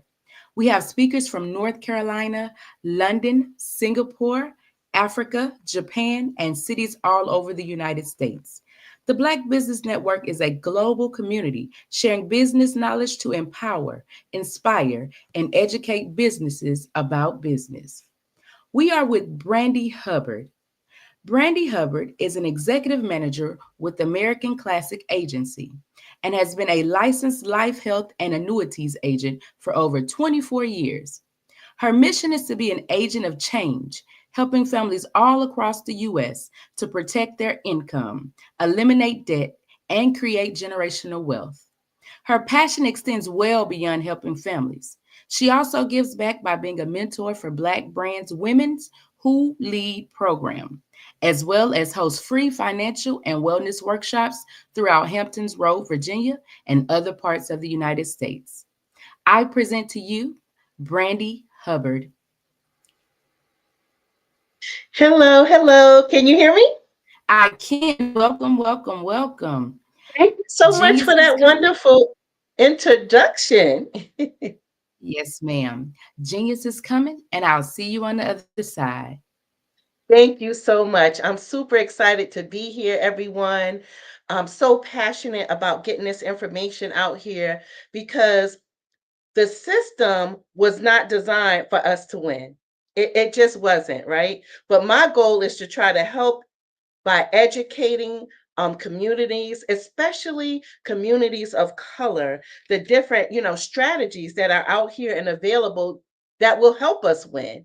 So, when you think about it, there's such a lack of financial education and access to these wealth building strategies that can help us to what? Win, right? So my mission is to give you access to these different strategies and to teach you what you can do to really get your financial house in order. Now, I've been doing this business for over 25 years, and I've learned so much over the 25 years, right? There's so many different topics we can talk about. We help people to protect their income, eliminate debt, and create legacies. That's our main goal. We help people with life insurance, annuities, Medicare, supplements, all things in the financial services industry. But tonight, we're going to talk about a topic that I really believe is going to make you scratch your head. Now, I was talking about this the other night, but I believe that tonight is the night to talk. We really got to get this information out there. So I really want this to resonate with everyone. And I know that sometimes when we talk about financial service, things, it may not be, all exciting, but I'm going to do my best to keep you engaged, to keep you excited about the information you're going to hear. And hopefully you're going to take away some gems that you could utilize. Okay. So what I want to do first is, when you think about life insurance, right? Our community, especially the community of color, has really only been taught what? To get life insurance, just get enough coverage to do what? Bury yourself, right? No one told us about the strategies that can be attached to life insurance that could help us to create generational wealth. Okay. Oftentimes, too, we often hear people who talk about buy term, invest the difference, right? What does that really mean? Or we often have people who are looked up to as financial gurus who tell us, oh, cash value life insurance, it's not worth it. Just get you some term. And what I want to say to that is, I don't bash any type of coverage, right? Because each one has its place. However, what kind of makes my skin cringe is when I hear a financial professional that basically just says term is the best, or whole life is the best, or universal life is the best. No, right? They all have their place, okay? And depending on your individual circumstance, depending on what your needs are, will determine which route you should go. Here's the other thing I really want you to pay attention to as well. Oftentimes, when people just buy term, what they find themselves is in a jam 20 or 30 years from now. And why do I say that? Because, a lot of times when it's time for them to invest the difference, they may start off well, but what you find is they don't continue that program, right? I have sat down with so many people over the years who bought a 30-year term when they were like in their mid 30s or early 40s, and now they find themselves at age 65 or older and they have nothing in place. We have a lot of agents out there who will sell a term product, right? And they tell the client that they can renew it. But here's what I want you to do. Well, I want you to get some paper, because pen and paper, because I want you to jot down some notes, because I am really going to be dropping some gems today. And I really want you to take away this information and be able to, look at what you have in place just to make sure your family is protected properly, right? So they'll tell them that they can renew the term, which is true. But what they may fail to tell you is that it's going to cost an arm, a leg, a kidney to do it. And if you don't really understand what I'm saying, if you have a term policy, what you could do is make sure you open up that term policy, okay? And let's say you have a 20-year. I'm going to give you an example. And let's say you're paying $600 a year for that term. What you're going to do is you're going to look on that page that outlines what your payment is, and it's going to be in annual terms, right? And you'll see from year 1 through 20, it'll tell you what that payment is. It'll say 600, right? But then in year 21, if it's a 20-year term, instead of being 600 for the year, it may be 9,000 for the year.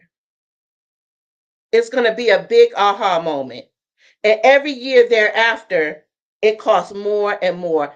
You're in a situation where you can't afford it, right? What if you didn't invest the difference, or if you didn't save up enough, right? What happens then? Because a lot of people, even if you save, you dip into it, right? Because let's just face it, that's what a lot of people do. So what I want you to understand is a term policy was made specifically for a reason, right? It's going to last you that 10 years, 15, 20, or 30 years. So I wanted to make sure that I talked about that today, because there's so many people that I'm rolling into or running into that this is happening to them. I sat down with a gentleman just a couple of weeks ago and he was furious. He was like, I can't believe this. I have nothing else in place. So I just wanted to kind of start off with that. So when people talk about cash value and, how they feel like it's a waste of money, a lot of times that's because they really haven't educated themselves on the value of cash value life insurance. Here's what I know. There's a lot of corporations that have huge investments in cash value life insurance. You have major banks, major corporations that have invested in cash value life insurance. Why is that? That's a big clue, right? So we're going to talk about that. We're going to move into talking about that. When you think of a cash value life insurance policy, just like a 401k, right? It has a tax law that's attached to it. So I'm going to read what that is right from this paper, okay? It's called the 770 account. You can actually Google it, if you want to see what Google has to say about it. But here's what a 770 account is. A 770 account is permanent life insurance with a twist. Now, I'm going to explain the twist in a minute, right? But the 770 account goes by different names. These are some of the names that the 770 account was known for. You have the Babylonian Code, the secret account, the invisible account, the 702J, the 501k plan. You see, just like the 401k was named after the 401k section of a chapter in the IRS code, the 770 account was named after the tax code number that discusses life insurance section 7702. Okay, so now why is this important, right? So why not just call it a life insurance policy, right? Here's the kicker. Because this is not your average insurance that you would buy for death benefit purposes. This is a cash accumulation strategy that, if used correctly, can provide the following benefits. Y'all ready? Competitive rate of return, tax-free accumulation if it's done correctly, credit protected in most states, not tied to the stock market, so there's no risk, strong guarantees, leverage. It can be used to finance asset purchases, and it comes with living benefits. Why doesn't anybody talk about these benefits and strategies that's attached to cash value life insurance, right? It's an amazing strategy that has been kept secret from us. And there's so many benefits, and we're going to talk about some of them in a minute. But just to give you an idea, if you were to look up the assets that are being held by a major bank that many people know about is Bank of America, right? When we looked up this information, we could probably update it, so the numbers are probably higher. But just to give you an idea, they had $9.8 billion invested in real estate. Okay.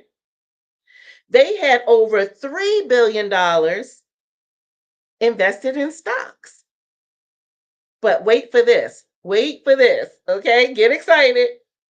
Why did they have $20.9 billion in cash value life insurance if it was a waste of money? You get what I'm saying? So I want y'all to get more proactive in educating yourself, like not just listening to what some people are saying, because I've been hearing sometimes online where they'll say, oh no, cash value life insurance is a waste of time. Why would you borrow from your own self? There's a lot of reasons why, and we're going to talk about that in a minute, okay? But what I do know is this: mama ain't raised no fool, right? Right? So if huge corporations and banks, okay, they have real estate 9.8 billion, stocks 3 billion, but cash value life insurance 20.9 billion. Wells Fargo is a well-known company, bank as well. They had over 8.3 billion in real estate. They had over 500 million in stocks, but they had over 18.1 billion, once again, in cash value life insurance. Why is that? Well, we're going to talk about a strategy that can be used through a cash value life insurance policy. Now, y'all getting the goods here, because a lot of times when I talk about paying off debts. I don't start off with that. I don't lead with that. But here's what I want you to really understand. There's a strategy where we can show you how to pay off a 30-year mortgage, right? 30-year mortgage, student loans, credit cards, car debts, personal loans, all your debt.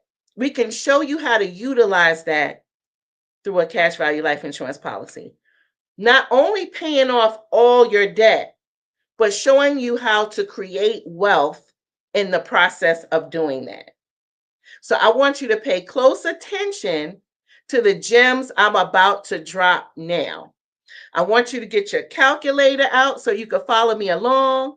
I want you to grab your mortgage statement if you have time to do so, because this is going to be some interesting information. If you don't have a mortgage, that's fine, because we're going to talk about credit card debt and car loan debt as well. So just hold on to your seats. We're going to start with the truth behind mortgage debt. Okay? The truth behind mortgage debt. Why pay off a 5% interest rate? We're going to dig in. Let's dig in, guys.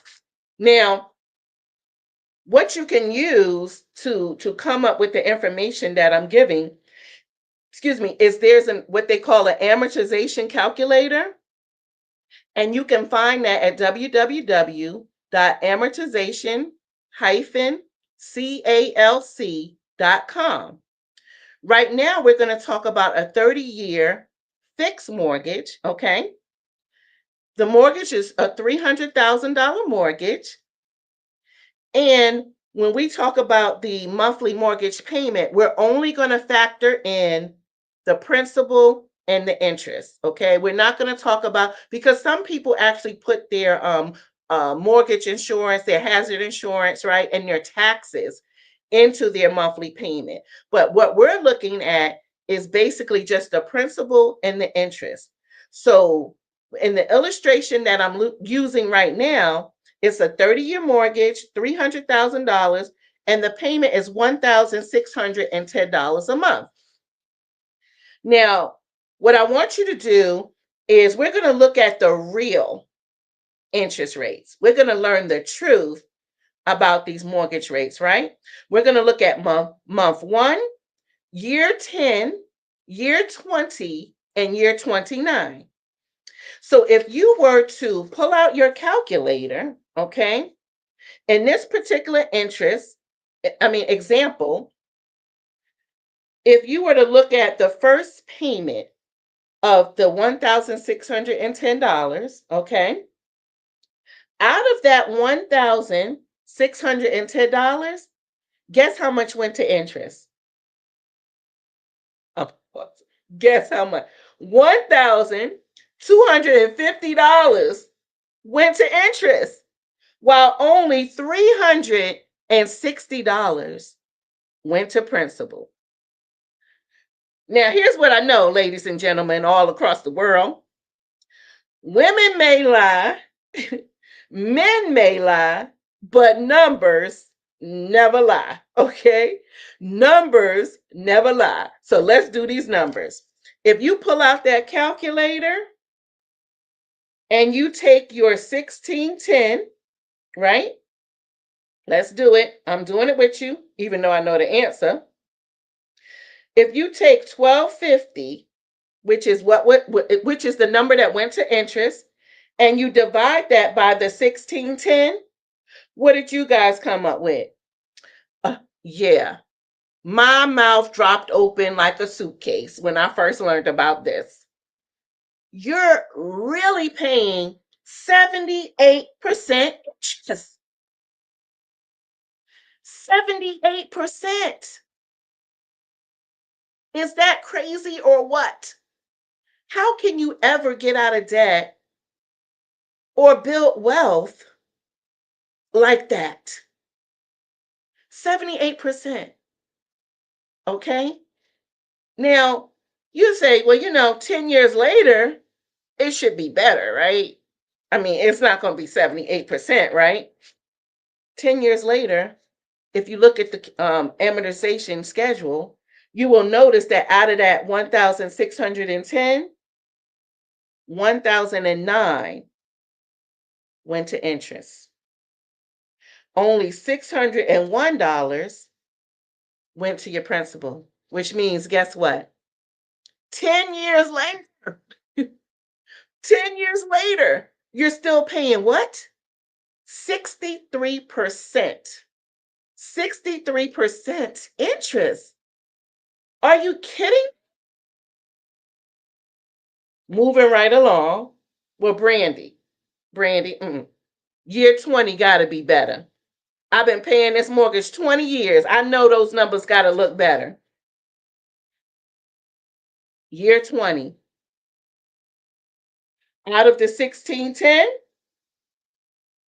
620 went to interest, 990 went towards the principal. It sounds a little better, but where's that 5% we were told, right? We was told we was paying 5% interest, but 20 years later, you're still paying 39%. 39% interest, ladies and gentlemen. Okay, here we go. Drum roll, bring it home. It will take you 29 years. Did y'all hear me? I ain't stutter. 29 years to finally get to 5.3% interest. Can you believe that? 29 years. That's why, and if you look at your statement, it tells you on there that if you take the full 30 years, of course, right, to pay that mortgage, you for on a $300,000 mortgage, you would pretty much be paying double, almost $300,000 in interest. Just the same amount the house, right? So over $600 and something thousand dollars for a $300,000 house. Here's what I know. And here's what I want you to understand. Well, Brandy, can't I just put an extra payment towards my mortgage? Yeah, you can do that. And that's better than not putting anything extra at all, right? But what we're trying to teach you is how to use that money where it works for you. Okay? So instead of taking that additional payment, for example, let's say on that mortgage that's $1,610, right?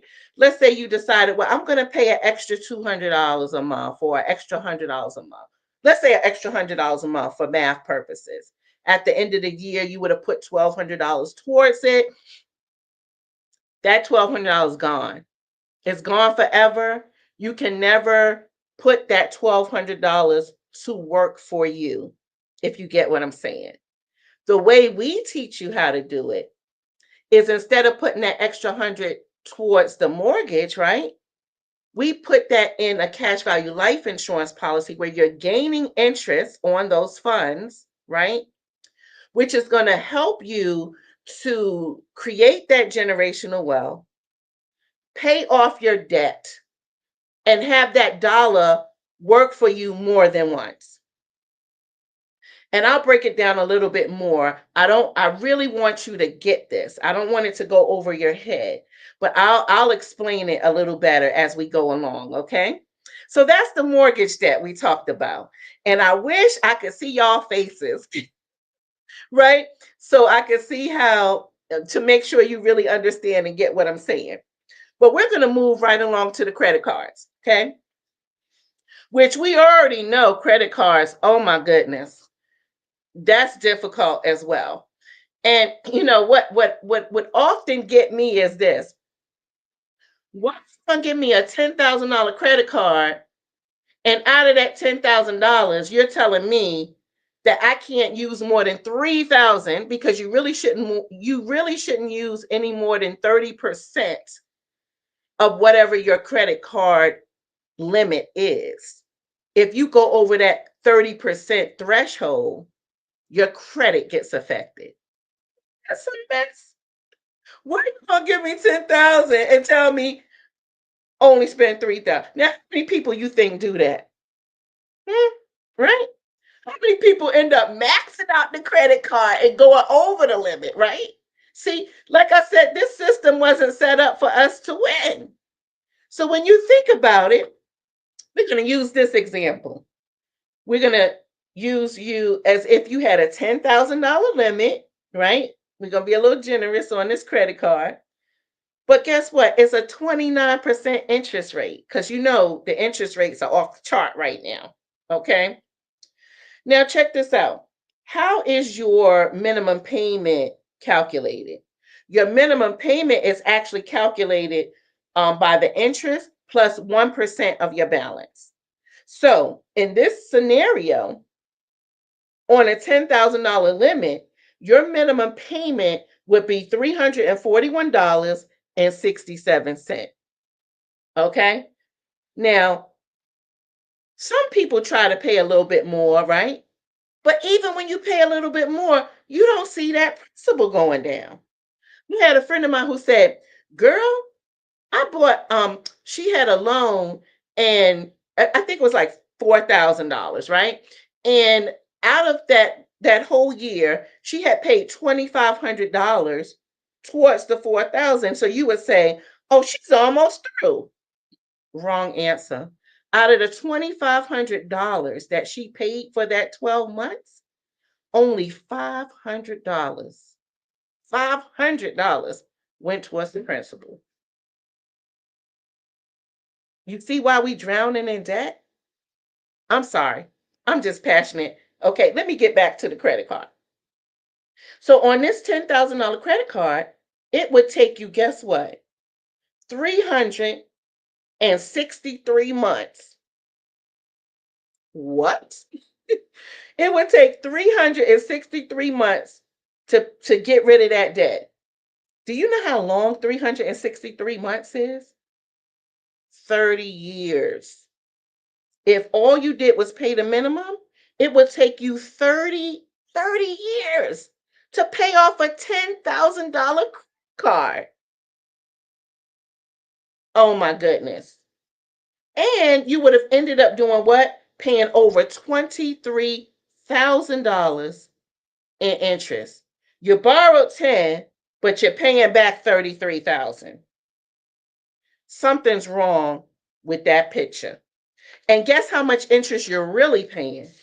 In months 1 through 12, 70%. All the way through month 120, 70.7%. We're going to make it a little better though. You know, you have some people out here, they're like, "Oh no, I don't pay 29%. I got my credit card through the credit union and their interest rate is better," right? Okay. But still, guess what? On a $10,000 credit card, even if it was 15%,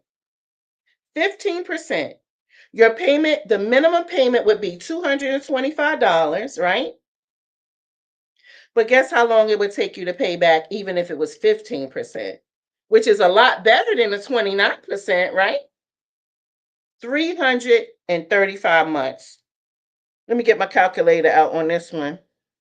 335 months divided by 12, 27 years. 27.9 years. Hold up. You might as well say 28 years. Oh, thank you. Right? So this 15% just helped me to pay it off 2 years sooner than if I had 29% interest rate. Okay. I don't know about you all, but are you flabbergasted? Are you flabbergasted? We got to keep it lively, right? We got to keep it fun. So I'm just trying to enlighten everyone on why we are in a debt crisis. I want to get people to stop and think about the debt, right? The debt. So many of us are drowning in debt.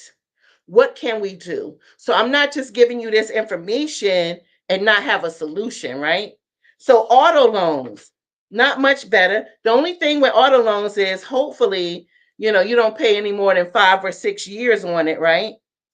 So if you were to look at a $35,000 car loan, and you paid it for 72 months, let's say, right? And the rate was 6%, which 6% is kind of low for the economy we're in right now, right? You would still pay over close to $7,000 in interest. Interest and taxes is killing us. Because even on that example, your true interest rate percentage is 30%, not the 6, okay? And then after 12 months, it drops to like around 26%. And then by month 36, you're paying about 16%. You're still not at the 6%. So I just wanted to bring awareness to how these interest rates that we think we have are not what we really have. And if you do the math, you would be able to see it, right? So let's talk about how we're helping people get out of debt in 9 years or less, including their student loans, credit cards, a 30-year mortgage. We're showing people how to do that. And how is that being done? With the strategy used through cash value life insurance, y'all. It's amazing, okay? And because everyone's situation is different, I would really need to, do a one-on-one with you all. But I'm going to give y'all an example. Since we have a lot of business owners on here tonight, we're going to give you an example of how not only do we help families get out of debt, but we help businesses to get out of debt as well. So we're going to use the example, we're going to call him Joe. I want you to meet Joe.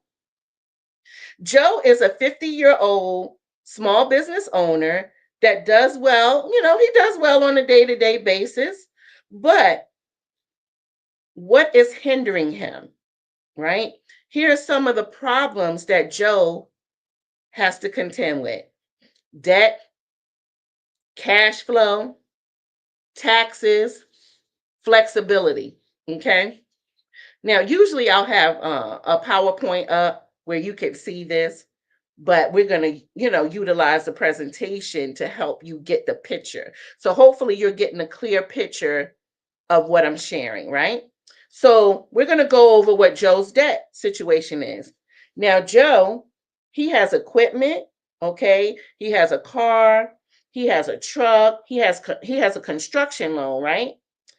He has a personal residence. So we put all of these, we put this in a software system that will compute how quickly we can get Joe out of debt. So based on everything that Joe has, he is in $2.1 million worth of debt. 2.1 million. And he's basically paying $26,286 a month for his business debt and his personal residence as well. Now, Joe's business will be in debt for 27.8 years, paying over $650,000.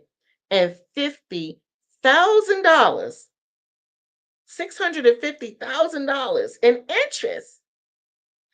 That's $26,286 going to his debt every month, right? So when you think about it, his debt is not really the 2.1 million we think it is. It's really 2.7 million when you factor in the interest, okay? Now, what if we could show you how we showed Joe how to get out of debt sooner than that? We're going to show you how to eliminate your debt, increase your cash flow, create flexibility, potentially decrease your taxes, right? What would our strategy do for Joe? Y'all ready for the drum roll? Instead of it taking him 27.8 years to get out of debt, we can show him how to get out of debt. And mind you, He was 50. So if it takes him 27.8 years to get out of debt, he would be 77.8 years old. 77 before he was out of debt. But we're going to show him how he can be out of debt in 6.4 years. You got to get excited about that. Did y'all hear me? I said 6.4 years.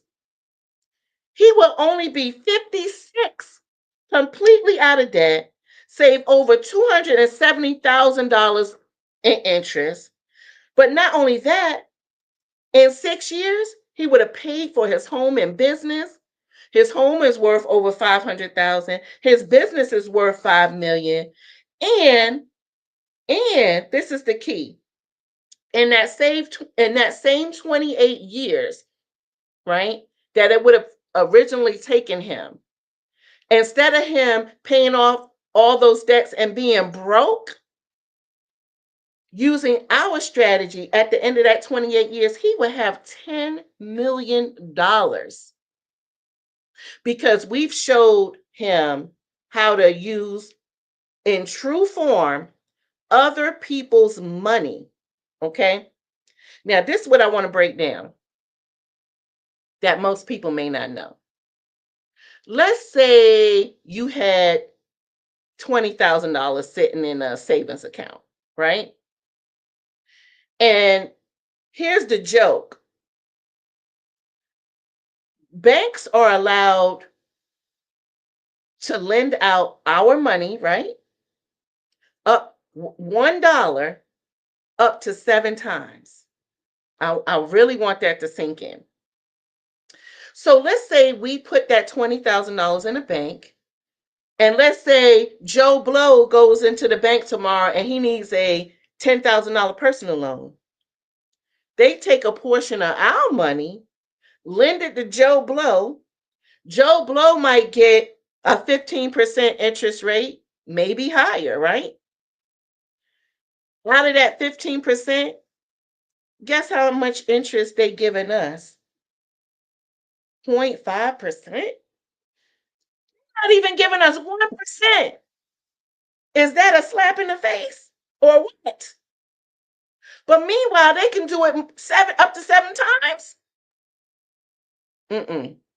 Why not learn how to become your own bank? And that's what the infinite banking concept is, right? So by using this strategy that we're teaching, right, you could become your own bank. Okay. What else I know is this. Let's say you put your money in a savings account or a credit union, right? They're giving you 0.5% interest. Do you know how long it would take for your money to double? I took a pause. 144 years. 144 years. Okay. Even if they gave you 1% interest, it would take you 72 years for your money to double.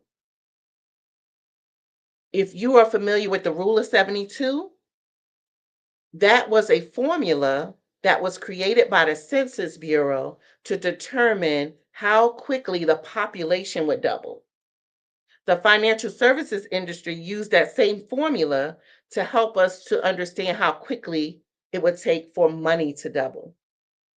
That's a whole nother topic, but I'm just trying to really make sure that you all are picking up what I'm putting down.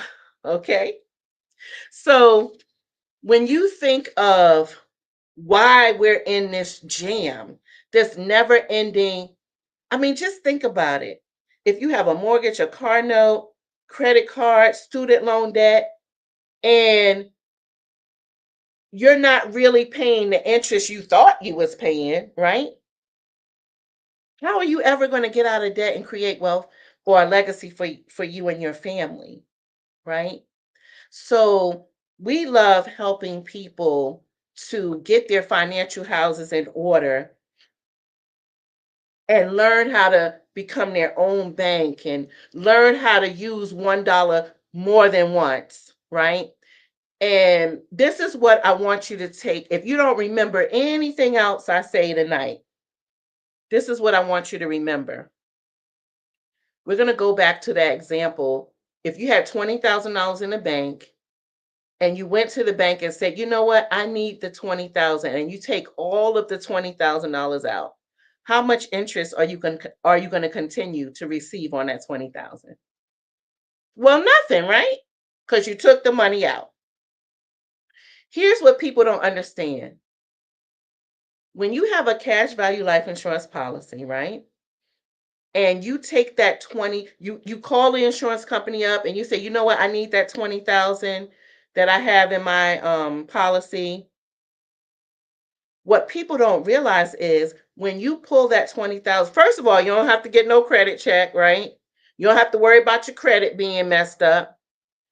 But usually it can be in your account within the next 2 to 3 days, right?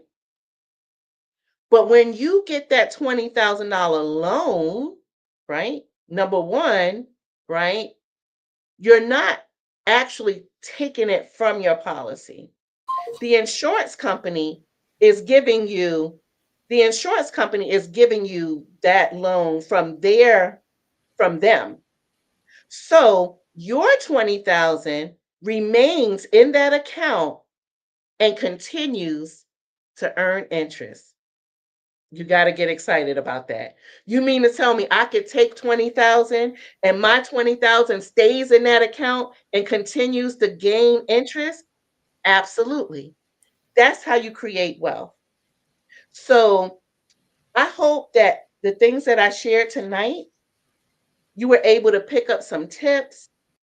And we're more than willing to sit down with you one-on-one. The next step would be we would get you that the form to fill out. We would talk with you, see what your personal circumstances are, and we're here to help. I could be contacted. My name is Brandy Hubbard.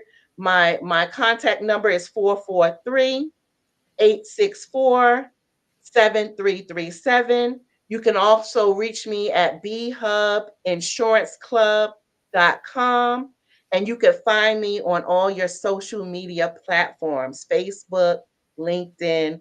I'm here to help. Thank you so much for this time to be able to share, and hopefully you picked up some gems. Yes, ma'am. Thank you so much, Brandy Hubbard. Can you give your website one more time on how to reach you? Sure. It's bhub, right? Part of my name. So bhubinsuranceClub.com. And you can also reach me by email, which is also my name. I tried to keep it easy. BrandyAHubbard@gmail.com. Thank you so much for coming. Thank you so much for your expertise. I said, I got to get on Google and go research some stuff. Yes. But we want to really thank you. Call me, girl. We can do a one-on-one. Yes, ma'am. Yes, ma'am. Yes, ma'am. We will definitely be doing that. I just want to let you know that genius is coming, and I'll see you on the other side. Yes. Hello, I am Dr. Eric Kelly III, the visionary strategist and founder of the Black Business Olympics. I invite you to showcase your Black-owned businesses on the Black Business Network global stage. The Black Business Olympics is a global Black Business Network platform that propels Black-owned businesses into the international spotlight. By showcasing your business on the Black Business Olympics platform, you can reach a worldwide audience of potential customers, partners, and investors. You can also establish yourself as a thought leader and expert in your field, attract lucrative partnerships, and more speaking engagements. In addition, the Black Business Olympics platform provides a valuable opportunity to connect and collaborate with like-minded entrepreneurs and business professionals from around the world. This can lead to new business opportunities, ideas, and relationships. Finally, by sharing your story and expertise on the Black Business Olympics platform, you can inspire and empower others. This is a powerful way to make a positive impact on the world and leave a lasting legacy. If you are a Black-owned business owner, I encourage you to seize the opportunity to showcase your business on the Black Business Olympics platform. It is a once-in-a-lifetime opportunity to make an indelible mark on the world. Be one of the 1,000 visionary entrepreneurs who are changing students' lives, shaping industries, and leaving an unforgettable legacy for their families. Unleash your voice on our global stage and watch your business thrive. Black Business Olympics is one of the largest Black business showcases in the history of Black business in the world. Yes, the entire world. Just give me a call today at 919-308-9090.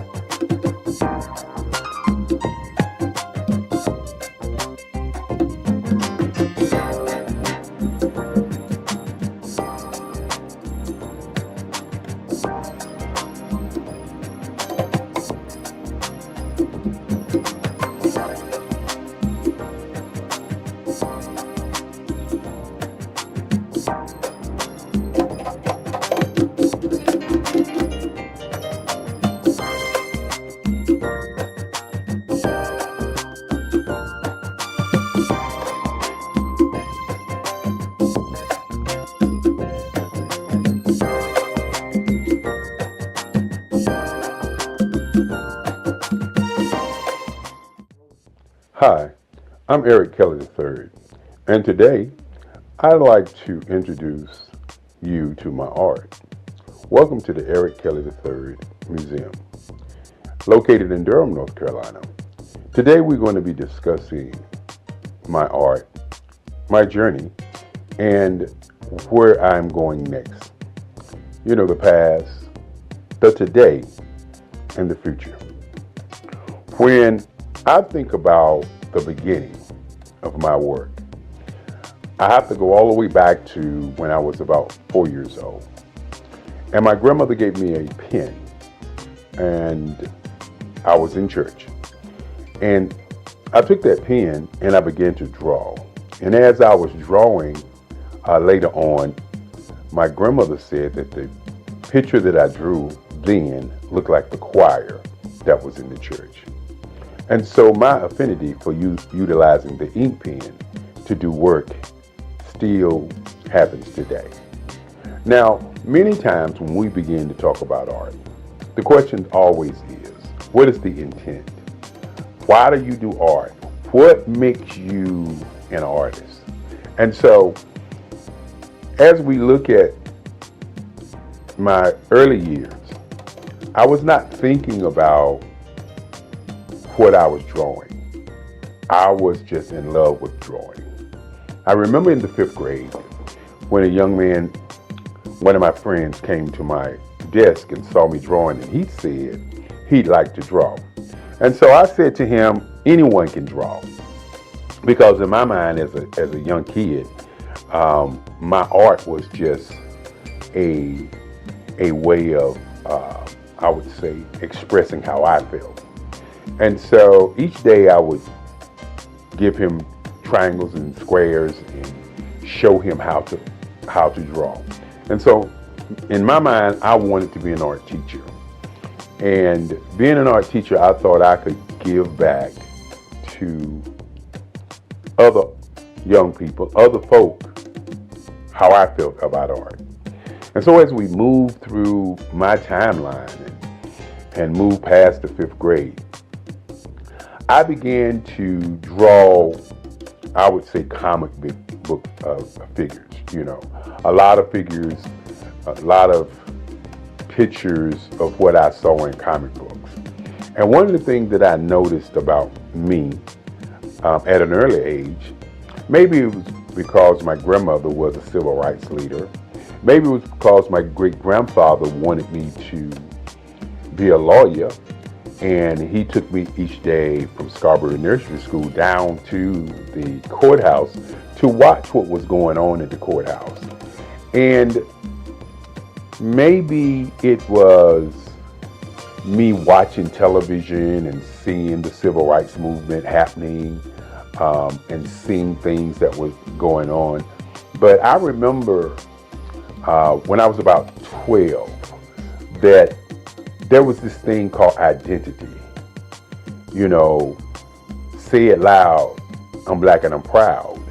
And the music that I was hearing was just so different until I began to change the white images that I looked at to black images.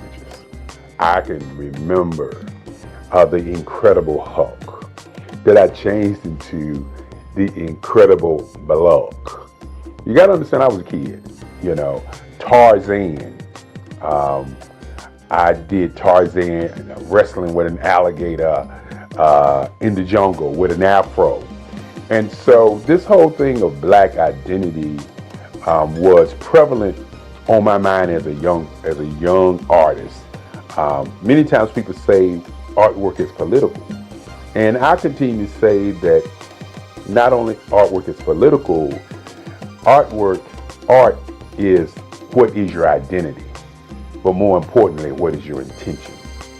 And so as I moved through those years, 5th, 6th, 7th, 8th grade, I began to look at the difference between how I felt and how I saw things. And one of the things that I noticed early on is that I could actually hear tones and hear music, and I would see colors in terms of what I was drawing. Many times I found myself talking to people and I would say, I can draw you if I think about you. And that was one of the games I used to play when I was a young kid. I would talk to somebody, I would listen to them, and then I would go home and I'd get my sketch pad and I would actually draw them. Many times when I was coming up, I used to tell people that if you talk about what you want, I could draw some lines, and then I can go and create that particular object. Intention, identity, and color was very prevalent in my work at an early age. I remember my first paper mache dog that I did. It was white. And my teacher kept the paper mache dog. And my great-grandfather used to say to me that don't give my artwork away. And so he said, only sell to collectors. And so at 7 years old, he started a museum for me called the Eric Kelly III Museum that would house my artwork in his house, along his halls, and house my writings. I'm also a poet. I do poetry, 3 portrait CDs that I've done in the past, along with some more interesting writing. My work, again, as I said before, is about identity and intention. When you think about colors, and we will see some of those pieces later on, but the colors and portraiture that I've moved into, very, very important. Initially, I was doing a lot of figuration. And that figuration was a lot of history pieces. Now, fortunate for many artists, they have what I would say some guidance, some leadership. When I was growing up, once I got to the 12th grade, three of my teachers, Sandra Dowd, Miss Corbett, and Miss Cousins, pulled me into the teacher's lounge. And my art teacher, Sandra Dowd, said to me that I was cheating the world because I was not doing enough art. And she said each day that she give out a project, that I would come in the day of the project and do the best piece in the school. And I used to think about that because I wasn't really aware in terms of my art. I just was doing art. And so my English teacher said that, well, this year you're not going to graduate. And my history teacher says, that is correct, you're not going to graduate. And so you got to understand, back in those days, graduation, senior year was very important. And so what I did was I said to them, y'all can't do that. And they said, yes, we can, because we control your grades. And so I sat there and I listened to them as they began to tell me what they wanted me to do my senior year so that I could do more art. And many times when you have people that come into your life and say they want you to do something and you have your own mission and ideas of what you want to do, sometimes you just, don't do it. But in those days, I was the guy who was very popular in high school. So I thought to myself, this is only a challenge. And so each morning, I would draw for my English class, the Macbeth, the Odyssey. For my history class, which was a Black history class, I would draw about the transatlantic slave trade, great African Americans who went on before, like Crispus Attucks, Martin Luther King, Marcus Mosiah Garvey, Malcolm X. And these are the kind of pictures that I was drawing. They were historical figures. And I found myself doing the work late at night and bringing those pieces to high school and give them to the teachers the day of. And I think those teachers thought that by me doing the work that I was doing, that I was giving the work to them. But as I said before, my great-grandfather said, don't give your work away. Always sell your work for what it's worth. And more importantly, sell to collectors.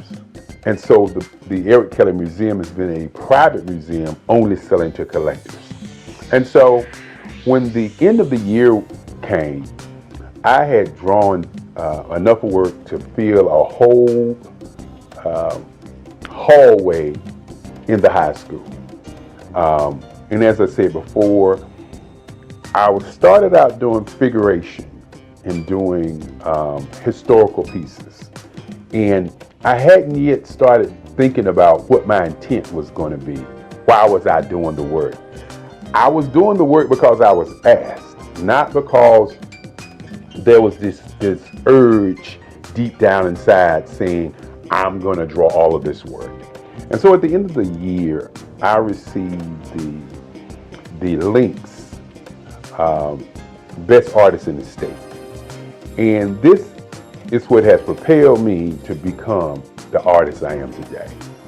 I looked at the art award that I received and I thought about where did I want to go to college. And so I had letters coming to me. I was in the news, I was on television and all these great things. I had these things to happen. And so I had letters coming to my house to go to different schools. And my great-grandfather used to say there are 5 things that you need to think about as you live. He said, number 1 is to think. Number 2 is to sell something. Number 3 is to do research. Number 4 is to be relentless. Number 5 is to have energy in everything that you do. And so I started on my quest for understanding that art was going to be what I wanted to do. And so I did research on the schools in Durham, North Carolina. And for those who don't know about Durham, North Carolina is a space where black people, 49% black people, were engaging in economics everywhere. You know, Durham was the tobacco capital of North Carolina at one time. And so when I was a young man and I lived in Federal Street Projects, I could walk down to Pettigrew Street, not to Parish Street, because Parish Street is considered Black Wall Street now, but before Parish Street, there was Pettigrew Street. And on Pettigrew Street was Service Printing, black men owned it, the Regal Theater, black men owned it, the Barber Shop, WAFR, and the taxi cabs. And I could see black people doing great things right there on Pettigrew Street. And Pettigrew Street was probably about 4 or 5 blocks from where I stayed. I remember going to the Regal Theater, seeing Hercules and all these movies as a young man. But the thing that really impressed me about Pettigrew Street was I saw black people doing black things. And so as I did my research to see where I was going to go to school, I discovered that North Carolina Central University was one of the top schools with black professors. And one of the things that I wanted to do, you know, as a young person is I wanted to go to a school where I could study in the class, and then I also could go to the library and pick their books up and read more about what they were talking about, so I would be immersed into the art. And so at that time, North Carolina Central University did not have an art scholarship program. And so remember what I said earlier about my great-grandfather. He said, think and then sail and do research. And so in doing my research and thinking, I said to myself, I want to take my portfolio down and ask them to come to that school for art. Now, many people don't know, and I didn't know at the time, that Ernie Barnes, who is one of the greatest artists who've ever come out of Durham, North Carolina, didn't know that Ernie Barnes had gone to North Carolina Central University. That was not, in my mind, something that I knew. I was an artist who was influenced by the people that I knew, not the books that I read, but the people that I actually knew. And so I took my portfolio down to Atlanta Henderson at North Carolina Central University.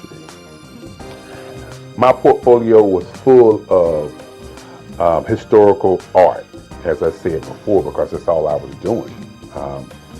Many times you hear the idea that all art is political art. While I wasn't thinking my art was political, my art was always about identity as a black man, as a black person, as a black entity on the planet. And so I left my portfolio with Dr. Henderson, and a week passed, and they sent me a letter offering me an art scholarship at North Carolina Central University. This was probably one of the greatest days of my life. As my grandmother at the time said to me, she said, well, since you're going to school for free, I'm going to give you the family car. And you know, when you're thinking about your life and how things transpire to get you where you're going, these are the kinds of things that move you to believe in yourself. My grandmother used to say, you can do anything that you want to do. Just stand up for yourself and do it. And so, with that being said, my grandmother gave me the family car, and off to North Carolina Central University I was. And You know, one of the first heartaches that I would say that I had at North Carolina Central University was the whole I'm on art scholarship. And why I say it was a heartache is because the other students that was in school in those days, they knew I was on art scholarship. I didn't know they knew I was on art scholarship. So when classes began and I was asking the other students about painting, because in high school I had done 3 paintings, hadn't done a lot of painting. As a matter of fact, I was self-taught for my painting. My art teacher, Sandra Dowd, said to me, and I will never forget it, she said, "You an artist. I don't have to tell you what to do. Just take the paint and put it on the canvas and you will figure it out." And that was my first foray into painting. And I did pretty good. I created an abstract. I created a couple other paintings, and I was doing pastels at the time. And pastels was my first love after pencil and ink pen.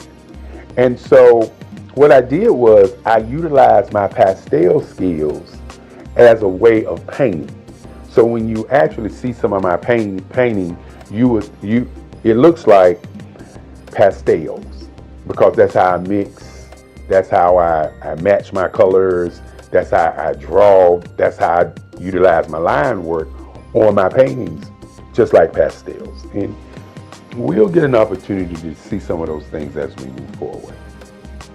And so as I got to college, I won't ever forget, I was asking a young lady how to paint. And she said, "You got an art scholarship, you ought to know how to paint." And this was a heartbreaker for me, because I came from a background of people helping people to get to where they go. And so with that in mind, in terms of how I was raised, I was never raised to say to people, "I can't help you, I'm not going to help you, you got something, so go do what you do." And so this was a daunting task for me, because I was looking at seniors doing artwork, and I was expected at that moment to be able to do work just as well as the seniors were able to do the work, because in their minds I had an art scholarship, and that art scholarship meant that I had some magical powers, some great art in me that they didn't have. And so I was very, very depressed on that day. I remember it like it was yesterday, because what I did was, as they laughed at me, as they looked at me with those eyes of, I don't know why you got an art scholarship if you can't paint kind of feeling, I just walked out of the classroom, got into my car, and I drove home. And I sat in my house, in my grandmother's house. I sat there and I just thought, why am I going to college? Do I want to go back to college? Do I want to continue this thing called art? I wasn't sure. I just sat there and sat there and sat there. And then in the back of my mind, I could hear Sandra Dowd saying, you're an artist. All you got to do is put the paint on the board and work it out. I could hear Miss Corbett saying, when I brought her the pieces of artwork, "Oh, this is great. I'm going to be able to talk about Macbeth today, and we're going to utilize these pieces." I could hear in the back of my mind Miss Cousin saying, "When you look at Eric Kelly, he looks dumb. But when he opens his mouth, he is brilliant. He holds class from one side of the classroom while we are doing class, and he can answer all the questions about history." And I could hear these things in my mind while I was sitting there thinking do I even want to go back? I tell people all the time that peer pressure is a major pressure on many people if they can't handle it. Fortunately for me, my great-grandfather, my grandmother, and my mom always said to me, you can do whatever you want to do. Listen to what you want to do first and follow your dream. And so my art class was on Monday, Wednesday, and Friday. And my class that I went to was on a Monday. On Tuesday, I didn't go to art class. Wednesday, I didn't go to art class. So on Thursday, I decided that I'm going to go over there to North Carolina Central, and I was going to paint. Now, you got to understand, as a young kid, a young black man, when you're thinking about your identity, you're thinking about what you want to do, and people are pressing against you and doubting who you are and really identifying and seeing who you are. You gotta understand, you're not the guy that I am today. You are a young man who has fear, a young man who's uncertain, a young man who is asking the question, why am I here? And so on that Thursday, I went to the art department at 4 o'clock when I knew most of the students were not there. And I went to my board and I pulled out my paints and I started painting. And I just kept painting. And I just kept painting. And I continued to paint. I was working it out, trying to figure out what in the world was I doing. And I remember when I got to the art department and I thought about what I wanted to paint. And I painted a piece that if people saw it today, they probably would say that it's racist. If people saw it today, they would probably say, what was he thinking? What was his intent? But I had done a piece in history, in Black history class, of a slave being hung. And it showed a plantation owner grabbing the slave in his hair, getting ready to put the slave into a rope. The name of the picture was I Didn't Do It. And the picture was about a slave who witnessed something that happened and told other people on the plantation, and then the master decided to hang him for talking about it. And in this piece also has the Ku Klux Klan in the back, the fiery cross in the back, and all of that crazy stuff I was doing back in that day. And I began to paint that picture. And as I was painting that picture, I could see exactly how to paint. I don't know why or what, but I could actually see how to paint. And so I was there from 4 o'clock in the afternoon, and I looked up, it was 4 o'clock in the morning. I took my sheet that we had in art class and I laid it over the piece, and I jumped in my car and I went home. And so my class was Friday morning at 11 o'clock, 11:35.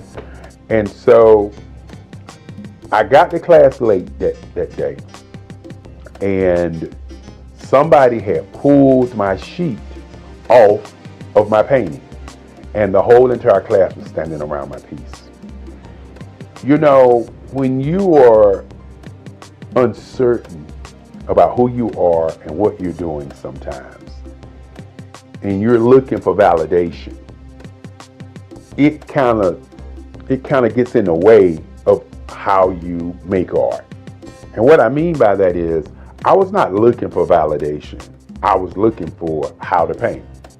And by looking for how to paint, I created something that nobody expected to come from me, because just 2 days prior, I was asking people in class how to paint. And so this has been a part of who I've always been, is the kind of person who looks at something from a perspective, and instead of asking a question, I delve into it and make a change and make a difference. And so as the kids were standing around my piece, I walked into class, and true to form, I am never been a person who is always trying to talk about what I do. As my great-grandfather used to say, great people are not people who are walking around talking about being great. They're doing great things. And so I walked in and I walked past the students, and I started to pull out my paint in my box. And one of the students says to me, and this was a moment in my life when I really realized that I didn't need validation from people in me making my art. I just needed to continue making art. One person said, "That's not yours. What are you doing?" And I turned and I looked at the student, most of us seniors, and I said, "It is mine." I said to them, I worked on it from 4 o'clock until 4 o'clock yesterday morning. And then one of the students just said, "I just can't believe it." And I just turned and began to work on my work. This has been what's happened to me in art all my life. It's never been about me looking to be a great artist. It's always been about, what is the identity? What is the intent? Why do I draw? What about this practice that I have? What about this museum that I have that makes me continue to draw and paint? And so in college, it was very, very interesting after that time as I created my first piece. And then all of a sudden, the other students start asking me questions about how I did it. And that was more important to me than anything else. Not that I did it, but being asked how. And as I said before, I utilize my artwork or utilize my painting as I was doing pastels. Pastels was my first love. And once I got to college, I had to begin to think about what my identity, what I was going to do in art. Was I going to be doing figuration? Was I going to be doing scenes? What was I really going to do? And I remember Carlisle, who was one of my teachers. Mr. Carlisle. I remember Mr. Carlisle. And Mr. Carlisle was a teacher, an art teacher, who said to me,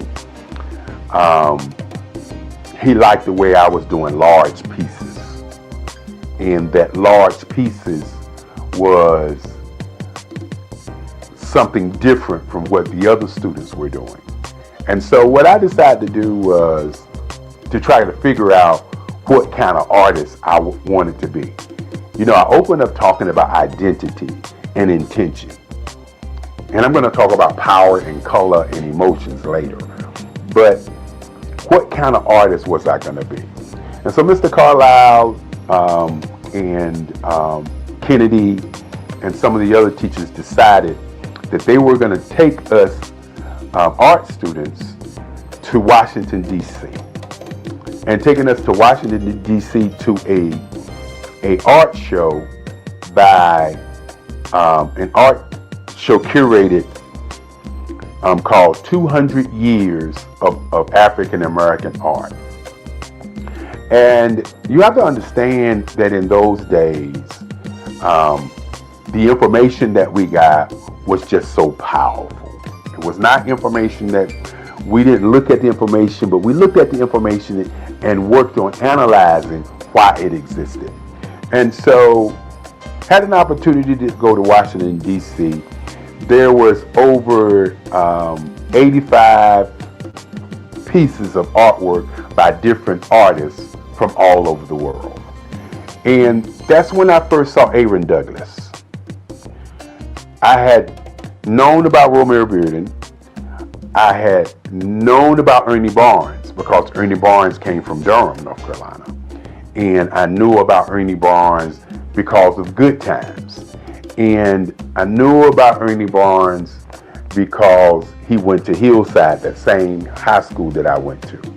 And many times when we were drawing as young kids, we would always get, you trying to draw like Ernie Barnes. That's Ernie Barnes. That kind of like Ernie Barnes. And so my mind was like, I didn't want to be a copy or a duplicate of any other artist, but I wanted to know what these other artists were doing and who they were. And then I ran across a man by the name of Charles White. And this is where my entire existence was shook.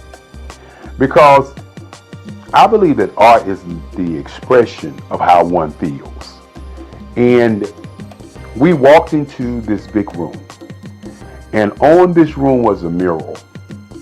And this mural looked like I drew it.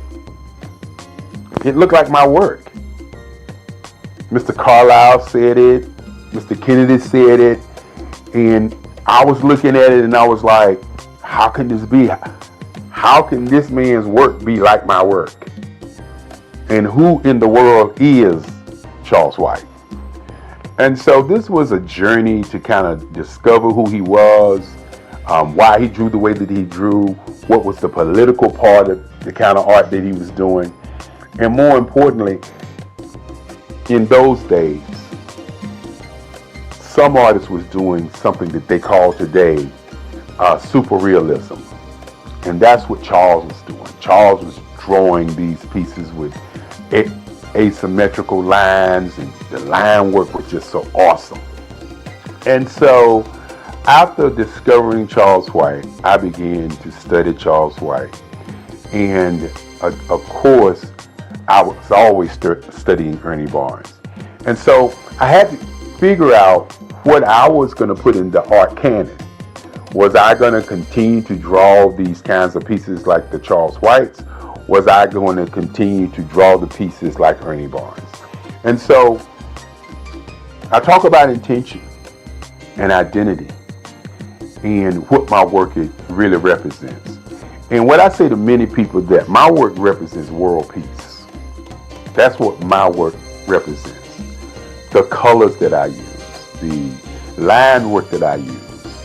I'll share with you a little bit later some of the pieces and some of the line work that I do. But my work is about bringing people together, having them to see each other without seeing black or seeing white, without seeing color. I decided that I would do portraits,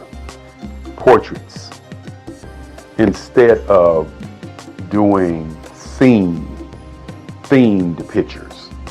Now I still do theme and scene work also, but I decided that I would do portraiture, that I would do portraits, and that I would take colors and use them as emotional tones. Many times I sit down and then I hear music and I see colors. I hear people having conversations, I see colors. And so I decided that doing portraits of people and how they feel and how they look would be an impact on how people feel.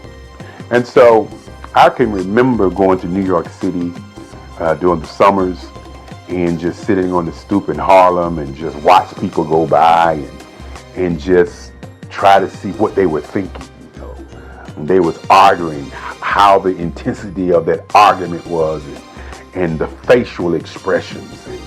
And I was always amazed by how people reacted. And each time that I would see people responding or moving, I would always see a different color that I could see in my paintings. And so I started drawing pieces in colors. And so my work has morphed from just doing the figuration into just doing portraiture, even though my next series of paintings are going to be dedicated to Black women. That's going to be an awesome set of work that I'm going to work on. I can't wait. And so when you look at my work and you look at my portraits, you'll notice that I'm working to capture an emotion. When I do a piece in green and white, I'm looking at capturing an emotion. When I do a piece in a red, white, and blue, or as the Nipsey Hussle piece that I did, or as I would say, the rap piece that I did, which is a piece that shows the California colors, the American colors, and the African colors. And so I'm utilizing all these colors to make you, the viewer, see an emotion and get a feeling from that particular piece. My intent is to push you away from looking at a scene, but looking at how somebody is being seen. And that's what my portraiture work is all about. For the last 20 years, I've worked on work that transcends time. Pieces on my grandmother, my mother, in what I call lines, colors, and emotions. And when you sit back and you think about that first day in college when I didn't know how to paint, and you think about now where I'm painting every day, you can understand what identity for me has always been about. We hear about Black female artists. We hear about white women artists. We hear about white men artists, the Michelangelos, the Monets, and all of these guys, the Picassos.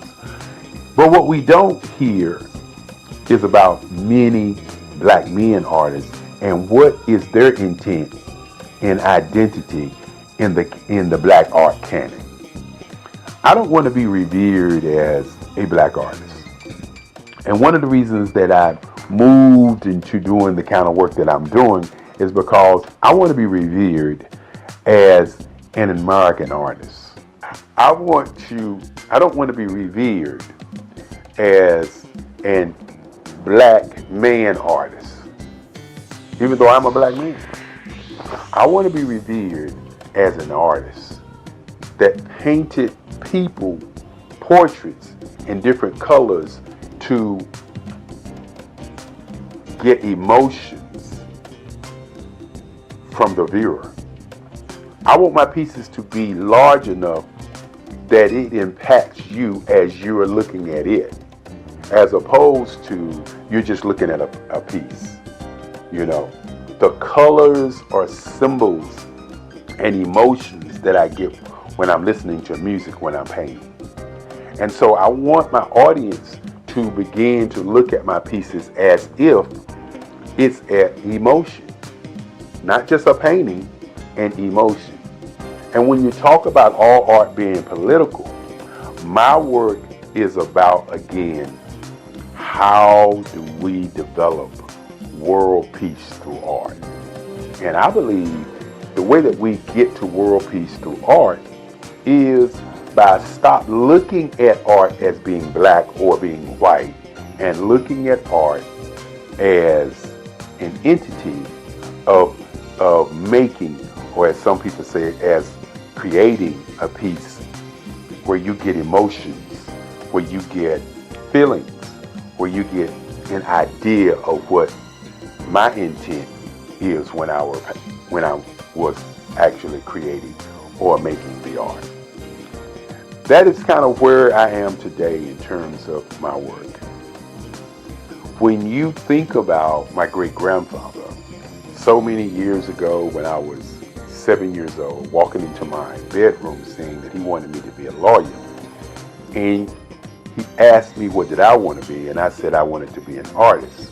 And at that moment, he made a decision to create for me the Eric Kelly III Museum after we went to look at museums to see what they were about. You have to understand that the future of what I would like to see happen is museums for artists who have been marginalized, for people who we don't talk about. Why is there not an Ernie Barnes Museum in Durham, North Carolina? Why is there not a Romer Bearden Museum in his hometown? Why is there not a museum for Black artists so that our young people can see how they went through the process of how they do work? And so with my museum, it's been kind of a blueprint for these kinds of things. The Eric Kelly Museum houses the collective writings, the collective works of my work for over 65 years. And one of the things that I would like to see happen is many, many more museums for great artists. When you sit back and you talk about Basquiat, for example, great artist, a New York artist, where's his museum? Where's a place or a space for us to go and see his work? I talked about Ernie Barnes, or Charles White, for instance. Where can we go and learn about Charles White? Another gentleman, and I could go on and talk about the Kennedy Wiley, who's doing awesome work, Lisa Butler, who's doing awesome work, Mark Bradford, who's doing awesome work. We can go around the country and around the world and see the Van Gogh Museum. We can see the Richard Steele's work, Clifford Steele, work. We can see all of these white artists around the world. Museums. Where are the Black museums for our young people to see the greatness of these artists who have gone on before us? You know, I also do photography work, and Gordon Parks was a great photographer. But think about it for a moment. Other than seeing the exhibit of Gordon Parks photography, where can you go and study him, the man? One of the reasons that I'm doing this video is because when you look at or talk about artists, many times we have people to narrate what was that artist thinking about, okay? And what was he feeling about what he was doing? And you don't get the conversation from the artist. The artists don't talk about the line work. The artists don't talk about the color.